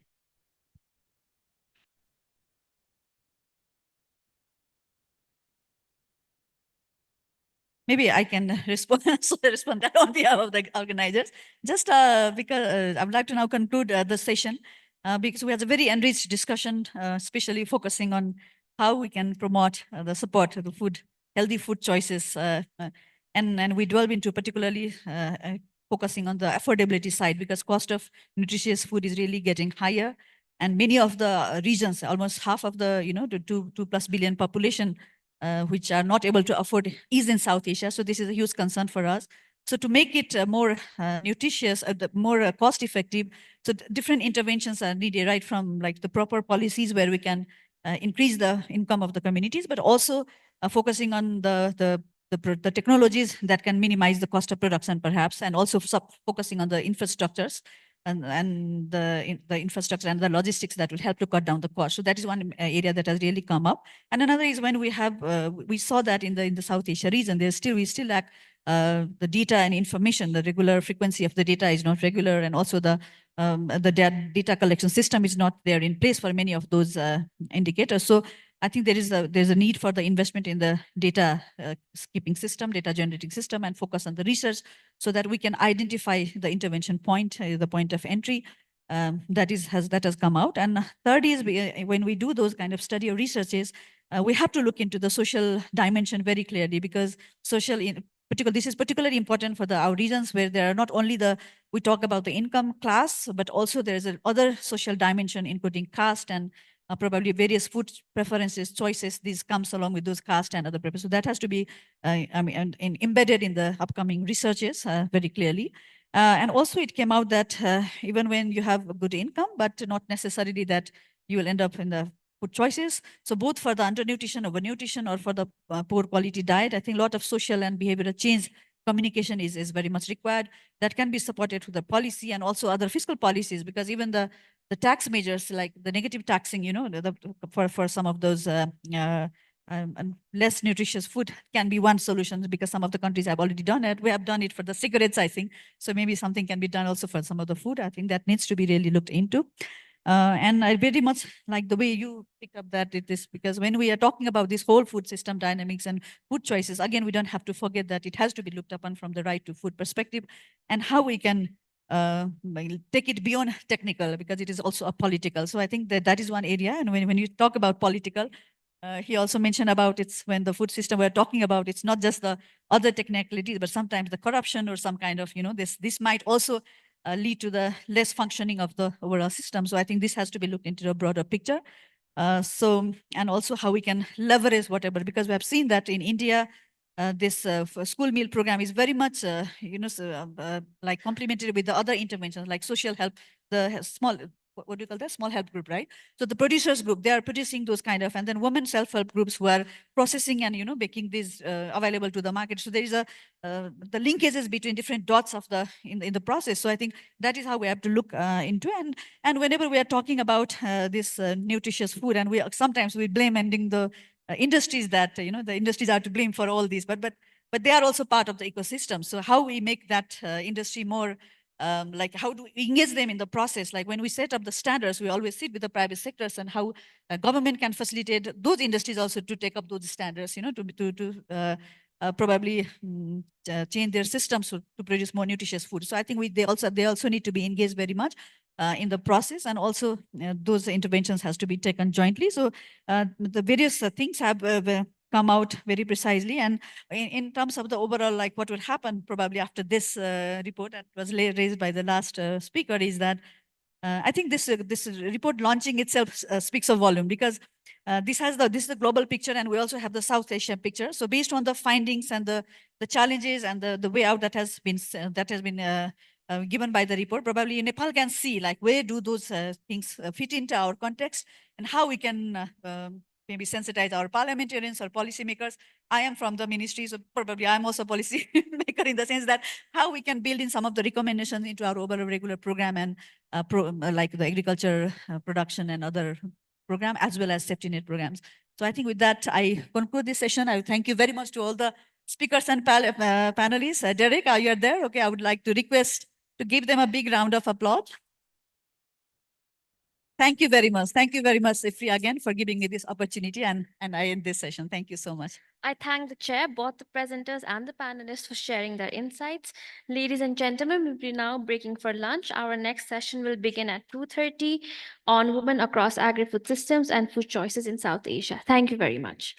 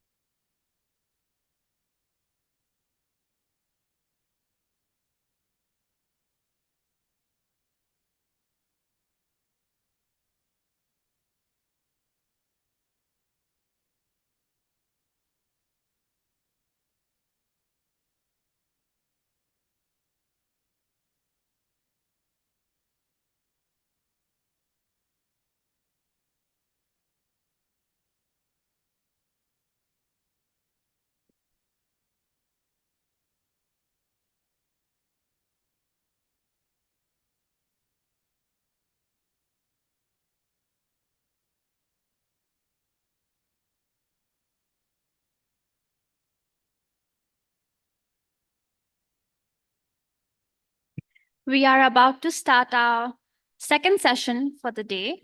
I request everyone to kindly be seated, please. Thank you. Volunteers, could you kindly bring everyone inside the hall? Okay.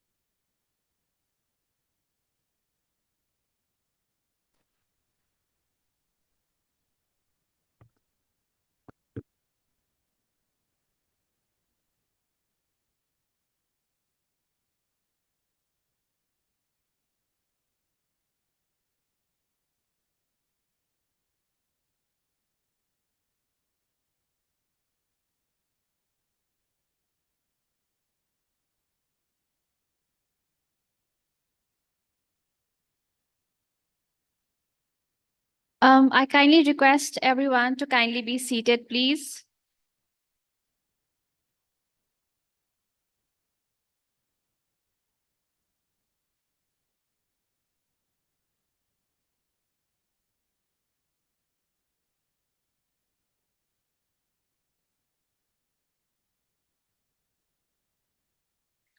Welcome back to the second session for the day, ladies and gentlemen.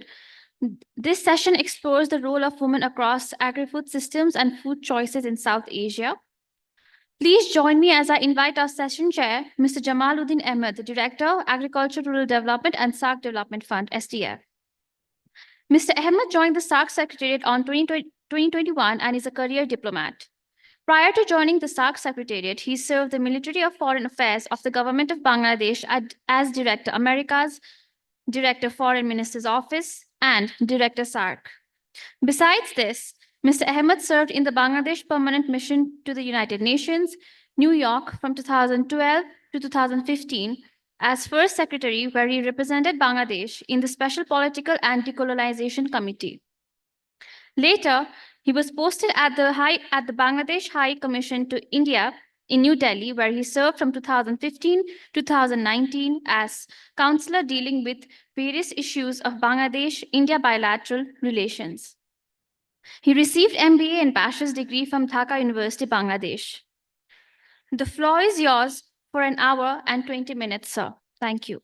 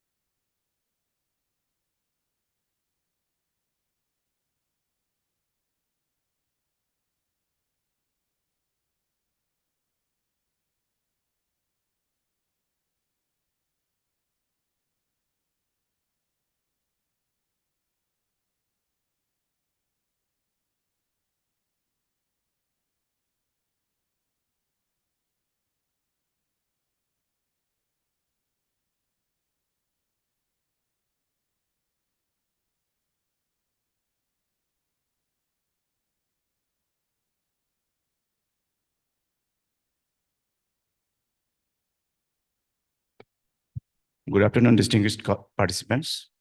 I welcome you all to this session that will discuss various aspects of women's role in agri-food system and food choices in South Asia.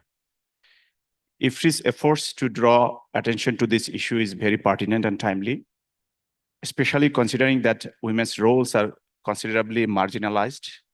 Most often, Their working conditions are worse than men, while discriminations exist in their wage, access to quality job, access to resources. In addition, they have a dual burden of labor in both home and fields. Women's contribution encompasses various stages of food production, processing, and food distribution. Yet, they are frequently face challenges that limit their potential and recognition. And unfortunately, these discriminations are more prevalent in South Asia than any other parts of the globe.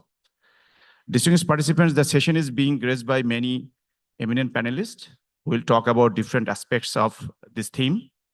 I admit that I have one failure here. We are talking about women's role in agriculture, which is a common concern for mankind. However, all speakers of this session are women. And I am sure that there are many male speakers who will be happy to speak or raise their voice on this discrimination. And in future, we may try to diversify composition of delegation too, or composition of speak panelists too. We have among us Dr. Neha Kumar, who has joined virtually.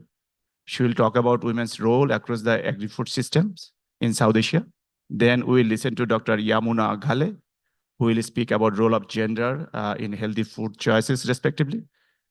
They will be followed by three other panelists, Professor Uma Koirela, Dr. Naomi Saville, and Dr. Bimala Rai Paudel.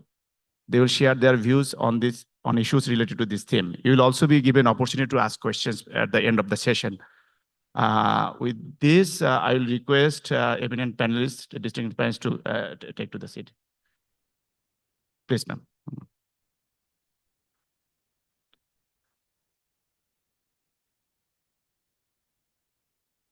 Our first speaker is Dr. Neha Kumar.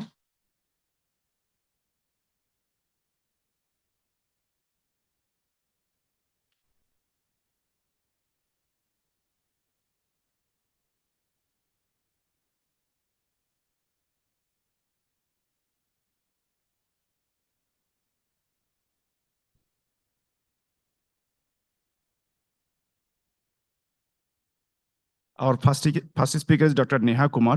Dr. Neha Kumar is a senior research fellow in the Nutrition, Diets, and Health Unit of IFPRI. Dr. Neha is an economist by training and has an accumulated expertise that spans the diverse sectors of agriculture, social protection, gender, and nutrition-based programs. Since joining IFPRI, she has been involved in several complex and multidimensional impact evaluations, including social protection programs like the Productive Safety Net program in Ethiopia, agriculture nutrition interventions, such as the Harvest Plus funded bio-fortified orange sweet potato program in Uganda and Mozambique, and the improved vegetables and fish technology intervention in Bangladesh. May I request Dr. Neha to make your remarks, ma'am? Floor is yours. Thanks a lot. Can you please confirm if you can hear me and you can see my slides?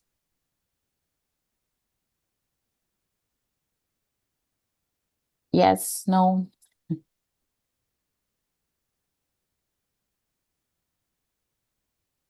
All right, I'll assume that you can hear me. Dr. Neha, can you hear us? I can hear you. Can you hear me? Yeah, we can. Okay, perfect. Great, thank you. So yes, I'll be talking about, as the chair mentioned, we want to understand what women are doing across the agri-food system. It's important to understand first what they are doing within the household, because every individual in the agri-food system does belong to a household. So it's important we go within the household and first assess what's going on there. So this is some data, some evidence that I'm presenting from Nepal. We've done this same analysis also for India and Bangladesh, but I thought since this is in Kathmandu, it makes more sense to talk more about Nepal. All right, very briefly about the motivation. We know that division of labor within the households follows traditional patterns where men and women have different but complementary roles. For example, domestic chores are performed primarily by women, and men are engaged in activities that require them to go outside the homestead. And women tend to work longer hours than men. And this pattern begins early in life and is carried forward throughout the life cycle of the women. Women's work burden, or the triple work burden as it's commonly referred to, has implications not only for their own well-being, but also their communities that they are part of, and has been studied, and the linkages have been studied to nutrition outcomes as well. However, the current evidence that focuses on time allocation analysis only focuses on one or two individuals within the household, because these are intense data collection modules which take a lot of time and resources. So they have only been able to focus on one or two individuals, which doesn't give a full picture, because we know households are not just made up of two individuals. So as part of this larger initiative, it was an initiative in South Asia called Transforming Agri-Food Systems in South Asia. I hope you've heard a little bit more about it earlier in the day, where we were trying to assess the local agri-food system. And as part of that, we wanted to understand how individuals within the households are allocating tasks within themselves. So we developed a simple tool to address a few research questions. So the first one was, to what extent do men and boys and women and girls contribute to different household tasks? How do these task allocation patterns vary among tasks related to agriculture, food preparation, and caregiving? And how does task allocation differ in households with and without adult males, which is an important kinds of households, especially in the context of South Asia, where outmigration for work is very common. So very briefly about the tool, as I said, we developed this in the TAFSA assessment. It's a new tool, and it was guided or informed by fieldwork in the 3 countries, which really underscored the importance of going beyond the gender dichotomy to understand the complexity of task sharing within these households, where it's not just between men and women, but also within women of the same household, how tasks are shared. It generates a lot of data on task sharing within the household, so we are able to understand household dynamics a little bit better. So I wanted to share all the results on the different tasks. So I'll spend a little time on this slide. I know there's a lot of information here. So the different charts are presenting different types of tasks. So the first one is agricultural tasks. So we asked them about 19 possible agricultural tasks, starting from preparing land all the way to taking produce to the market and also caring for livestock. The middle bars are tasks related to food preparation. So buying food, storing food, fetching water for drinking, cooking, fuel, etc. And the last set of bars are around maintenance and care tasks. So, cleaning the house, caring for children, caring for sick household members. So altogether, these were about 44 tasks that we asked about. And the way we administered these questions were, we asked the woman who within this household is primarily responsible for this task. They could identify one individual or up to 2 individuals who perform these tasks. They could also say that this task is performed by a hired help. So what I'm presenting here are how each of this task is divided. So is it performed by male household members, which is the orange part of the bar charts that you're seeing? Is it shared equally between male and female household members, which is the purple? And blue is where only all tasks were performed by women. So if we start with the agricultural tasks in Nepal, we find that there's a lot of task sharing that's happening even for agricultural tasks, and there are significant number of tasks where women are the primary doer of these tasks. When we move on to food preparation tasks, we find that, again, there is a lot of task sharing, but also you see a lot of blue bars indicating that women are taking a big load of that. In terms of maintenance and care tasks, here we find some hired help being sought, especially in case of repairs of home. But again, we see a lot of task sharing, and then many of these tasks are performed primarily by women. Diving a little bit deeper into what happens if we just look at adolescents, so children, people who are 12 to 19 years old in this household, what's happening with this task division of labor, and we find that, I apologize, I don't have the labels for the tasks, but they follow the same: agriculture, food preparation, and maintenance and care tasks. And we find that in agriculture, there's not a lot of engagement of adolescents, which is a good thing. And we find that even in these cases, there's some gendered distribution. So girls are pulled into doing work around livestock caring, whereas boys are and are more likely to go to the market. For the food preparation related tasks, we see there's a lot of, it's almost primarily the girls that are doing this. And boys are doing only tasks that are related to going out of the market. So, sorry, out of the house to purchase food.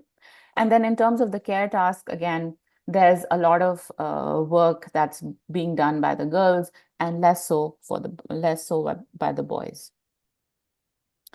And then in these last set of graphs, what we are doing is we restrict, we divide the sample into households that have adult men. So this is the first graph, and the one next to it is where adult men are not present. And what we find is that absence of adult male members changes task allocation patterns. So significant increase in female agricultural workload and greater overall reliance on adolescents, particularly adolescent boys. Increased reliance on adolescent boys for external purchases, which were done by adult men when they are in the households, and then significant reliance on hired help, particularly for on-farm and home repair activities. So I'll just conclude with some implications. So we see that while sharing of tasks is highly prevalent, food preparation related tasks are done solely by women. So perhaps what I presented here was not anything new. We know this, but having an empirical value of what is accepted as social or cultural realities is important for policy dialogues, because now we have a number and can kind of talk about it. Another thing that we would want to say is that policy and program designs must take the task burdens and different household compositions into account. So it's not just about division of tasks between men and women, but also different age categories. And when men are not present in the household, then there are extra burden that's put in place on individuals, on the people who are left behind. And then there's great potential for adapting, scaling, and using this tool. As I mentioned, this is a new tool that we developed for understanding gender dynamics throughout the agri-food system, to evaluate impact of gender transformative interventions and programs, and also to evaluate impacts of programs that are trying to engage men, to see if there are any implications of these in terms of how tasks sharing changes over time. So I'll stop here. Thank you.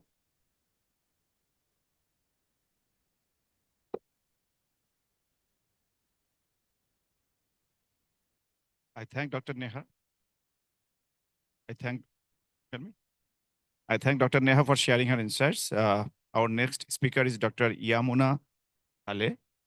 Dr. Yamuna Ghale is a renowned food security expert with extensive experience in policy analysis, research, and advocacy. She holds a PhD in food security governance and right to food from Agriculture and Forestry University, Nepal. She has served as an expert member in various organizations, including the Ministry of Agriculture and Livestock Development and the Ministry of Women, Children, and Senior Citizen. Dr. Ghale has also been involved in several consultancy projects, including reviewing gender equity strategies and documenting women-responsive agriculture in Nepal. Dr. Ghale is currently a senior research fellow, development practitioner at IIDS. The floor is yours. Thank you. Thank you very much. Namaste to all my seniors and colleagues and young scholars. and also welcome to our international delegates. On behalf of IIDS, I feel very privileged and also very happy to have gender-specific session allocated for this conference. This is very important thing I have noticed. And then also thank you for this IFPRI team for launching this report here. I very much appreciate the way you have put the, how do I say, desirability as an entry point. Desirability is about choice. Choice is about rights. So it's very important and people-centric. I'm very happy for that. And also, unlike other forums, we have been discussing food versus nutrition. This time we are talking about healthy diets. So this is very important for me as a person working in this field. And then now we are talking about poverty and hunger. But in the gender session, we are specifically talking about hidden hunger also. This is very important for us. So I want to bring my experience from the academic gain and professional experience as well as a practitioner in this field. I want to share some of the experiences in this field. I hope I can remain within the given 7 minutes time. Thank you. First one. First slide. Can you go? Yeah. No, first, yes. Nepal in figure, because you launched the report and we talked about desirability. Now I start with Nepal in figure demographically, it's by gender, and also the differences in terms of their access to different kind of assets, different kind of the development results and outcomes. And this is where I really feel important that the desirability things have been put into your priority in the discussion. Next one. Now, I want to make an entry. Now we are talking about desirability, but whose perspective counts? This is very important because the desirability comes from the perspective. And here I want to give a little bit of highlight on, is it the perspective of duty bearers as a state, as a government, or it is the desirability of the responsibility bearers, like we talked about private sector's role, as well as the civil society role. We have Farmers Group Federation, National Federation, their role also very important, and like the academics.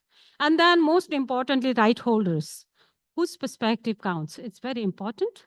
And the second one is whose needs and demands are counted. Because I haven't gone through that report in the morning, but this is my perspective we have to look into, and whose needs are counted, whose demands are addressed, and whose choices are fulfilled. This is very important for us. That's why the perspective is very important to decide about needs, demands, and choices. And then after, who decides and who controls at the household level, at the family level, at the community level, in the geographical settings, and in the national level. Who decides and who controls? It's the state, it is the market, it's the producer, it is the bread owner. It's typically a male member in the household. So this is very important for us to make an entry from the larger perspective and from the rights perspective. Now, the second one is, it's very important for us to have a look into the status, because if you look into our constitution, this is one of the most progressive constitution, maybe especially in South Asia, this is the most progressive constitution, which have specific provisions on right to food security, right to food, and food sovereignty. So this is very important. And likewise, it has also a provision about social inclusion, women's rights, scientific land reforms, and whatnot. So this is a very progressive constitution. But if you look into the reality doesn't reveal the provisions that has been made by the constitution in the country context. For example, in the Global Hunger Index, Nepal stands with 15 score, that means medium condition. But if you look into the variations, province-wise, community-wise, or the age-wise, population, gender-wise, and religion-wise, there are lots of variations in terms of stunting, in terms of wasting, in terms of anemia, in terms of whatnot. So this is a very important area we have to look into. The other one is very important is minimum dietary requirements. We have been talking about nutrition.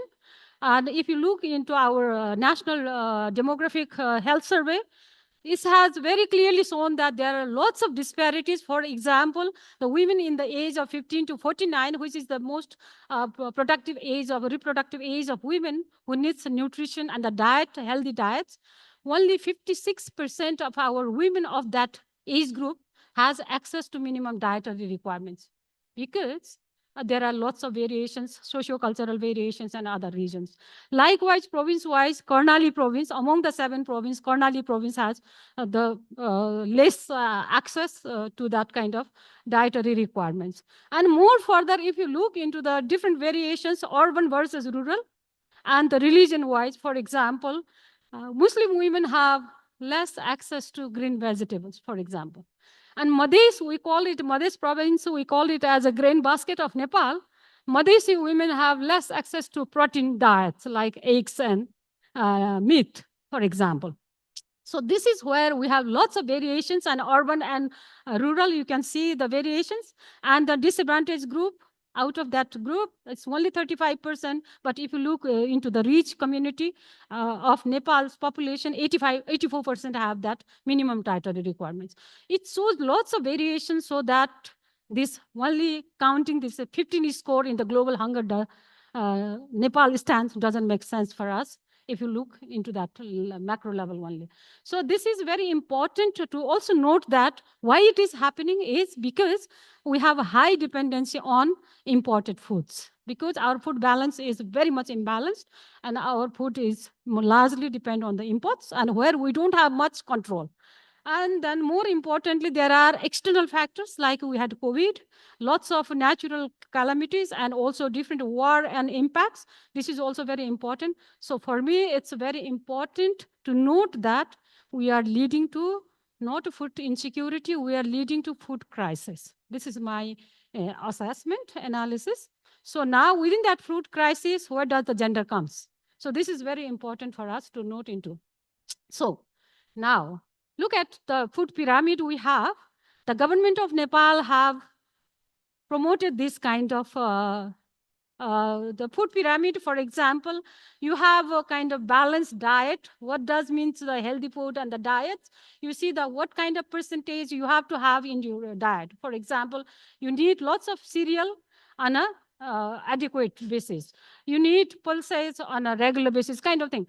You have it, but if you look into the reality, reality doesn't respond to that. So this is very important for us. The reality and the government promoted policies only doesn't make sense. There is a high mismatch, and we are leading to food crisis. And now going to the gender, because I put my own photo because I am a practitioner. So I believe on home garden and the nutritional diets. So where the gender matters is for me very important. I just have 2 slides. Where the gender matters is, one is managing the kitchen as a Ausadhala, I would say, like that, where we can really promote soil-based production and supplies, not the processed food and the artificial ingredients into it. And then more important is built on our indigenous knowledge, skills that has been carried forward by our 145 caste and ethnicities we have, and that knowledge has been carried forward. This is very important for us. The second one is supporting the pillars of food security. One is about production-related services. Other one is employment creation, market, and fair price. Because of the migration, women are managing the market also, and they are dealing with the market negotiation and then prices also. This is very important. And the other one is ensuring inclusion, rights, and sovereignty, as we have in the Constitution.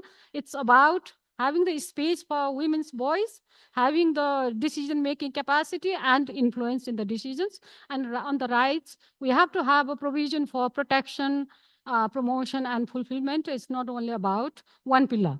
And the sovereignty is especially producer.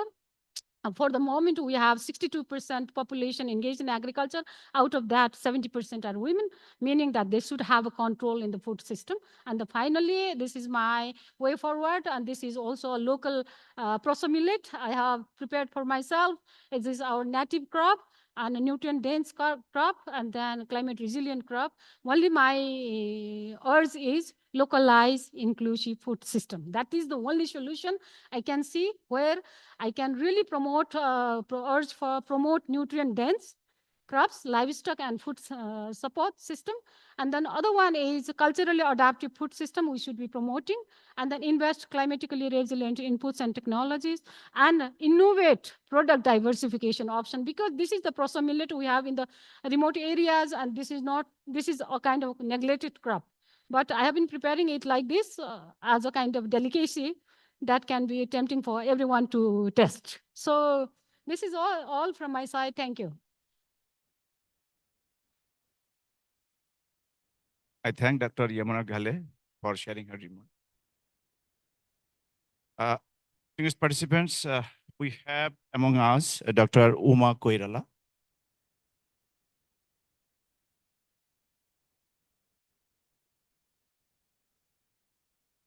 Professor Uma Koirala, PhD, has over 30 years experience in university teaching and research in the area of nutrition, food security, and gender and social inclusion.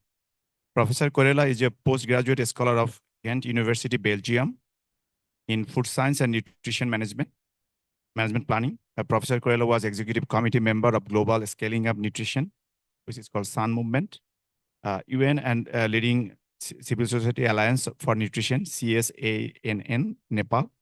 She is a member of National Development Council and apex body of National Planning Commission, Government of Nepal, and also a member of Independent Expert Group for Global Nutrition Report, GNR.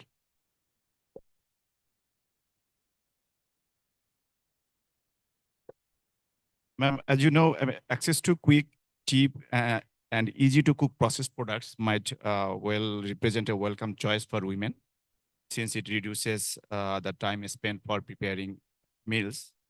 Does this imply that there is a trade-off between women's time agency and healthy diets? And how do you add? How can we add? Thank you, ma'am. Floor is yours.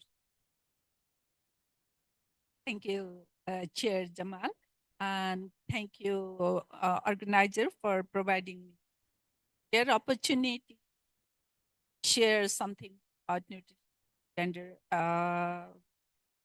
prospect. Definitely, it is very hard, and we, those who are working in the sector of nutrition and gender, repeatedly saying that there are much challenges over time and responsibility to women to choose processed food and market food for their convenience. Yeah, definitely, it is very hard. Nowadays, women have a quadruple role. We can say we are repeatedly saying these things in various forums, that women are overloaded with much responsibility and work, and they have a very few time for their own management and household management. So they want to simplify, and they want to spend less time in kitchen. So they are compelled to choose the market food or processed food for their convenience. But it has a very negative aspect too. It really hampered in their capability or their originality of meal planning, preparation, creating new menus, and changing the habit of family and herself also. So it is a big challenge we are facing. And another is the societal expectation that they are expecting traditional gender role performed by women. So they are compelled to go to the kitchen and cook various foods. So this is how they have other responsibilities as well. So so there are no alternate to choose easy action for kitchen, especially. So they have that option also, and also they are compelled to choose market food or convenient food for economic purpose as well, because nowadays the standard of living and living cost is really very high. So it is very hard for medium and low income group to survive for the living. So they spend less money, and the convenient or processed food are quite cheap and easy to cook. So they are compelled to choose those food as well in the cost of their good health. And another factor is they have a less awareness about the various healthy food available in the market, nearby market. So these are quite a big challenge, and we think that small thing can do a lot change in the society. So if we are going to address this, we can have some issue that need to be addressed. One of the prime thing is to create awareness among various sector of the people about the healthy food and its benefit and its long run impact on their health. So this and all the other thing is it should be built in education system so that they can have a good knowledge about these things. Another is we can have to repeatedly we can say this, but still it is in a very rude, I can say. Policy advocacy is quite important for it, for making, let's say, or subsidy the fruits and vegetable, and for the farmers market. This little thing really can do a better impact in the society. So institutionalize the nutrition and food system.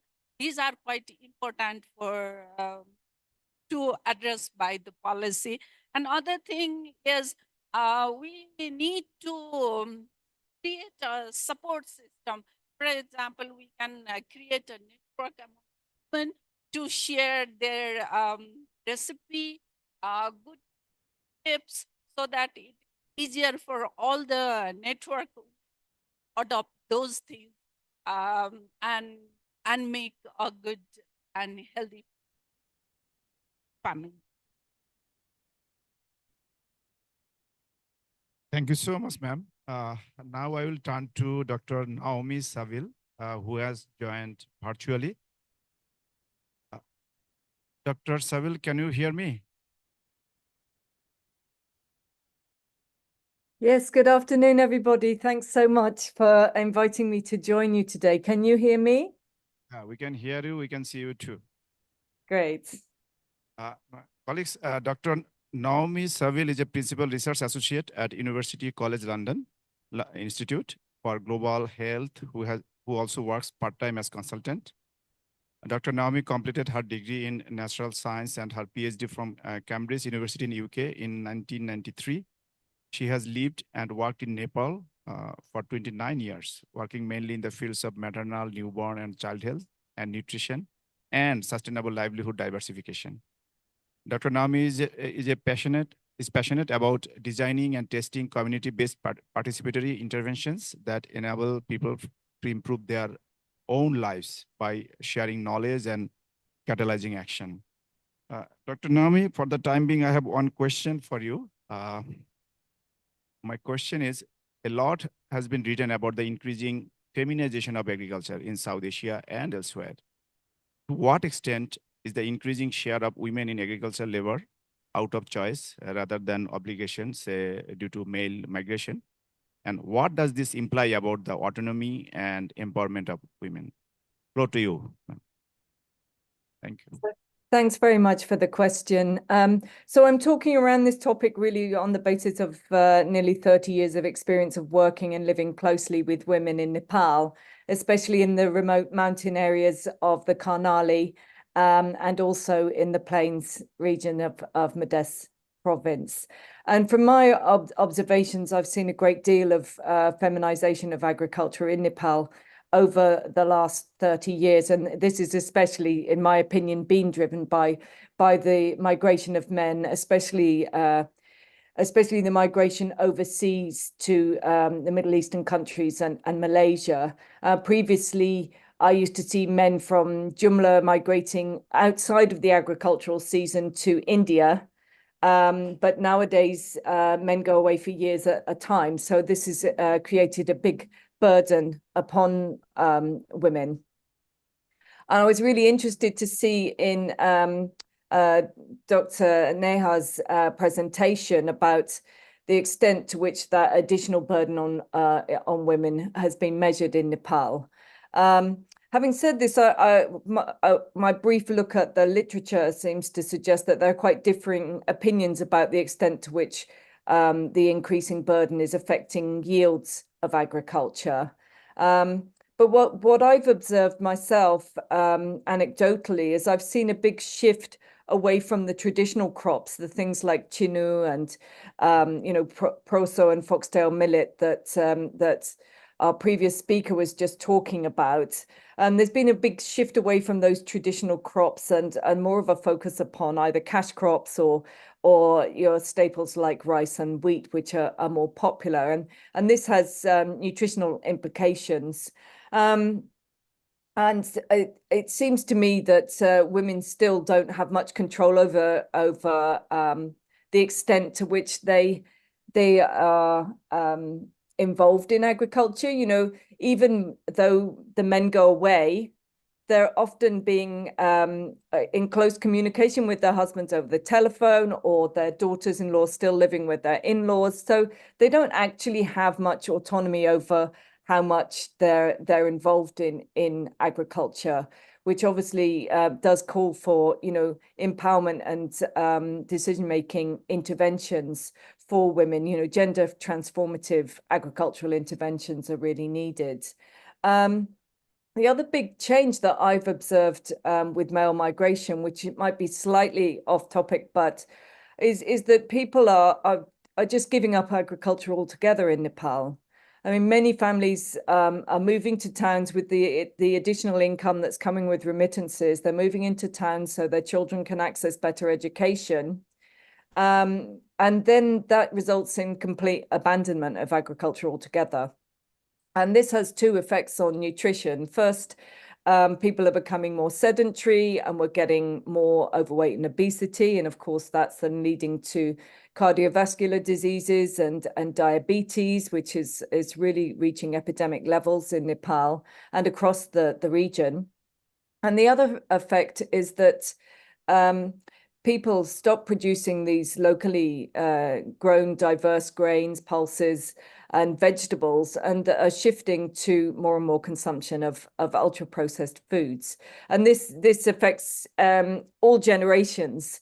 It's particularly problematic for the young children who are having their traditional foods displaced by things like bags of chips and instant noodles and so on. But even throughout the life course, it means that there's a much less nutrient-dense diet being consumed. And I used to live in Jumla back in the 1990s. And in those days, people were consuming millet, barley, wheat, traditional grains like chinu and kagano, and as well as local vegetables when they were in season.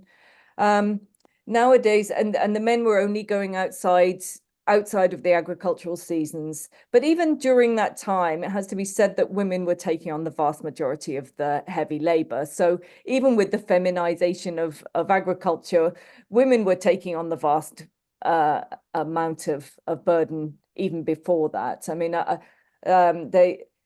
I seem to see them, making the compost, carrying the compost at 3 o'clock in the morning, doing all the sowing, weeding activities, taking on much of the harvest, and then all the post-harvest processing of food as well was on women. So that doesn't see amongst farming families. I don't think that excessive burden on women has really changed that much.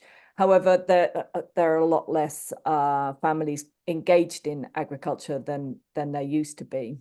And then the other impact of the labor migration that I've observed in Nepal is this alternative employment opportunities for the Dalit castes and other landless groups has meant that that traditional patron-client relationship that used to be there between the landowning castes and the landless laborers has changed. And so understandably, the landless people don't really want to work in agriculture anymore. It wasn't a particularly good deal. They can earn better elsewhere. And that's really pushed the higher caste or, landholding caste groups away from agriculture. And so then again, we're getting this erosion of the traditional grains. And what I'm seeing in Jumla, which is the area I know best, is that families are moving completely away from the millets and buckwheat and all those traditional grains, and they're just focusing on cash crops like beans and apples. And even the traditional rice, which is very nutritious, is not being consumed and not being produced. So we're at risk of actually losing that really important biodiversity, as well as seeing this knock-on effect of people consuming just polished white rice and quite poor quality red lentils in preference to traditional millets and millet roti and nice beans and so on. So all of this really does call for gender transformative interventions, which can introduce drudgery reducing technologies to reduce the agricultural burden upon women without losing the very important traditional crops upon which we're going to become more and more dependent as climate change makes the other staples more difficult to produce. So thanks. That's what I have to say on the topic. Thank you so much, Dr. Saville, for sharing your enlightening remarks. But please do not leave us at this point. I will come back to you again with another question. Now I'll move to Dr. Bimala Raj Paudial. Dr. Bimala Raj Paudial is former Minister of Foreign Affairs and former MP. She is a political analyst, lawmaker, academic, and impact evaluator in public policy and sustainable development, with a specialty on natural resource governance, climate change, social protection, gender equality, and social inclusion. She's an adjunct professor of development studies at Agriculture and Forestry University, AFU, earlier Minister of Foreign Affairs, Member of Parliament, and a member of the National Planning Commission. Dr. Bimala holds a PhD in development studies from the Institute of Social Studies, The Hague, and an MA Economics and PGD Development Administration from the University of Manchester, UK. She is a member of Climate Parliament and Global Campaign on Parliamentarians Call for Fossil Fuel Free Future, AFF. I have not seen so many Fs earlier. Ma'am, floor is yours.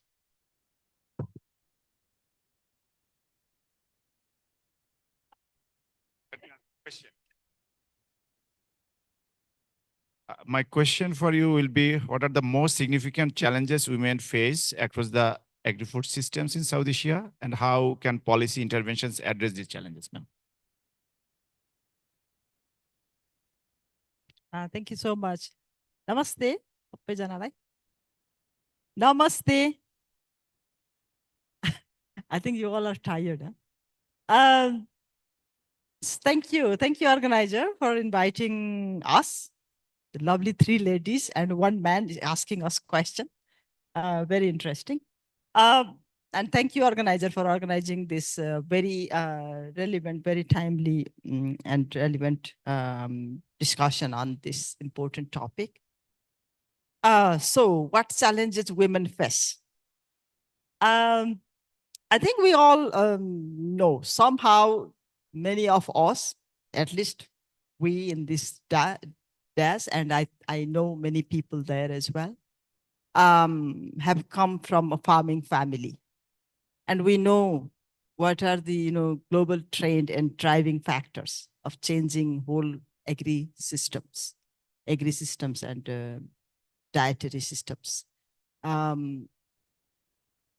me, when I remember when I was also grown up in a farming family, farming was a family business.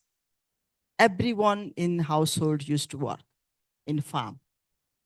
And now, if you see in farm, you see only women. Children are in school or abroad. Male are out migrated or in cities doing some businesses of farm work. And farming has become mainly women's responsibility, especially to work in the farm. When we talk about agri-systems, it involves various stages from production to harvesting, processing, nurturing, from production, nurturing, and harvesting, processing, retailing, marketing, all those steps. And women being in a state, in a region where gender inequality is still very dominant and very prevalent, we can expect that women have limited access to and control over means of production, which are important for effective agriculture system. In addition to that, climate change has added another dimensions in agriculture as a whole. It has affected women more than men because women are more exposed to farm work, exposed to water, exposed to soil. And out migration has also added additional responsibilities. When we were young kids, I remember my mother used to do planting. Just take example of rice planting because rice is very predominant crop, staple crop in this region. We had a very separate role for men and women, very separate role. Women used to plant, men used to plow, make the field, and then all had to work. And now, in absence of men, due to various reasons, women have expanded their responsibilities and have taken additional roles that previously used to be taken by men. So it has not only aided the responsibility, but it has also demanded additional skills, access to knowledge, access to skills, access to technology. I'm very sad to note that when I was doing SC agriculture, we were exposed to tractor that used to plow the field. And that was so uncomfortable for women because that tractor was designed specifically for men. And even if nowadays very small, handy, the plowing machines have arrived, but they are still not friendly to women. So in terms of technology, in terms of women have additional responsibilities, but additional responsibilities, to perform additional responsibilities, women need additional investment in information, in technology, in services, and those have not changed. So these bring a lot of challenges in production system. And challenges as well as gap that has resulted limited productivity, that has affected overall availability of food in the market and in the household. So that is one aspect. When we talk about processing, food processing, product, when we harvest the product and start processing and storage, women face additional burden, especially related to time consuming, additional work burden to make food well processed and well stored. We still lack, especially in Nepal. I don't know much about other countries, but especially in Nepal, we still lack improved storage, for example. We still lack improved technology. Women spend hours just to making these maize seeds available for the store, And we could have invested more in generating small devices that would help women to save their labor. And this is not yet available in many cases. So processing is, and in terms of processing, because of climate change, because of many other exotic pressures maybe. Weather is changing so fast. And because of lack of, the modern and scientific technology and erosion of traditional knowledge and traditional skills, we are facing that a lot of grains, lot of food products that are stored in the family loss in terms of nutrition. And this directly affects kitchen because women are responsible to kitchen. Women are responsible to cook. And when they cook, they find, the damaged food products. So we need additional attention, additional investment, generating more technology, developing more technology, making women accessible to technologies related to processing. This is where I find very, annoying many cases, especially for preparing the food. As Yamuna said, the women are mainly in kitchen, producing, processing, bringing them to kitchen and cooking and making food available. Even if I spend 24 hours outside and go home, my husband is not going to cook for me. It's me basically who is asking my husband whether you ate or not. This is the same story for all women. So women are still responsible preparing the food. Because of changes in food behavior, especially among the children, among the youngsters, we are losing a lot of skills, a lot of knowledge that women, traditional women had in preparing good food that is directly impacting health and nutrition of family members. That is another challenge. We wanted our children to learn, our male child, for example, our boys, to learn cooking and help their mates in the kitchen. And what they learned? They learned going out and eating out. So there is a challenge, We wanted to share the household chores with our husband, and they never learned. We wanted to teach our children knowledge that we had for food preparation, and they are more attracted to outside in the restaurant, in the packaged food. Packaged food, because of lack of food standard in many countries, especially in Nepal, we see YY chow chow everywhere, which is not good food at all. But we lack the food standard, we lack the enforcement of food standard, and that's why we all are suffering, including women. So there are so many challenges that are at every steps. And gender inequality, especially related to access to assets and services, especially related to participation in decision-making, and especially related to gendered norms, are creating a lot of challenges. In South Asia, I think this is a global phenomena as well. Also, these things also apply in Africa, for example, in many cases. One thing that I wanted to add is, especially in Nepal, Nepal is very rich in terms of culture.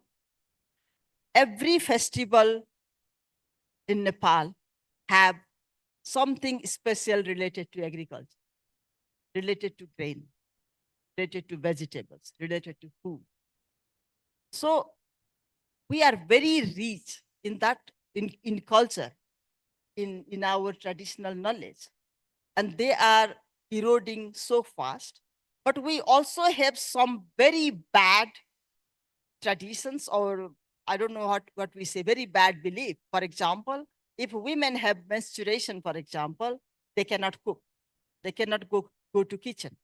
And if they cannot go to kitchen, they rely to other people to make food for them. And which is very disempowering because they are sent to do a lot of work outside the kitchen. But when it comes to cook and eat together, they are considered impure. there are certain practices for the maternal, for the post-delivery, state of women, when women give birth. There are so many food that women should eat. There are so many food. There are different norms that women can do this, women cannot do this. So there are so many practices that are not good for many aspects, but we do have a lot of good practices that are eroding, and that is more challenging in terms of Nepal. So when you ask me what are the challenges, I would say challenges have come from production, processing, cooking, preparing the food, retailing, marketing. Women still have very limited access to market, very limited control over the prices that they grow for the products. I have seen some positive implications of migration. People say, the migration has feminized agricultural works. Yes, migration has feminized agricultural works as well as non-agricultural responsibility of household, but it has also empowered women in many sense. We have observed increased number of women owning land, for example, just because their husbands are not in Nepal. We have observed, the de facto management of households by women. So there are positive implications as well, but our policies, our investment climate, our finance, for example, our priority in technology, we have not capitalized empowering women in that sense. So that's my answer. Thank you.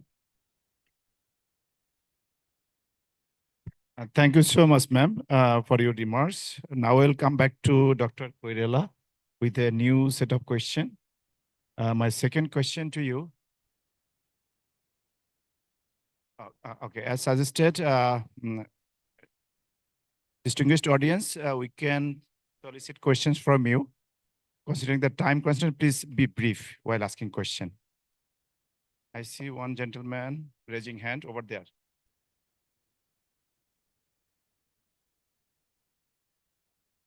Three questions, please. Please come forward. So, namaste. This is Jeep Sharma. I work with Kia Nepal.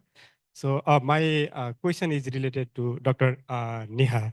First of all, I would like to thank Dr. Neha for this wonderful, simple gender tax analysis tool. I like it. So, with this note, I have three questions. Number one, you analyze gender tax in different indicator within production system and kitchen and even maintenance. And my question is, we usually talk about the food transformative food system, and going further, we also talk about the gender transformative food system. Based on your study, what area you think are important to act on or to intervene in order to develop gender transformative food system? That is one. And next one is how we can link this with the nutrition decision making. That was talking Dr. Amana later. How we can link this gender tax analysis with the nutrition decision making. And the third one is this study seems like from rural or the agrarian system. What it would like if we do the same analysis in the urban area where usually we depend upon the market food rather than produce food. So I think you have same kind of analysis from the rural and the urban area. Is if you have some relation or the comparison between two systems, then I would love to hear from you. Thank you. But before that, let me confirm that Dr. Neha has taken note of the question. Since she has joined virtually, it's fine. Okay. Thank you. Please go ahead. Namaste. I'm Sita Pandey. I'm an agriculture entrepreneur. working in a company called Muna Bazar. Actually, my question is to Dr. Yamuna ma'am, my inspiration. My question is, on your research, on your experience, did you find any remedial action or remedial thing that can help to mother like me, like assuming responsibilities? My mother was working mother, I'm working mother. So we have that assuming responsibilities, which are not declared, which are not written in constitution, not in anywhere, but we assume caring families, making food, going out for work or going out for study is like taking guilt. Oh, I'm leaving the family. I'm going out. I'm talking to this. So if we have that remedial action, maybe we need that in action-oriented form. So if you have, please share. If you don't have, or if we don't have, maybe we need to create some. Thank you very much.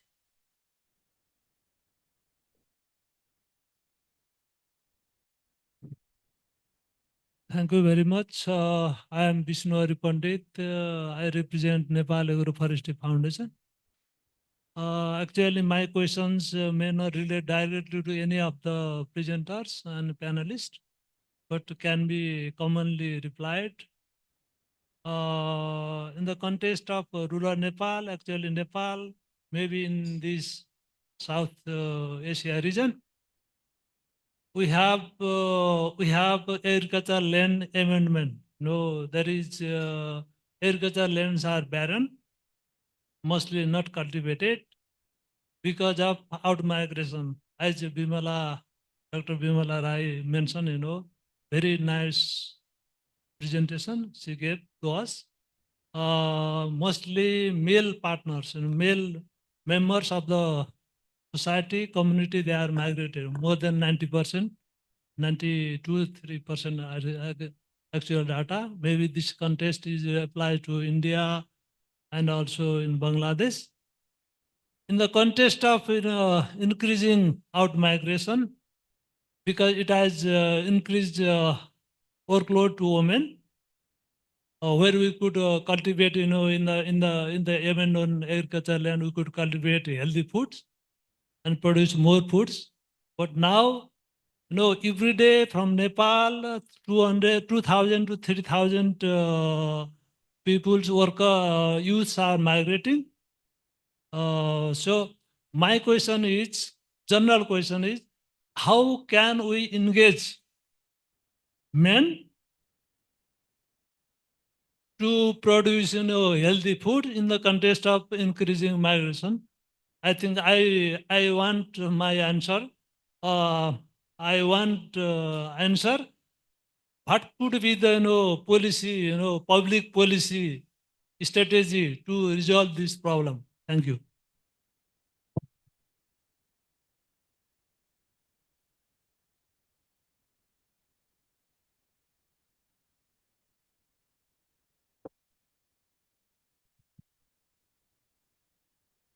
Thank you, Sitaji. This is very important area, especially all the working women, professional women are struggling for. So far, my experience, and then yesterday also we had a very sound discussion on the South Asia level about men and boys engagement in care work. So it was a very important element we have been talking about. So from my experience as a working woman, and also like you and then the others, especially for the youngsters, what I have found is very first is whose perspective and who decides is very important, as I said before. For example, if the couple is working, both are working, and the priority for investment of the earning is very important. Whether you invest on buying motorbike or you invest on cooking appliances, for example. If you invest in cooking appliances, for example, I can cook 3-4 meals at a time. I can use micro oven, I can use a rice cooker, I can use boiler, I can use everything at a time. But I cannot be standing there every time. So first is where to invest. And investing on cooking appliances is very important for the gender roles also, because if you ask your husband or the mother's lovely son to cook in front of a stove, she will not allow him to cook. But if you ask him to cook in oven or just to make the rice cooker on, she will not be questioning him. So this is also very important to make the use of appliances like mini tillers in the farming level. They are not allowed to plow the plowing field, but they are allowed to make the mini tillers use. So this is a silent transformation for me. It's the revolution. So at home, especially investment on the cooking appliances is a very primary thing that makes your life easy. Product diversification is easy, as well as your husband can cook without intervention of your mother-in-law. This is very important. This is very important because she don't want her son to stand in front of a stove, but he can cook in a fryer or oven everywhere she can allow. Okay? This is the first thing. That's my experience. And the second one is about the time poverty. Especially in the COVID time, we had seen a lot. All the men working, their job was not in question because they can work on the ICT level, they can create their own product, they can go in the bike, and they can do a lot. But women entrepreneurs lost a lot of their employment and the sellability of their product also. For that also, what I realize is that women's exposure to ICT and women's exposure to product development, it's very important. That can make their life easy. Even being at home, they can be an entrepreneur. This is the second thing I have realized and then I have experienced. And the third one is about mechanization. The third one is about mechanization. This is what I have been finding in many of my researches nowadays. I'm doing lots of studies on agri-food mechanization. I have been doing that. Now, what I have been advocating is women's space to make voice for their needs, choices, and demands. It's very important, especially for machines. Because for the pre-plantation, they can mobilize anyone who can run the tractor or the land preparation machines. That they can hire that services. But what I see possibility is we have to support for the smaller machines, stationed machines, controlled machines, which are in access of women. They can use it for the transformation of products. This is very important. And I have been recommending that we have to focus on post-production related machines the most, where women can operate by themselves. They can transform the product. They can sell with a better market price margin. They can also sell it to the distance market. So this is where I have been focusing, and this is the second part. And then cooking comes there. And then as I did for the proso millet cooking, like I did in oven, that's cooked in oven, for example. So this is another area I have seen lots of possibilities. And the last one is about making the recipes, like we have been discussing a lot. Recipes, especially what I try is I try everything at home is because I avoid maida. I do multi-grain flour to try every cookies, pastries, whatnot. I keep on trying. And that makes it easy for you to make the shelf life of the food, but you don't need to engage in there. But cultural transformation is a must, especially for the in-laws. There is a concept in the Nepali context, especially in the Hindu culture, that you have to prepare meal every time. You cannot eat stale food. But for me, this is about time efficiency. It's about energy efficiency. It's about everything. So for me, cook once, eat twice or thrice. This is the principle. So that's where we have to be able to make a decision by the kitchen manager. By the kitchen manager, how many times she want to cook, how many times she want to offer, and what she want to offer, that should be in her control. So this is where my point is, who decides and who controls, that matters a lot. That's why it's very important for professional women to have a kind of social network or the professional networks. We keep on sharing that what is the possibility. So this is where I see a lots of possibility, especially in case of migration of men, and women are managing not only the farm business, but also the off-farm, as well as market dealing, negotiation, everything, and then also quality service at home. That's expected. So this is where I see a lots of possibility. I'm very optimistic. I'm doing it, and I think everybody can do this. Thank you. Yamuna gave very interesting example of engaging men in kitchen. I just aid and I share with you one example. I'm answering question of Pandit sir also. When I was in one of the field, when I was member of parliament, one of the NGOs wanted me to show how does it look like a climate, the climate smart village. How does it look like? So I went to one of the villages. One woman was using one very handy tool that was used to clean the cow shed. And she was explaining the before-after situation. She was saying, earlier, before the introduction of this tool by that particular NGO, she used to clean cow shed every day. Her husband never touched the cow dung. Children never went to cow shed. But somehow one private organization introduced that tool and that NGO made it available to many women. When that tool came in, it is like a playing, the tool, some very good play.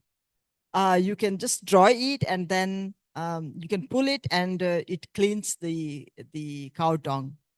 And she was saying, when that tool was introduced, her husband, before going to tea shop, he started pulling that. And he started to clean the cow shed.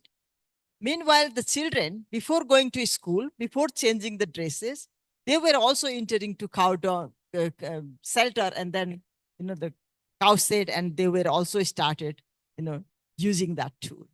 So somehow technological interventions, technological innovations facilitate the change process. If we look at it from justice perspective, if women were doing without tool, why, when we ask about men engaging in the same work, they need additional tool? Yes, but change is so slow if you leave it like that. But if we have technological innovations, it makes changes faster. And it applies not only in the kitchen, but also in the farm, in the farming, in processing, in preparing food, in every stage. So that is one important aspect of engaging men and engaging children as well, engaging youths as well. Another thing is, why are we doing this? Why are we sharing the responsibility? This self-realization, this debate has to come. Are we saying just because we want to free up women for, because they are poor, because they have so many works and all these things? No. It's not only the issue of justice, it's also an issue of efficiency, an issue of, the whole wholesome game. It's an issue of productivity. If you are investing on women and if you are engaging men to shoulder some of the responsibilities of women, what happens to the additional time that women get? Additional time that women get, she's not going to play card. She will be using that time to other productive work. So that's why it benefits all. So this perspective needs to be debated and brought in. Thank you so much, ma'am. Now we'll have to take care of the questions asked by first gentleman. And I believe the question was directed to Dr. Neha. Dr. Neha, are you with us? Yes, I am, very much so. Thanks. The first bullet was shot at you. Could you Yes, catch it up those was. bullets? There were 3, and I caught them all. If you could address it very briefly. Yes, I'll try my Running best. schedule. Thank you. Thank you so much. Absolutely, absolutely. So the question about urban, what would happen if we did it in urban areas? I think it's an interesting question and something that we would very much like to answer. Unfortunately, we haven't done that yet. So something on our list. The other 2 questions were around what can we do and how can we link this to nutrition? A lot of good ideas have already been talked about. So I will talk maybe I'll pick up on efficiency, what the panelists just mentioned. It's also something that we need to increase awareness and sensitization about. So women are doing what they're doing for generations is something that they just do. So it's important to make them aware of what they can do alternatively, right? So I agree that it's about efficiency. If the workload is shared, it can lead to better outcomes, not just for the women, but for the community at large. And that itself will have implications, positive implications for nutrition. So I'll just give two very brief examples from the work that we've done at IFPRI in the past few years. So one is where we had women's groups in India. So we used women's groups to deliver information on better nutrition strategies, better nutrition behaviors, and we hoped that that would have changes in outcomes. So what we found in this particular intervention was there were improvements in empowerment. So having women organized as groups does lead to more empowered women in certain aspects. But at the same time, because we did not engage the men and other household members, we did not have any changes within the household in terms of nutrition behaviors and the such. Another example is from Bangladesh, where we engaged men. This is a study called Agriculture, Nutrition, and Gender Linkages, where women and men went together to trainings. And there we found it had positive spillovers on a number of household outcomes. So I think the key is one, sensitization, not just the woman, but the whole household, and engaging men and other household members to get a higher outcome. So I guess I go back to the efficiency. I think we need to sensitize the whole household so that we can get better efficiency gains. So Thank you thanks a so lot. much. Thank you. We are running behind schedule. Now I'll move to Dr. Koirala again. My question will be, women's time use and particularly the burden of care is increasingly acknowledged as a constant to attaining healthy diets. What metrics do we need to adopt to be able to better measure and track this? And what are some potential gender transformative approaches to addressing these norms? My question is big, but still I will request you to be brief. Thank you. Thank you, Jamal. Okay, lots of things already emerged in this session, and lots of things are already came. So for this, we need to bring the debate of men engagement very promptly, challenging the norms of the society. And this debate need to foster in every step of life, from policy to community, so that people have that kind of awareness that they need to share the burden. Though Neha already presented that we have a very nice culture of sharing, still women are doing a lot of work, and their work burden is very, very heavy. So this need to be bring in our debate. Another thing is we need to address through policy also for leave, paternal leave, and other flexible work environment for women, so that they can have a good time to foster it themselves also. And also access to resources and services for childcare, affordable childcare, for example, an affordable market system, and easy recipe like that thing need to be come as a policy. And also empowerment is quite necessary. Skill training and leadership is also necessary. Women should be in a decision making, especially for constructing the institutions such as property rights issues and other financial institutions, so that they could manage very nicely and efficiently. Thank you very much, I think. Thank you so much, ma'am. Now I'll turn to Dr. Naomi. I hope you're with us. Dr. Naomi, can you hear me? Yes, I can. Hi, everybody. If you could very briefly respond to this question, what is the potential of women's producer groups, farmer producer organizations, and other agricultural collectives in improving women's role in agri-food systems? And how can these collectives be strengthened? If you can limit to 2 minutes, please, that will be highly appreciated. Thank you, ma'am. Okay, I'll give it a try. So my own experience with women's groups is working through the participatory learning and action, or PLA group approach. And that's something that has been trialed with other outcomes, non-nutritional outcomes, neonatal survival, but also maternal and child nutrition and care practices and diabetes, and in several countries of the world. So I would suggest that using a PLA approach might be a good way forward. What the PLA approach does is it follows an action cycle. So you're trying to get people to realize the problem and understand the root causes of that problem. And then together they come up with strategies that need to be implemented in their community, and they enlist community support and then implement those strategies on the ground. So I think taking action through community groups is a very important way forwards. And the most interesting application of that has been through the Upavan trial, which was undertaken in Odisha in India.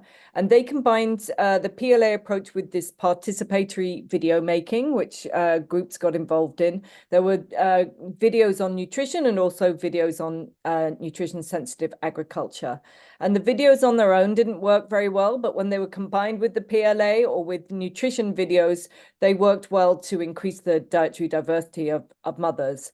Another interesting study that's been undertaken is the Swabiman trial, where they again used PLA through federations of self-help groups. And in that intervention, they also formed these farmer groups led by community resource persons. And that also had some impact upon dietary diversity. And then finally, we've got the Suhara intervention, which had obviously was a massive program, and I'm sure has been spoken about already extensively, but this did have a nutrition sensitive agricultural component. The program overall was very successful in improving diets and some nutritional outcomes, but the effect of the agricultural component needs to be unpicked. So I think all of this really calls for more studies on the value of adding agricultural component into an integrated program as is being done through the multi-sectoral nutrition plan. Thank you. Thank you, ma'am. My next question is to Dr. Bimala Rai Paudiyal, ma'am. From your experience in the government, what kind of research-based evidence was most helpful to the policymakers? If you can elaborate it very briefly, ma'am. First of all, sad to say that we have very limited evidence of using research-based evidence in policy making, especially in agriculture and food sector. There are a couple of examples where evidence have influenced sectoral policies. But unfortunately, in agriculture and in food system, we really need to work more in bringing evidences to inform policy. As a policymaker, policymakers either look at the scientific communities to generate evidences or look at the civil society. Civil society are very vibrant, especially the media. And often in case of Nepal, sometimes media news coverage influence policies, but they are not backed up with science. So media or civil society organizations who have more influence because they do have more voices, they have limited data and research-based evidences. On the other hand, scientific communities, academicians, for example, who have tremendous knowledge, data, they are not available to policymakers. There is a big gap between the scientific community and policymakers, and we need to simplify the content of science. We need to, when we generate the evidence, policymakers always look at the figures that shows impact. If I don't make this policy, how much I'm going to lose? If I make policy like that, how much I'm going to gain? So this lose and gain coming into the facts and figures are what policymakers will be looking at. And that's why scientific communities, in spite of generating so many journal articles, better to produce the policy brief with simple language, simple facts, providing the, cost and benefit analysis, and then it can be heard. Thank you. Thank you so much, ma'am. No, I have no more questions. Want to speak very briefly? Yeah, very briefly. Once again, what I can say is our whole system is framed towards the security, food security, not about rights, not about sovereignty. So our programs, policies, and also monitoring indicators doesn't really respond. This is the very fundamental problem we have.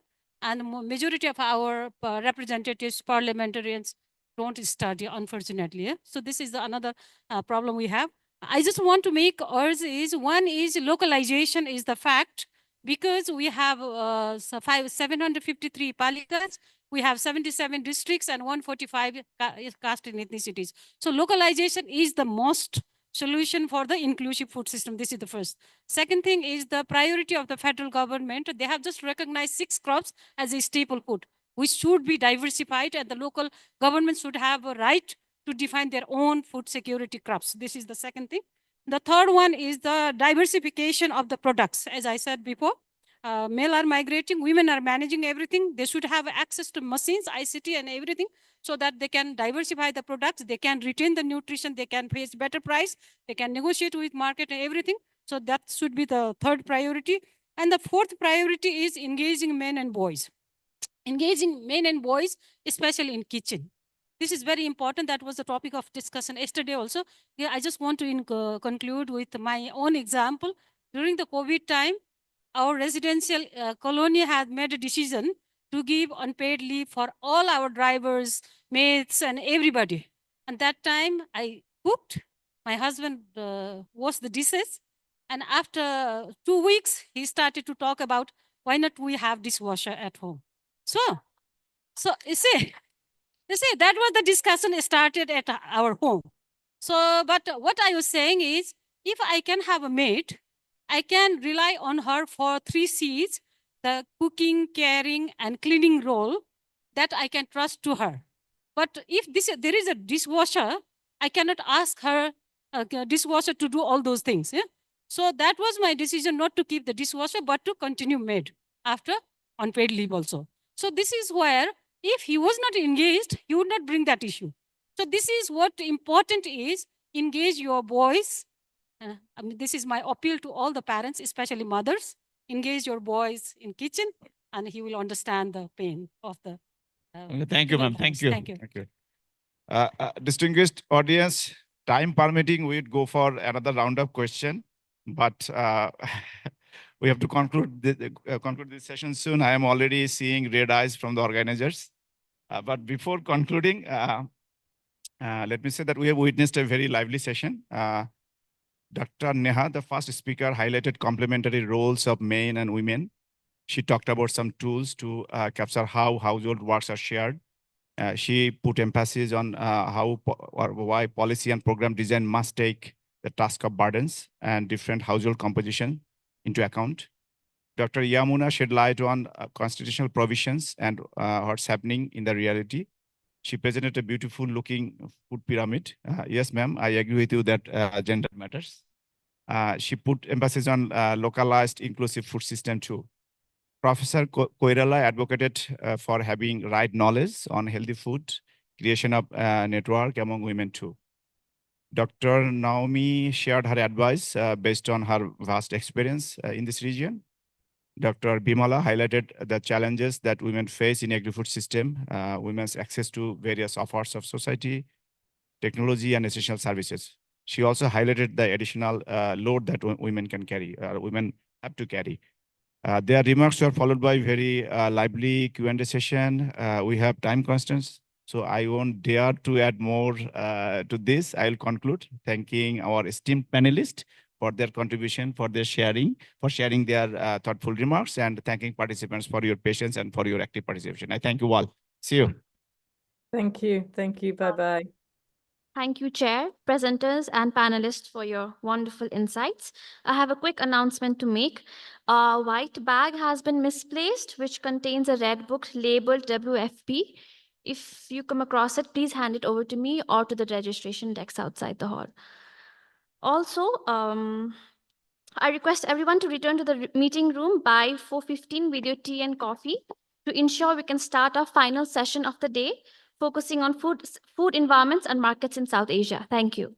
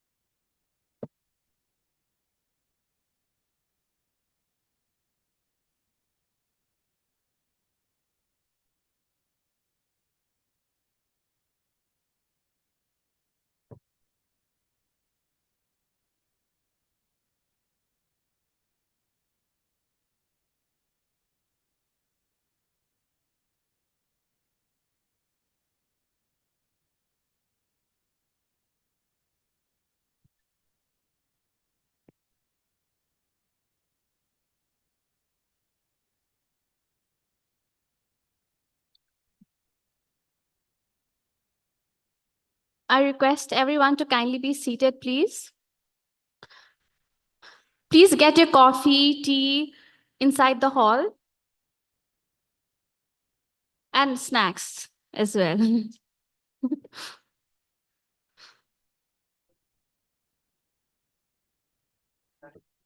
Sure. Okay. Also, we have found the red bag, the white bag containing the red notebook. Could you please collect it from the registration desk?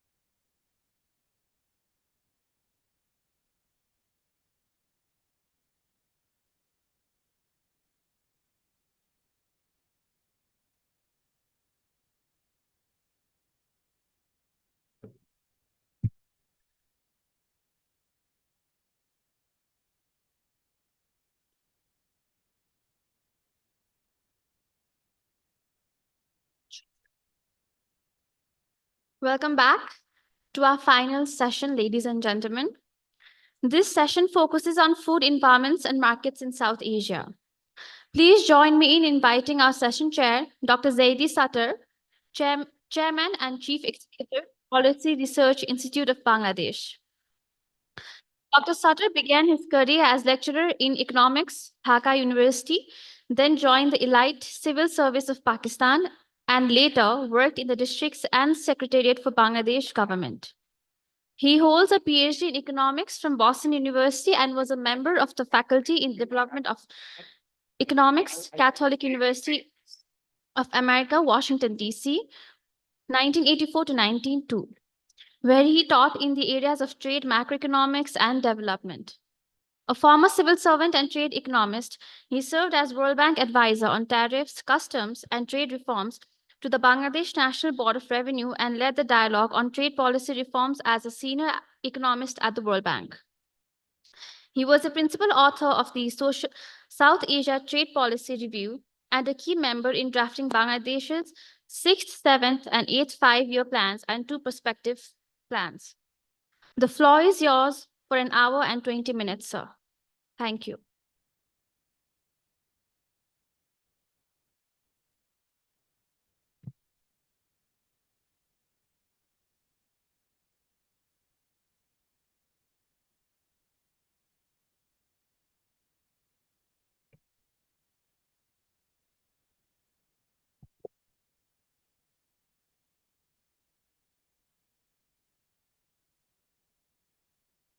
Can I start now?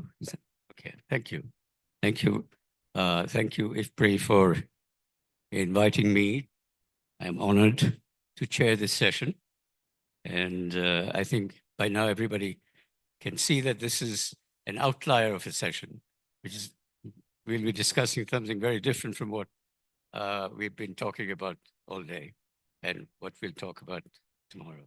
So may I now invite our distinguished panelists and presenters. Start with, we have Dr. Devesh Roy, Senior Research Fellow IFPRI. Next, is Dr. Arpita Mukherjee, Professor, Indian Council for Research in International Economic Relations, Professor IFPRI. And Mr. D.B. Basnet, Chairperson, Agro Enterprise Center, Federation of Nepalese Chamber of Commerce and Industry. Mr. Basnet. Dr. Shahid Rashid, and Dr. Rashid is the Director of South Asia of IFPRI, New Delhi. He has worked on agriculture and food policy issues in Asia and Africa for more than a decade. So we welcome Dr. Rashid. He's replacing Mr. Tun Lin Ong, Director in BIMSTEC, who could not be here because of difficulties of transportation. Next, may I invite Dr. Dushni Virakon, Executive Director of Institute of Policy Studies, Sri Lanka. Dr. Dushni. And finally, Dr. Pratap. Oh, he's not here. Oh, yeah, very good. So we have Dr. Shahid Rashid representing two of our distinguished panelists who couldn't be here. So good afternoon, ladies and gentlemen. It's now, at this time, people feel a bit drowsy, so I don't know if we can excite you, but I think the subject matter is going to be quite provocative, and we have very distinguished presenters as well as panelists. So fasten your belts. This is going to be exciting and provocative. Before we start, if I could just set the stage for the discussion that we will have. I'm calling this an outliers of a session in the sense that markets has been brought in. And when you think of markets, I personally divide markets into two parts. One is domestic market, and the rest is the world market. There are these two markets on this planet.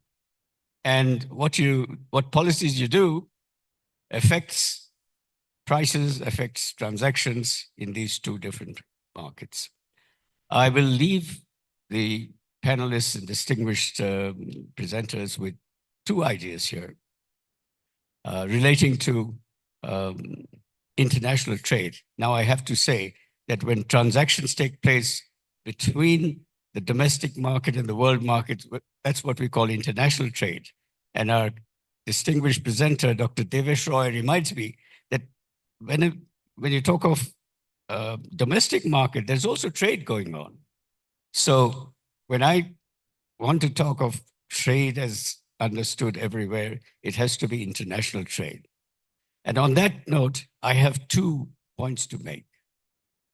One is that it's a good idea that we've talked about, these food systems, improving food systems, health and nutrition, but we cannot talk about improving systems without thinking about what is happening in international trade.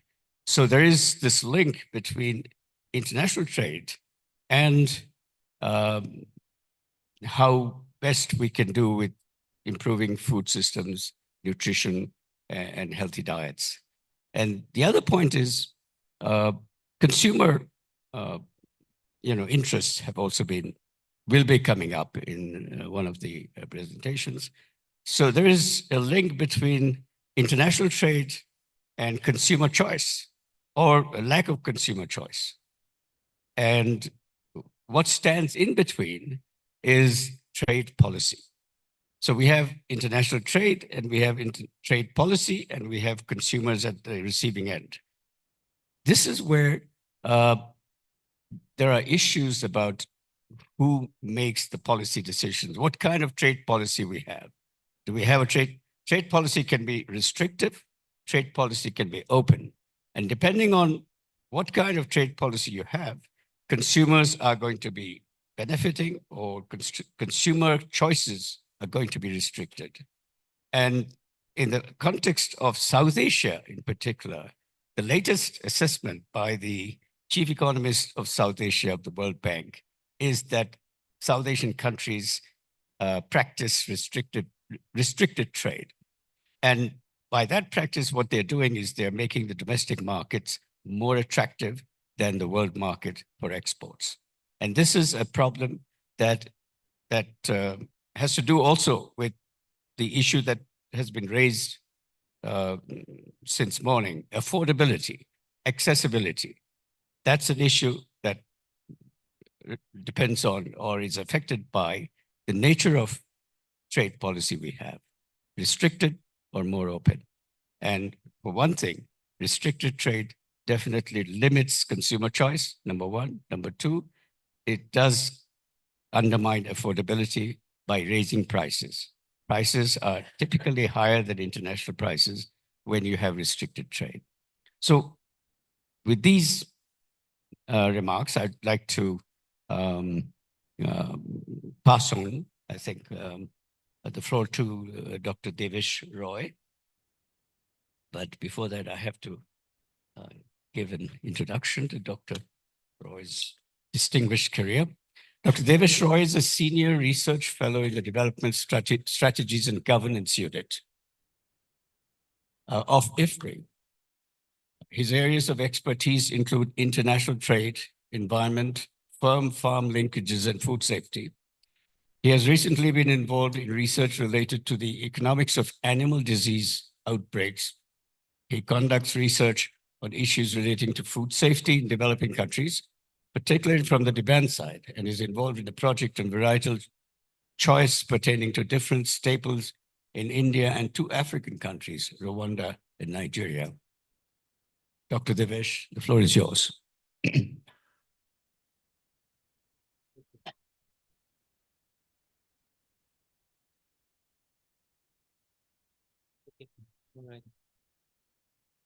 And according to the organizers, you have 7.5 minutes for presentation. Yeah, that was a Thank bit of you. a shock, but yeah, it's okay. So this, you know, you read the title. I mean, I'm trying to say like, yeah, no, I tend to be like a president and say that read my lips. What we are saying here is trade, consumer choices, and food safety. I've never used the term international trade, right? Trade is everywhere. Trade is like pop everywhere. So now, if you see this, so the idea is that, you know, let's start, you know,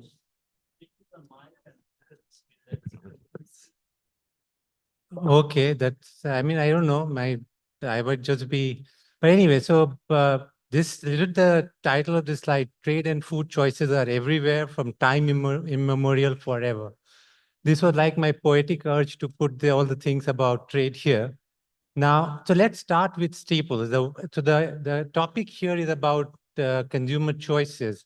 So all the time in human history, human civilization rather, you know, trade has been the factor behind the choices that consumers make. So let's start with staples. So all the staples that people eat, be it wheat, rice, they have originated somewhere else, but they are now consumed. Like wheat originated in Middle East, but you eat it here, you eat it in India. Now, that's the story. Now, you can think about rice. It's stated in South Asia and Southeast Asia, and then it spread to the world. Now, even the sugar, which, you know, a lot of people you have been worried about with all the nutrition, it's one of the most traded commodities, and those with empty calories. Now, this is Derek Barley's picture, and there is something written here. He used to call it the world's most hated crop, which is now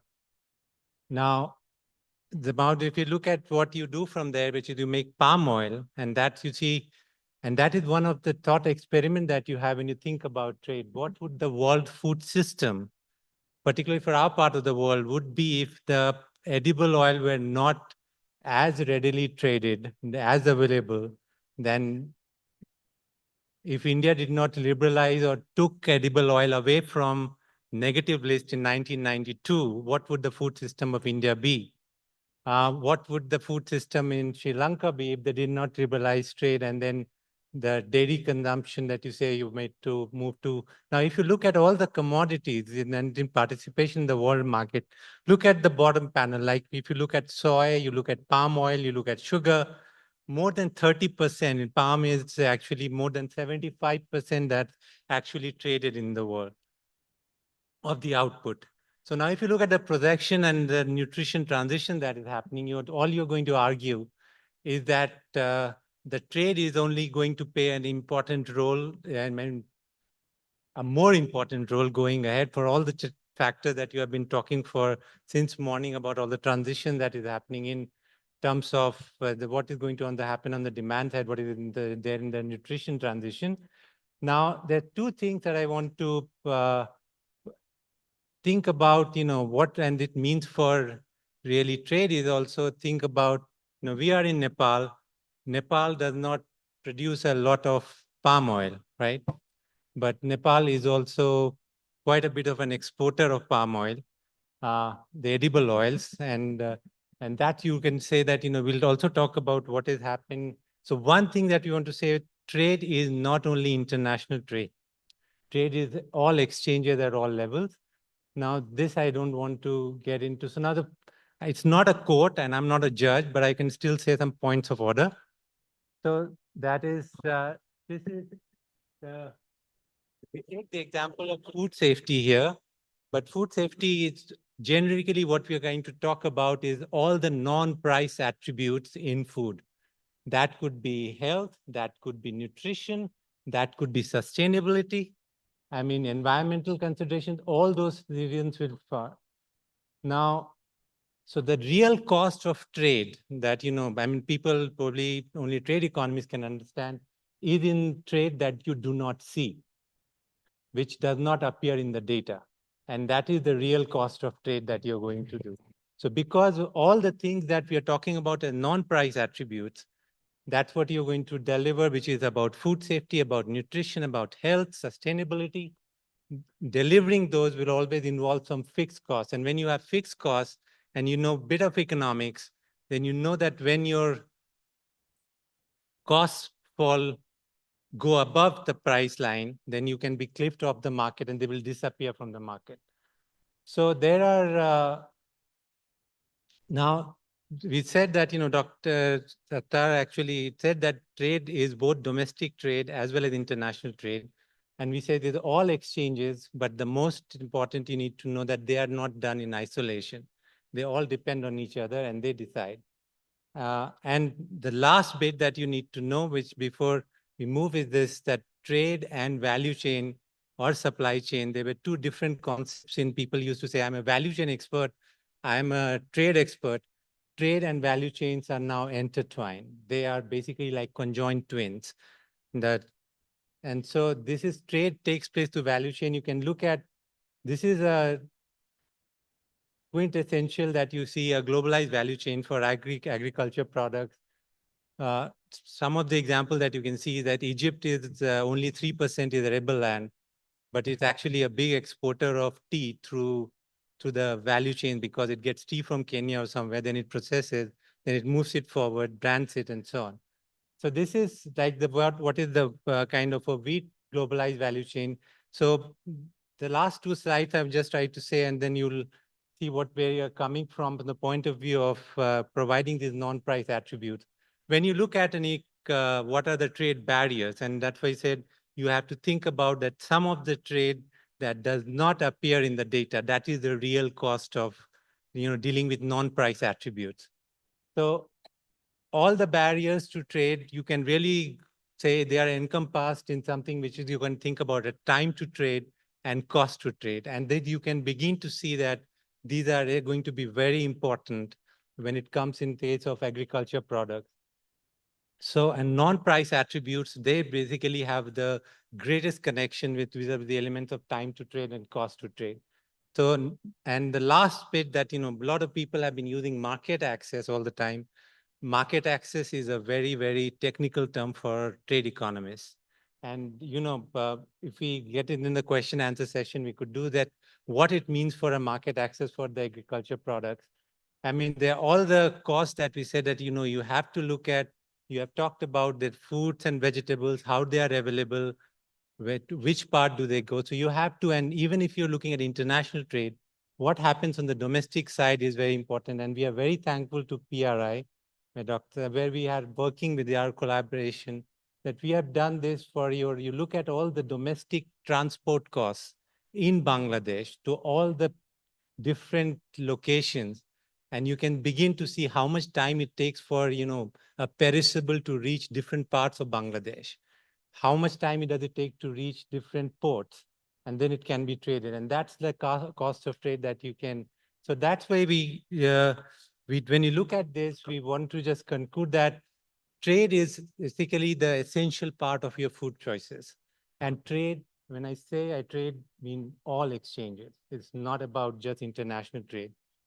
Trade is both a determinant, as is determined by all non-price attributes, which includes your food safety, quality, health attributes.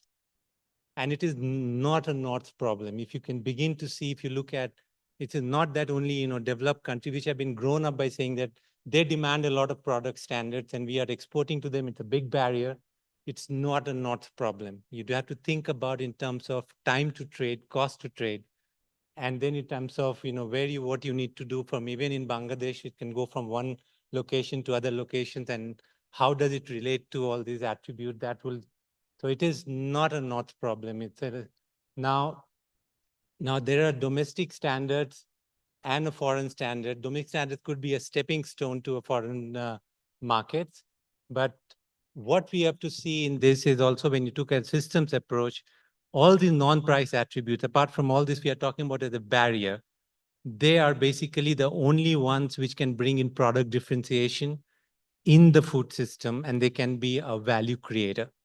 Because if you talk about that, you want to raise farmers' income, and without delivering on food safety or on quality, you can never get to raise farmers' income. You will still be talking about the same thing over and over again that we have been doing. And that's the point that I can just stop there. Yeah, thank you. Thank you. Thank you, Dr. Devish. I have the unenviable task of, keeping the time. So thanks. I think you've done it very well almost on time. And you've raised a very important point here. Trade is an essential part, as you said, of food choices. And I just wanted to make the point that from trade, the gains of trade, I think, will further improve food choices, health, and nutrition. But it depends on trade policy. If the trade policy is too restrictive, your choices are going to get restricted. So the gains of trade is good for food systems, but if the policy is right, then you get greater benefits than if the policy is not right. That means more restrictive policies will undermine the benefits of trade for food systems. I think, we agree on some basic points, but I'm just extending it further. Thank you, Dr. Devish. We now have another very distinguished presenter, Dr. Arpita Mukherjee, Professor IFPRI.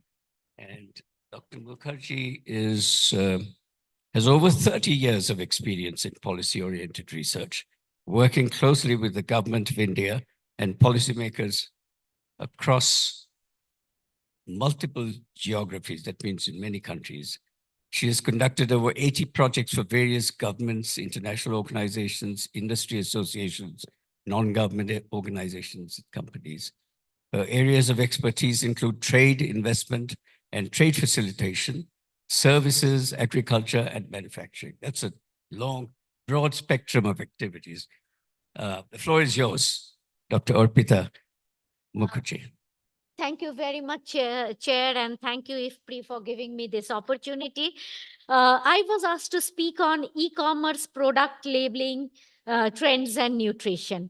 So basically, if I look into where India stands in terms of agri-food production and exports, my presentation largely focuses on India, but you will see the examples of India in many of the South Asian countries that we look around.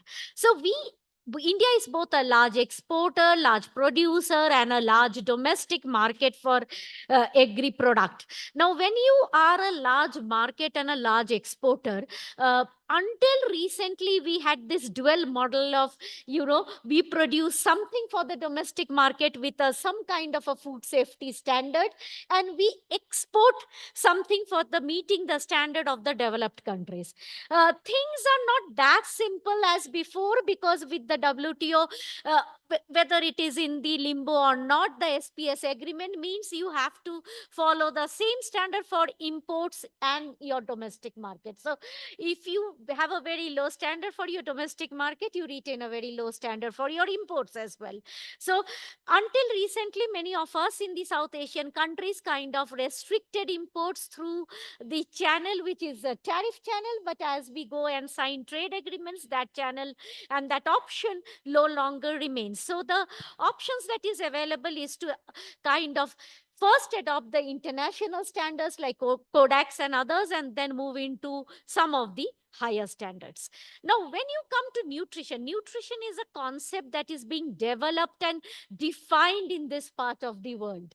First by the WHO, which comes out with the definition defining food into different categories of food high in salt, fat, sugar, and then ultra processed food and essential. Now, this definition has still been questioned. More recently, India's has come out with ICMR and IN has come out with a diet guideline where it has defined HSF as food.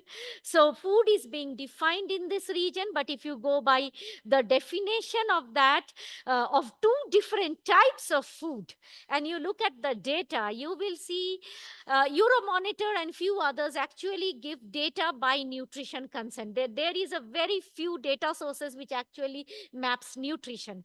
Now, if you map nutrition and food, some you need to eat, and the other, the chips, biscuits, and the sugar juices, etc. of the world, called the ultra processed food, you would see the market of both rising, maybe ultra processed rising. But if you go deeper into the report that we did with WHO, which is available online, you will see within ultra processed food categories there are changes. When you talk about lot of sugary drink is not really the highest growing.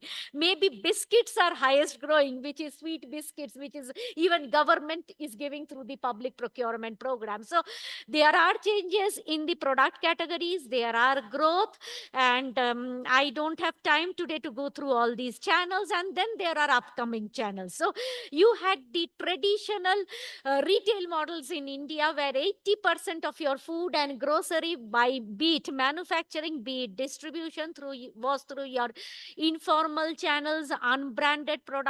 That is being replaced by the branded product through formal channels.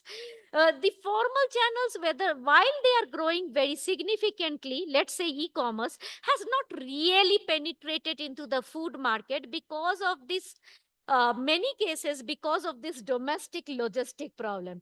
And sometimes your local players are very strong. You can just make a phone call in Delhi and get your fruits and vegetables delivered. You don't need a e-commerce company. It will come much faster. So what you do is that e-commerce are trying more into entering into food segments that are non-traditional, like ready to eat and others. So if you look at more deeper into the e-commerce data, they have succeeded in some areas, they have not so succeeded. Like chocolates, they haven't succeeded because they haven't been able to really maintain that temperature control in India.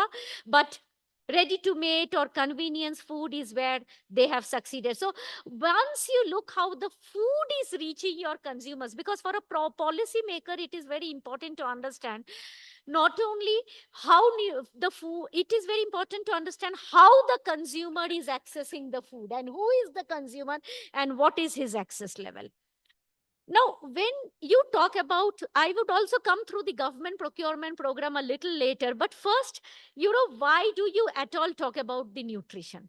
Until recently, India was like, a country talking about malnutrition.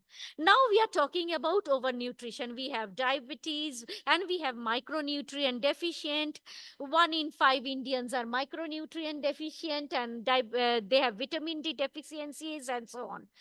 Now, while the domestic market is suffering a lot, and maybe many of us went for a blood test after COVID and realized that we had many deficiencies which we did not even know of, there is a huge rejection of products from this region into the developed country market. If you look at the trade between India and EU, US, and look at the share of India's export vis-a-vis China, the share of our rejections are much higher. So therefore, one is that are we really putting in the right effort in terms of from the field into the packaging, into the processing, to the end product? So that's the question that we are thinking. And here there is a big problem in a case like India, because agriculture is somebody's domain. There is a Ministry of Food Processing, which is another domain. And then there is a Ministry of Health, which is another domain. And not to mention fertilizer under the Ministry of Chemical, which is a totally different ballgame altogether and rules over everybody else in terms of budget.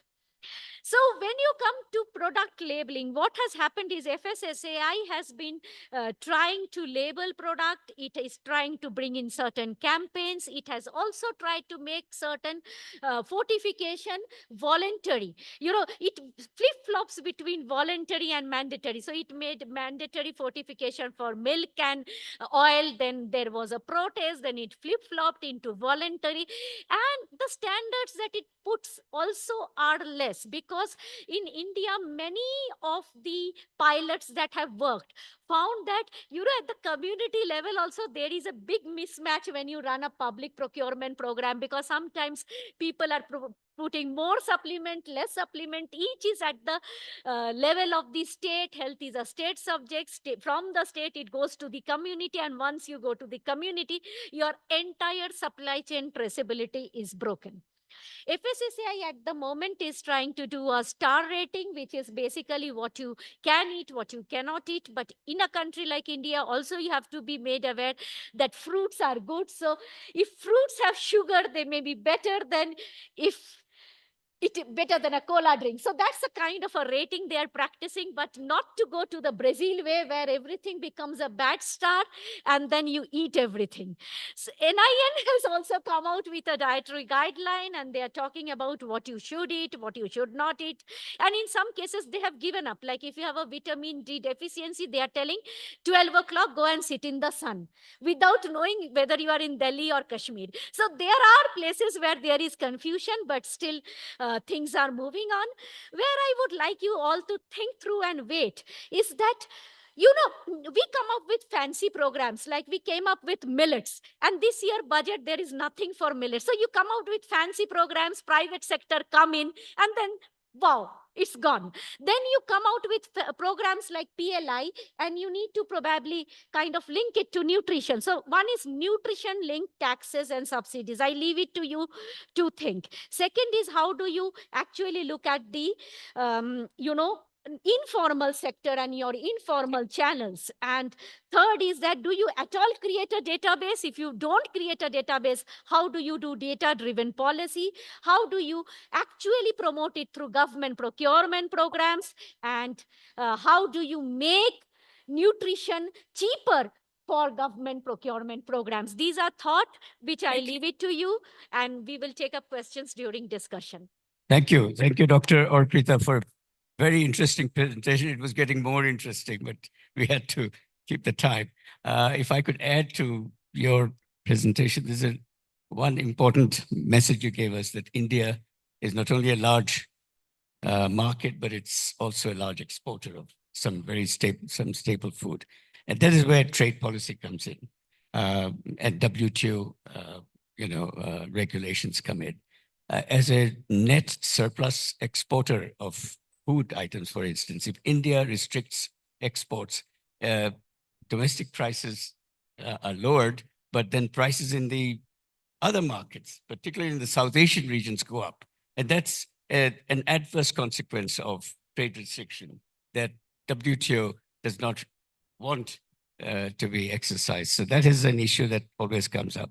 But you also brought in consumers and the desirability issue. Consumers are looking for more desirable food, and that is where your regulations come in. And but trade, again, more restricted you have, the more restrictive is trade, consumer well-being is affected.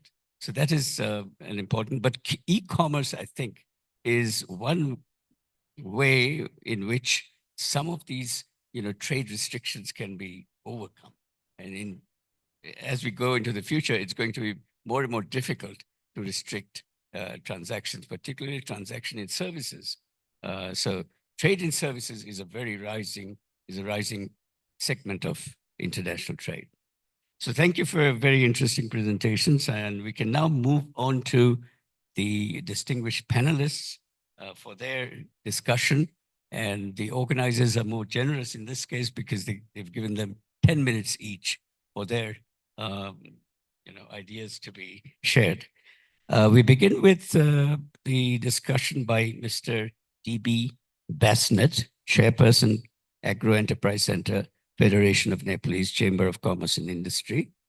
And Mr. Basnet is, just as I mentioned, Chairperson of the Agro Enterprise Center and also a member of the Nepalese Chamber of Commerce and Industry. Private sector, which is a private sector apex body, and he has been holding this position since 2023. Mr. Basnet has a distinguished career as a businessman. He has 40 years experience in marketing allopathic medicine. That's a good one. He has held key roles, including chairperson of AEC, executive committee, member of FNCCI, and so on. Furthermore, he has represented Nepal in various international forums and conferences. He's representing several national committees and boards, contributing significantly to agricultural development in Nepal. Mr. Basnet will be speaking in Nepalese, and we have a gentleman who's going to translate the key points of his presentation. Thank you. Thank you, Chairman.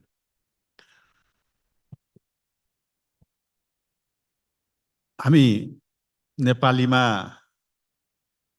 अलि सजिलो हो मलाई बोल्नलाई, इङ्ग्लिसमा भन्दा अझ सजिलो हुन्छ। त्यो भएको हुनाले मैले पर्मिसन मागे। सायद बहुमत यहाँ उपस्थित नेपाली बुझ्ने पनि हुनुहुन्छ होला र मलाई यो नेपालीलाई हाम्रा अतिथिहरूको लागि चाहिँ इङ्ग्लिसबाट ट्रान्सलेट गरेर हाम्रो कृषि उद्यम केन्द्रका पूर्व प्रमुख कार्यकारी अधिकृत हुनुहुन्छ डाक्टर देव भक्त साके सरले मलाई अलिकति सहयोग गरिदिनका लागि मैले अनुरोध गरेँ।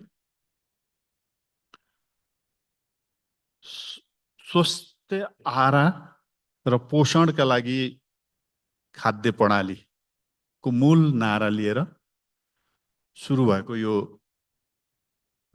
कार्यक्रम नीतिगत रूपमा खाद्य प्रणालीलाई नीतिगत रूपमा अब विश्वमा कुन ठाउँमा पुर्याउनु पर्छ र विशेष गरी यो दक्षिण एसियामा हामी यो खाद्य प्रणालीको कुन अवस्थामा छौं भन्ने सम्बन्धमा छलफलका लागि हामी यहाँ उपस्थितमा छौं।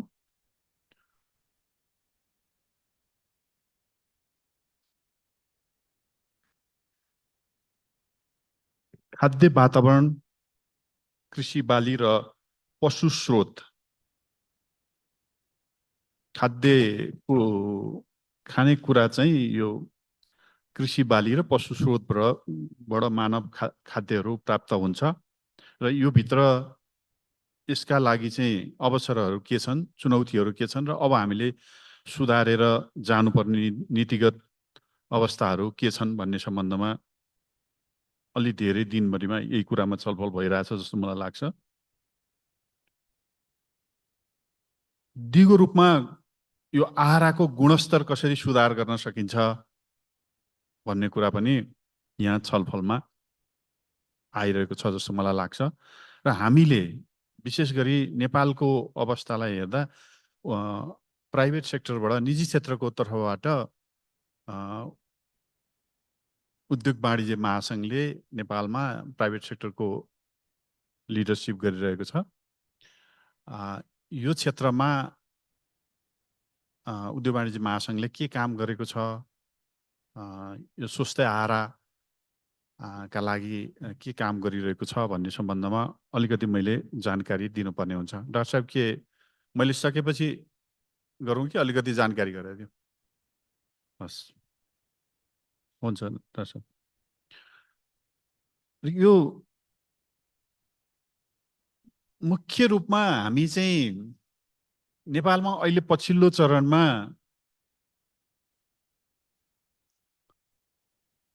यो खाद्य सुरक्षाको लागि विशेष गरी स्टोरेजहरू, ढुवानीहरू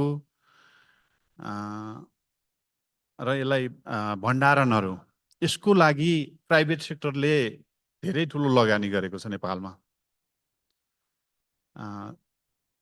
झन्डै ठुला खालका 100 वटा भन्दा बढी कोल्ड स्टोरहरू नेपालमा अहिले निर्माण भएको छन् र झन्डै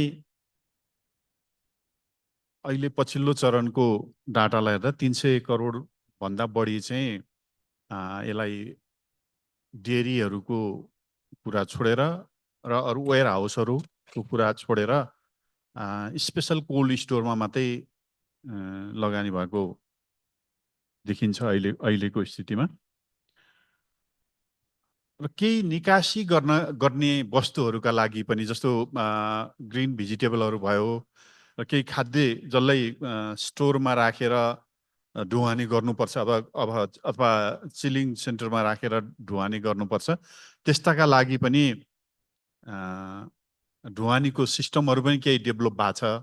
ग्रिन भेजिटेबलहरू र विशेष गरी दुग्ध पदार्थहरूको ओसार पसारमा पनि केही लगानीहरू चाहिँ प्राइभेट सेक्टरबाट भएको छ र सरकारी तौरबाट पनि अहिले केही बोर्डर एरिया, भन्सार एरियाहरूमा र यो त्रिभुवन अन्तर्राष्ट्रिय विमानस्थलमा पनि कोल्ड स्टोरको व्यवस्था गरिदिएको छ। बाहिर चाहिँ पठाउने ग्रिन भेजिटेबलको लागि त्यहाँ चाहिँ कोल्ड स्टोरमा राखेर लैजान पाउने व्यवस्था गरे हुनाले नेपाली उद्योगी व्यवसायीहरूले अहिलेको बिस्तारै अहिलेको कन्टेक्स्टमा चाहिँ सुरक्षित भण्डारण र सुरक्षित निकासीका लागि अलिकति व्यवस्था गर्दै गएको देखिन्छ। विगतको दिनमा हामी धेरै कुरा चाहिँ नेपाली केरामा चाहिँ केमिकलहरू राखेर केरालाई पकाउँछ र त्यो केरा चाहिँ खाने लायक छैन भन्ने जुन प्रचार प्रसार हुन्थ्यो, नेपालमै अहिले हुने यहाँ हुने साथीहरूले पनि कति हेर्नु भएको छ, अहिले प्रायःजसो ठुलो तरकारी बजारहरूमा केरा पकाउने त्यो स्टोर, कोल्ड स्टोरहरूको व्यवस्था चाहिँ अहिले बिस्तारो हुँदै गएको छ। धेरै ठाउँमा व्यवस्था भइसक्यो अहिले। त्यसलाई सरकारले पनि अलिकति त्यसलाई अनुगमनको सिस्टमलाई अलिकति टाइट गरेको छ र अहिले चाहिँ धेरै कम आउँछ होला त्यो केरा चाहिँ केमिकल राखेर पकाउने चाहिँ। अब तरकारी बजारहरूमा आउने प्रायःजसो त्यो स्टोरहरूमै व्यवस्थित आधुनिक तरिकाले नै पकाएको केराहरू आउँछ। त्यसै गरी अहिले बिस्तारै यो पेस्टिसाइड फ्री गर्ने अथवा पेस्टिसाइड नभएको खालको खाद्यको लागि पनि बोर्डर एरियामा सरकारले त्यसको व्यवस्था गरेको छ। जस्तो कालीमाटी तरकारी बजारमा पनि त्यो चाहिँ व्यवस्था चाहिँ गरेको छ, त्यसको चेकिङको व्यवस्था। मल्की डाक्टर साहब अलिकति ट्रान्सलेटमा। Hello, I'm DB Sakya. Actually, I'm trying to help him explain that to chairperson who is non-Nepali speaking. So actually what he is talking about is that Nepal mostly focused on crop and livestock-based food. And there are challenges and opportunities, and lots of, we discussed this whole day and that aspects, as well as in the improvement of quality of foods.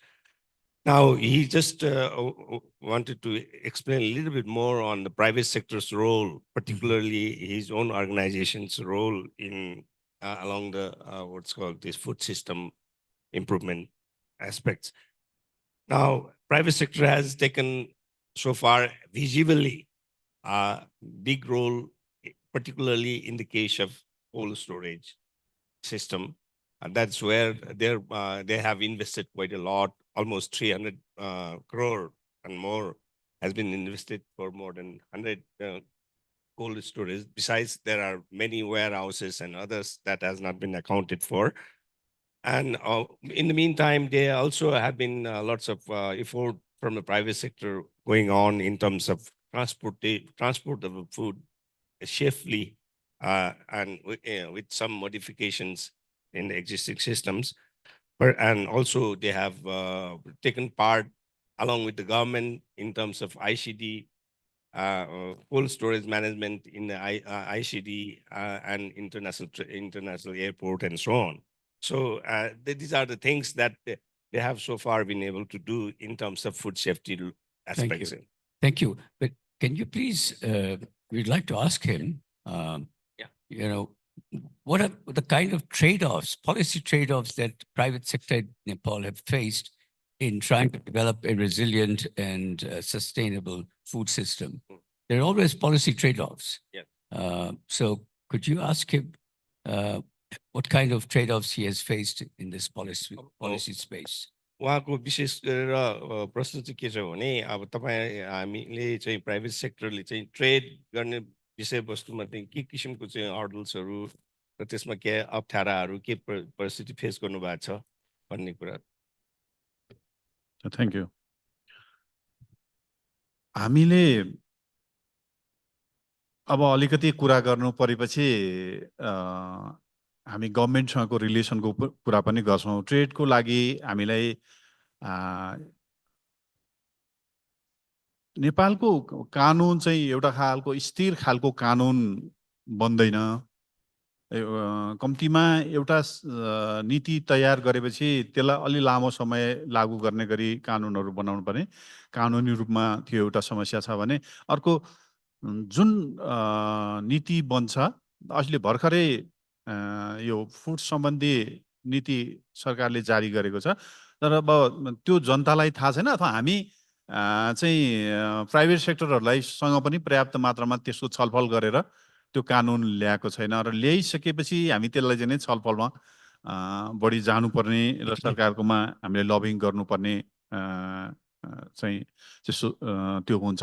र अब यो ट्रेडको लागि transportation र यो प्रदेश सरकारहरूको विभिन्न सिस्टमहरू भएको हुनाले local transportation र केही निकासी पैठारीमा पनि local ट्रान्सपोर्टेसनहरूमा समस्या हुने, लोकल ट्याक्सहरू लिने त्यो कामहरू पनि त्यसमा समस्याहरू देखिएको छ भने सरकारले नीतिगत त्यो ट्याक्स सिस्टमलाई पनि एग्रिकल्चर सेक्टरमा ट्याक्स लाग्दैन चाहिँ भनेको छ. एग्रिकल्चरमा ट्याक्स लाग्दैन भन्छ. अब तर डेरीमा दुधमा ट्याक्स लाग्दैन. अब बाई प्रडक्ट बनाएपछि ट्याक्स लगाइदिन्छ. घिउमा ट्याक्स लाग्छ, आइसक्रिममा ट्याक्स लाग्छ, उसमा ट्याक्स. यो चाहिँ पोलिसीमा केही समस्याहरू चाहिँ अलिकति छ भने अब जो कोल्ड स्टोर भनौँ अथवा यो खाद्य सामग्रीहरूको स्टोर गर्नेका लागि पनि नेपाली सुविधाहरू जुन खालको सब्सिडी दिनु पर्थ्यो नजिकै हुने अरू देशहरूले जुन खालको सुविधा दिन्छ त्यो खालको सुविधा चाहिँ नेपालमा छैन. हामी भर्खरै 1 महिना अगाडि भारतको गुलाबबाद बागमा गएर मकै खेतीको सम्बन्धमा हेऱ्यौँ. त्यहाँ अब सरकारले दिने चाहिँ सुविधा जसरी दिया छ त्यसको दाँजोमा नेपालमा चाहिँ त्यस्तो खालको सुविधाहरू छैन र फ्रिक्वेन्टली पोलिसीहरू फेरि चेन्ज भइरहन्छ. स्थिर खालको केही समयको लागि पोलिसीहरू चाहिँ रहने गरी आउनुपर्छ भन्ने हाम्रो कुरा छ. Now, his major concern, private sector's concern, is that the government changes frequently and its policies. There are the policies in place, but they are what's called very much unstable and not fully implemented. And there is a certain inconsistency in all aspects. And he was quoting that recently government of Nepal has promulgated new Food Safety Act, but public sector is private sector is yet to be aware, so that they could streamline and smoothly operate the whole business.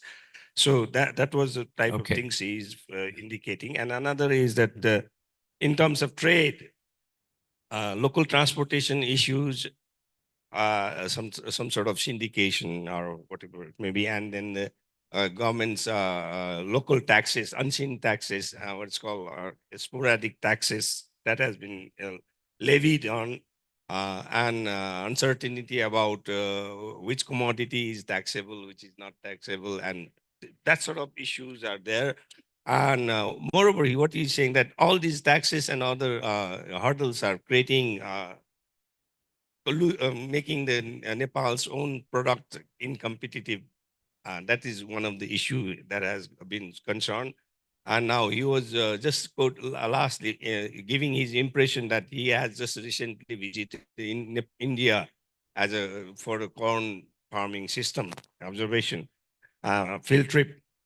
And he's saying that the way subsidies given to the corn farmers and corn traders and others looks impressive. And if similar situation is not given in Nepal, how can Nepal be competitive? Thank you. Thank you. Thank you. म अब अन्त्यमा एउटा मात्रै कुरा गरेर सक्छु यो नीति बन्ने बेलामा अहिलेका बच्चाहरूमा आएको यो परिवर्तनलाई पनि के गरी हामी यो विश्वले चासो दिनुपर्ने गरी के गरी यसलाई परिवर्तन गराउन सकिन्छ होला बच्चाहरूको मोबाइल खोलेर नबजाइदिकन खाना नखाने अनि अब घरमा पाकेको खाना भन्दा बाहिरको खानामा बढी बच्चाहरू रुचाउने त्यसको लागि पनि हामीले अहिलेको अवस्थामा अब केही न केही छलफल गर्नुपर्ने सोचाइ गर्नुपर्ने र नीतिगत व्यवस्था अथवा यसलाई चाहिँ के गर्न सकिन्छ त्यतातिर पनि हाम्रो छलफलको विषय हुनुपर्छ भन्ने मेरो सुझाव राख्छु धन्यवाद Thank you very much. Lastly, what he was trying to say is that now we all discuss all these aspects, and throughout the day we have many things has emerged. Now, what he is particularly saying is that mindsets of children's habit needs to be improved. How can we what's called bring them in track so that they will be eating right foods or safe foods? Because now their tendency is that they are carried away with lots of things. He was giving example that they are not, children are not eating anything unless they see work on mobiles and they go for something ultra processed foods or any junk foods, let's say. So how best we can share their what's called system, and what policy needs to be outlined so that they could be brought into track. Thank you. Thank you. I think we got a very good idea of what the private sector is looking for in the policy space. Thank you very much. Now, may I invite applause for Mr. Bastian. Thank you for the private sector.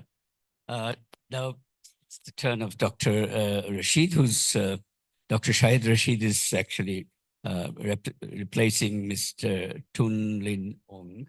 And I don't need to reintroduce you. I've already introduced you, so I'll save time. So you may take the rostrum, or you can speak from here if you like.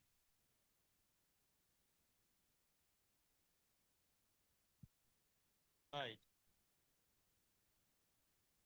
Late afternoon sessions are always very difficult. Good thing we had a coffee break, but still I see that you are up. Some of you, your digital devices, working on it. But I thought this is an exciting presentation session. Thank you, Dr. Mukherjee. Thank you, Devesh. highlighting some of those points. And when you look at those points, they are not essentially outliers. They did not come out prominently. If you think about the conceptual framework that is presented, all those elements that we are talking about are there. By the way, I'm not replacing, I'm trying to substitute him. Sorry. He couldn't make it because of the right expression is- crisis, yeah? So let me try to go back to some of the point I was making in the morning, because my morning welcome remark was cut short from 10 minutes to 2 minutes because the minister did not have time. He had to leave. So I used a term called growth with nourishment. Why did I use it? If you think of development theories in the last 60, 70 years, we have heard about it all. We have heard about export-led development. We had heard about import substitution. We had heard about agriculture-led development. We heard about economic growth will ensure food security. We have heard about pro-poor growth. We have heard about inclusive growth. They are all important in terms of understanding. But the point that is being reflected in this report is this. There can be pro-poor growth, meaning growth will reduce poverty. In literature, that is very obvious. That is very well documented. When a country experiences growth, poverty goes down. So the question is, does it address the issues of nutritional security? That became a big issue in the 1980s when our region was growing because of the productivity growth in agriculture. But then evidence started coming out that despite increasing agricultural productivity, nutritional status did not improve. That started a strand of research from which you see now the biofortification movement going on. Now, okay, fine, we address that and go beyond that now. So Bangladesh in 2020, year 2000, had 49% poverty. It came down to 20%. But still, if you look at the affordability of a healthy diet, it is over close to 70%. That means even though growth has been pro-poor, it has not been pro-nourishment. I think that's the way you're looking at it. Other point I'd like to reflect right now is trying to put everything together in a framework. When we say desirability, what does that mean? Dr. Menon this morning pointed out 4 focus areas. What are those? Desirability, affordability, food environment, and then accessibility and food environment. What do they mean in terms of public policy jargons? So desirability is not demand. Demand has a definition. Demand of a commodity is the willingness to buy backed by purchasing power. Desirability refers to something else, which means there is an information asymmetry. People don't have the information, what is the right food. So our job as policy analysts is to create that information so that there is awareness among the consumers so that they demand that. So that is more of an, in my mind, it's more of an information asymmetry problem. Then we talk about the accessibility. That is the income growth problem. If you have the income, right kind of income, you should be able to afford it. So that affordability can be changed through 2 ways. Way one is reducing the production cost, or reducing the marketing cost, or reducing the trade cost. How do we reduce trade costs? We have to have good investment, good infrastructure. How do we improve technology? You need to invest in science and technology. So production technology that we have used in this region, we are now realizing increasingly they had some harmful impact. Groundwater is being depleted, soil is being degraded. If that happens, food system that we have today is not going to be sustainable for the future generation. So our generation and the generations to come will have to think about how to make it sustainable. If I have one more minute, then you can Sure, give me you 1 have- minute? Okay. You have the prerogative.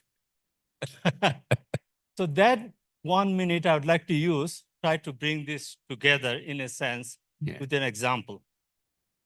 So we don't ask this question to ourselves, which is, what is price of a commodity? If you ask anyone, you'll get a number of different answers. If you ask a layman, he'll say, well, whatever I have paid, that's the price of a good. If you ask an economist, they'll confuse you to the hell.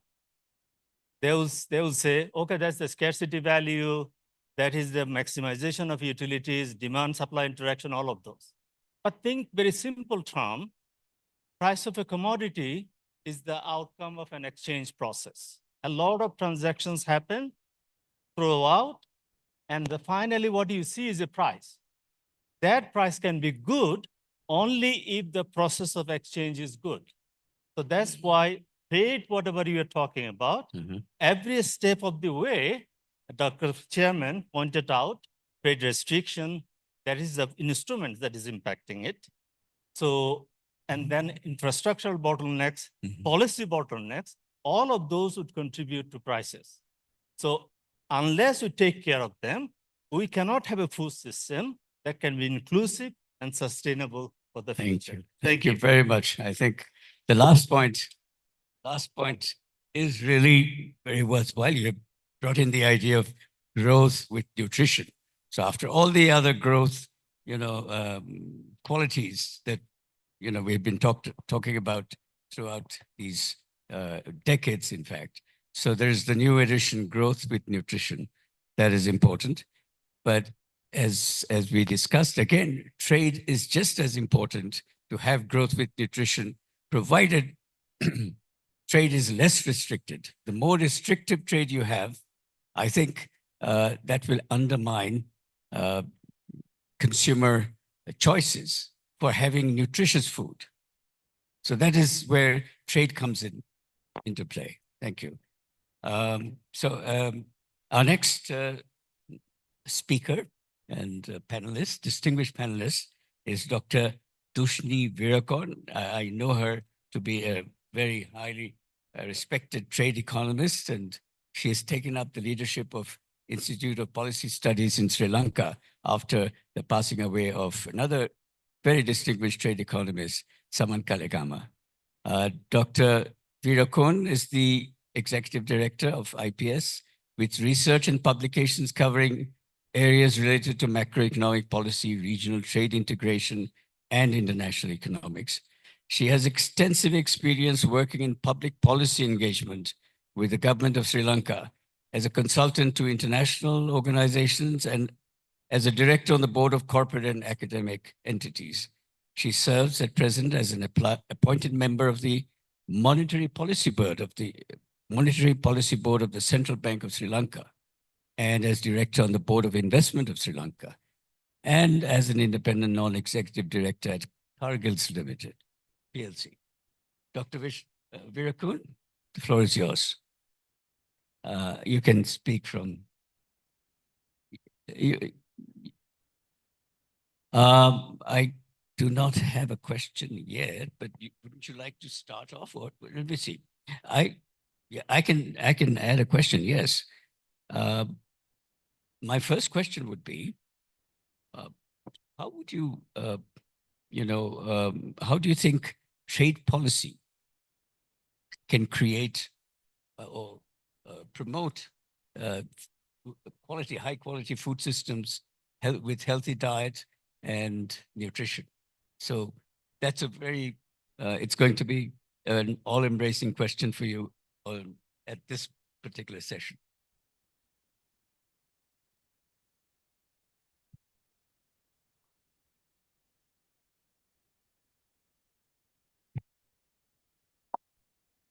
Thank you. Thank you, Chair. I'm going to look at it from the perspective of what Sri Lanka has gone through in the last 2 to 3 years. As you said, I started my research career as a trade economist, and like you, I was very much promoting the idea that we need to have more open trade integration that supports economic growth, inclusivity, and all the rest of it. But I think the economic crisis has also made me pause a little bit. If we looked at what happened, Sri Lanka is a net food importer.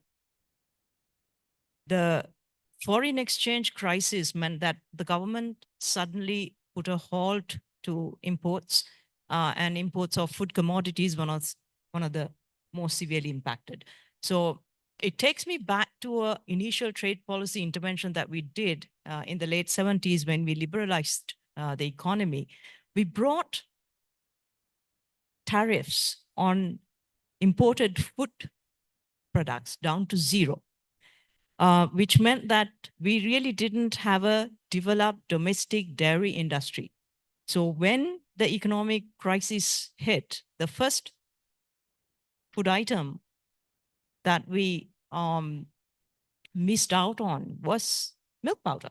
And 60% of the Sri Lankan consumers are used to milk powder. They don't like fresh milk.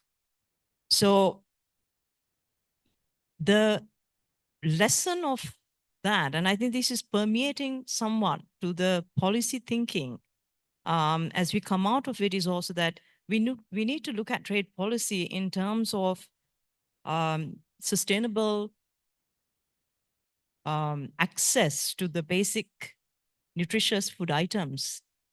But even there, I see a disconnect in our policy right now. For instance, because of the IMF engagement, and we have very stringent revenue targets to be met, certain items that were exempted from VAT had to be removed. The most critical is that now we have 18% VAT on dairy products. So we have imported milk powder imports coming at zero. A domestic dairy industry is hit with 18% VAT.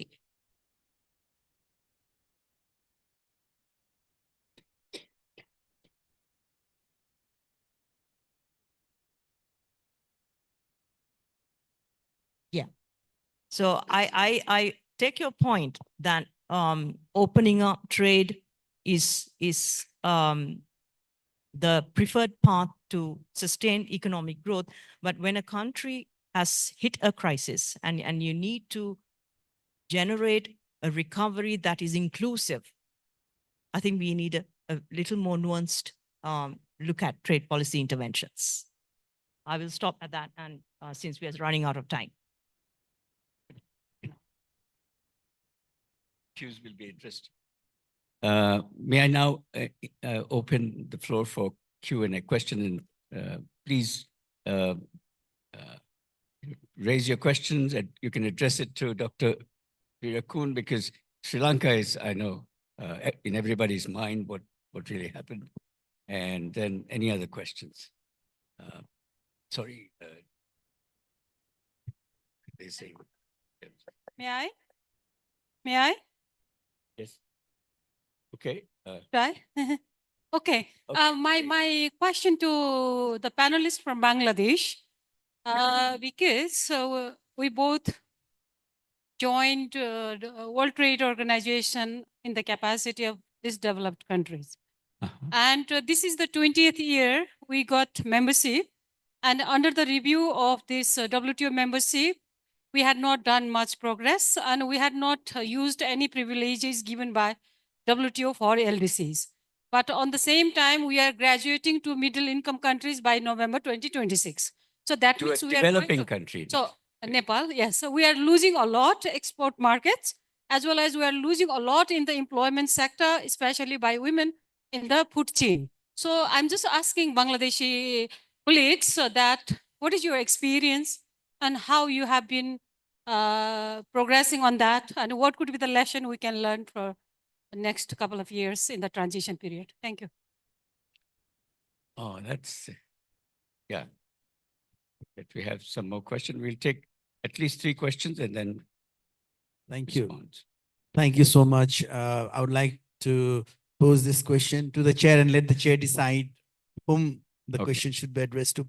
We talked a lot about trade restrictions and impacting, that might impact. You know, my question is, suppose we develop a harmonized guideline for, at least for South Asia, focusing on nutritious food. Do you think that will help? Thank you. Okay. Okay, and thank you all the panelists. This is Dr. Meeta from Bangladesh. So we have seen in the past, like a lot of trade policies are reactive. Like, okay, once we have a crisis in the country, then like we stop export or also,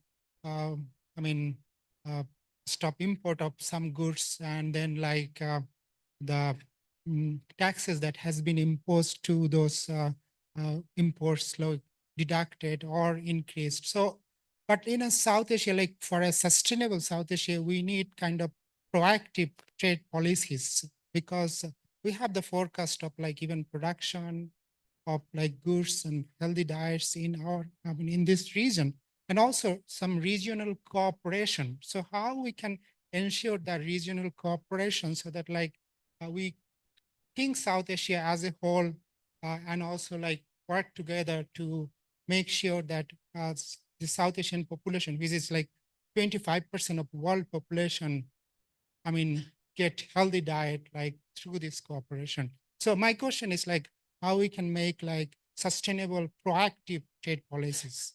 Thank you. Sustainable, proactive. Okay. Okay. My name is I think this would be the last question, so we can address. My name is Devendra Gauchan from Nepal. I think it is very interesting sessions talking about how trade helps to food choices. Actually, I think what the important issue is how to have, delivery of nutritious food through trade, how to improve trade of nutritious food across the South Asia and overall globally. I think that is most important. And I think Dr. Davis Roy already mentioned, I think non-price attributes. I think that is the biggest hindrance for, also increasing the cost of trade and time to trade.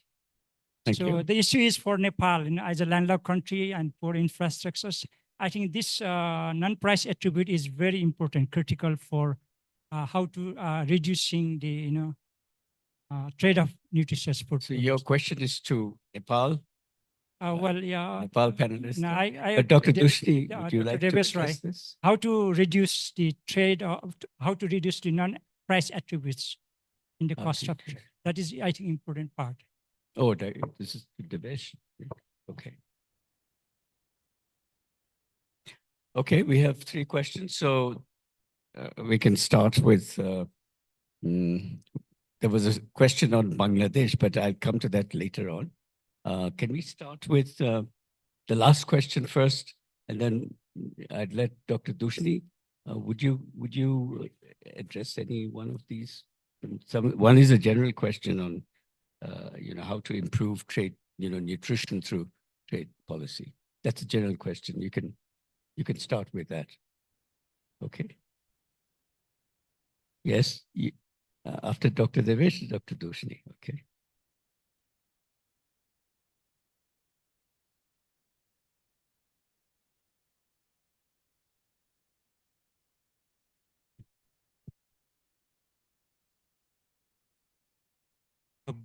No, thanks for this question. Actually, one of the things that if people could understand that, because one of the questions that I'll come to whether it, how do you get trade work for nutrition and health and so on.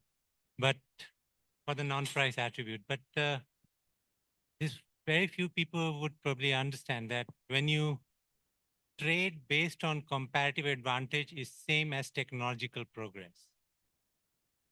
So it is, what does technological progress do? It can use, you can use your fewer inputs. You can produce things in a more economical way. That's what technology is, right?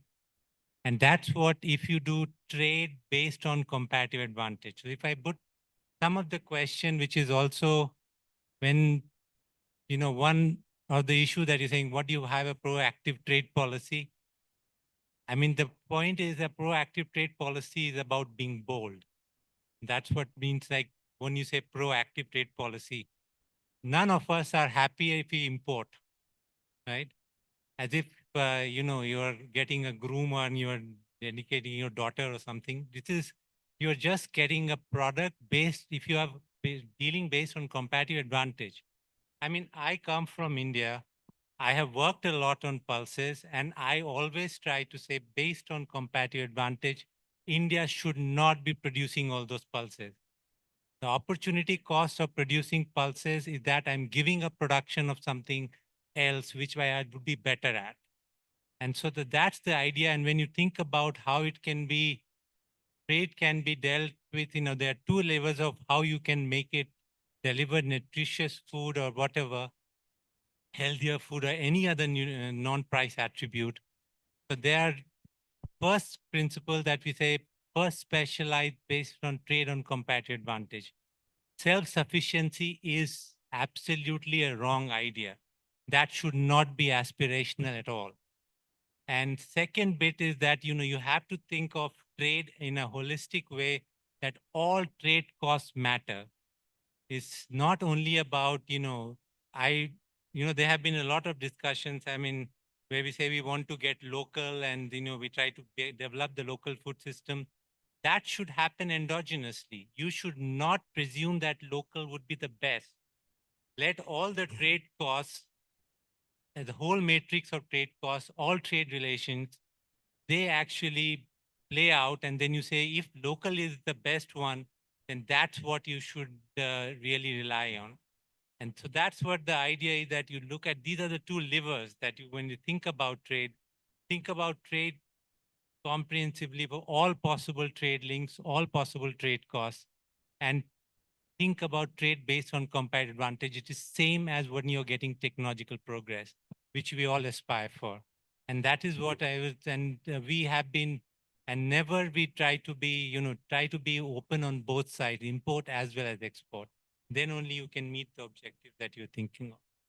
Thank you. Thank you. There was a question on the region.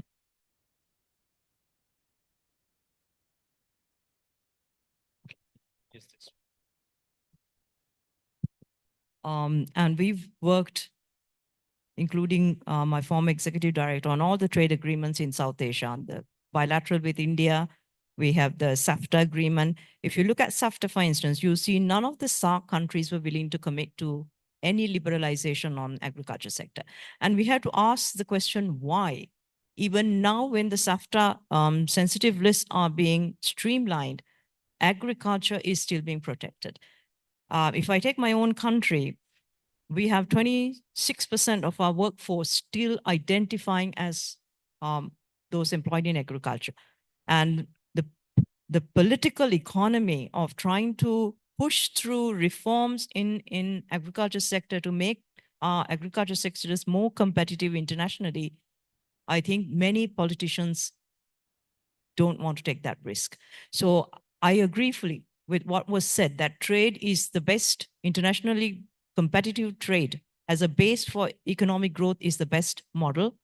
But there are political economy issues in this part of the world when it comes to agriculture that needs to be tied into food security and nutritious issues and looked at in very nuanced ways. Thank you. Thank you. I think we will take another couple of questions just to let people participate, because they have been waiting with so much patience and understanding. So May we have another 2 questions, please? Hello, namaste. I'm again standing. Actually, my question is to Dr. Rashid. My question is, actually, we started from malnutrition and then food fortification, and then food supplement and diet to stay fit or something like that, diet and nutrition clinic. You use 2 terms, food security and nutrition security. I belong to market.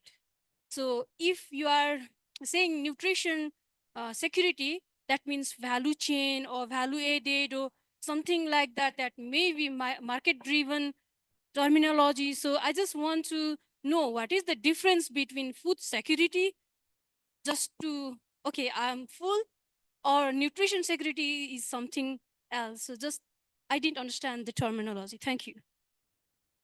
Thank you. One more question. Okay. Please introduce yourself, Doctor. Thank you very much. Thank you. I'm Ashok Dalwai from Government of India. I'm not asking a question, but I thought I will just join the issue on the trade with Dr. Devesh and Dr. Dushni, everybody else. According to me, or I think many of us feel, that food is a sensitive and strategic commodity for any country. Therefore, self-reliance becomes very critical. Take the case of India. We didn't have food enough in 1960s.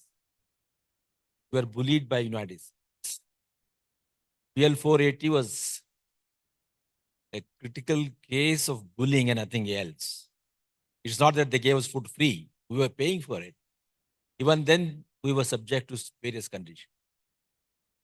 Look at now the recent situation when Russia-Ukraine war was. There's so much of dependence in international trade regarding oil seeds because there were restrictions on exports thanks to sanctions. Oil prices went up. Take the case of pulses. When you're saying that, particularly in case of pulses, Devesh, you feel that there should not be any self-reliance approach. India is the highest consumer of pulses. And it is also the highest producer of pulses. Because 47% of India's population is vegetarian. And even the so-called non-vegetarians are not non-vegetarians every day. Therefore, we can't depend on any other country. In 2016, when our pulse production went down to 16.7 million tons, Canada, Australia, we were searching for pulses. Whereas in the last 6-7 years, thanks to a new approach, we have reached 27 million tons, just 6 years. So my feeling is that when it comes for the South Asian countries, all of us are in the same boat. We should be self-reliant on most commodities. If we have a free trade, none of the South Asian countries is capable of competing with those commercial mechanized systems of agriculture, because cost of production there is much less compared to ours. So we will never be competitive. And then there is also closely related to the farmers' demands.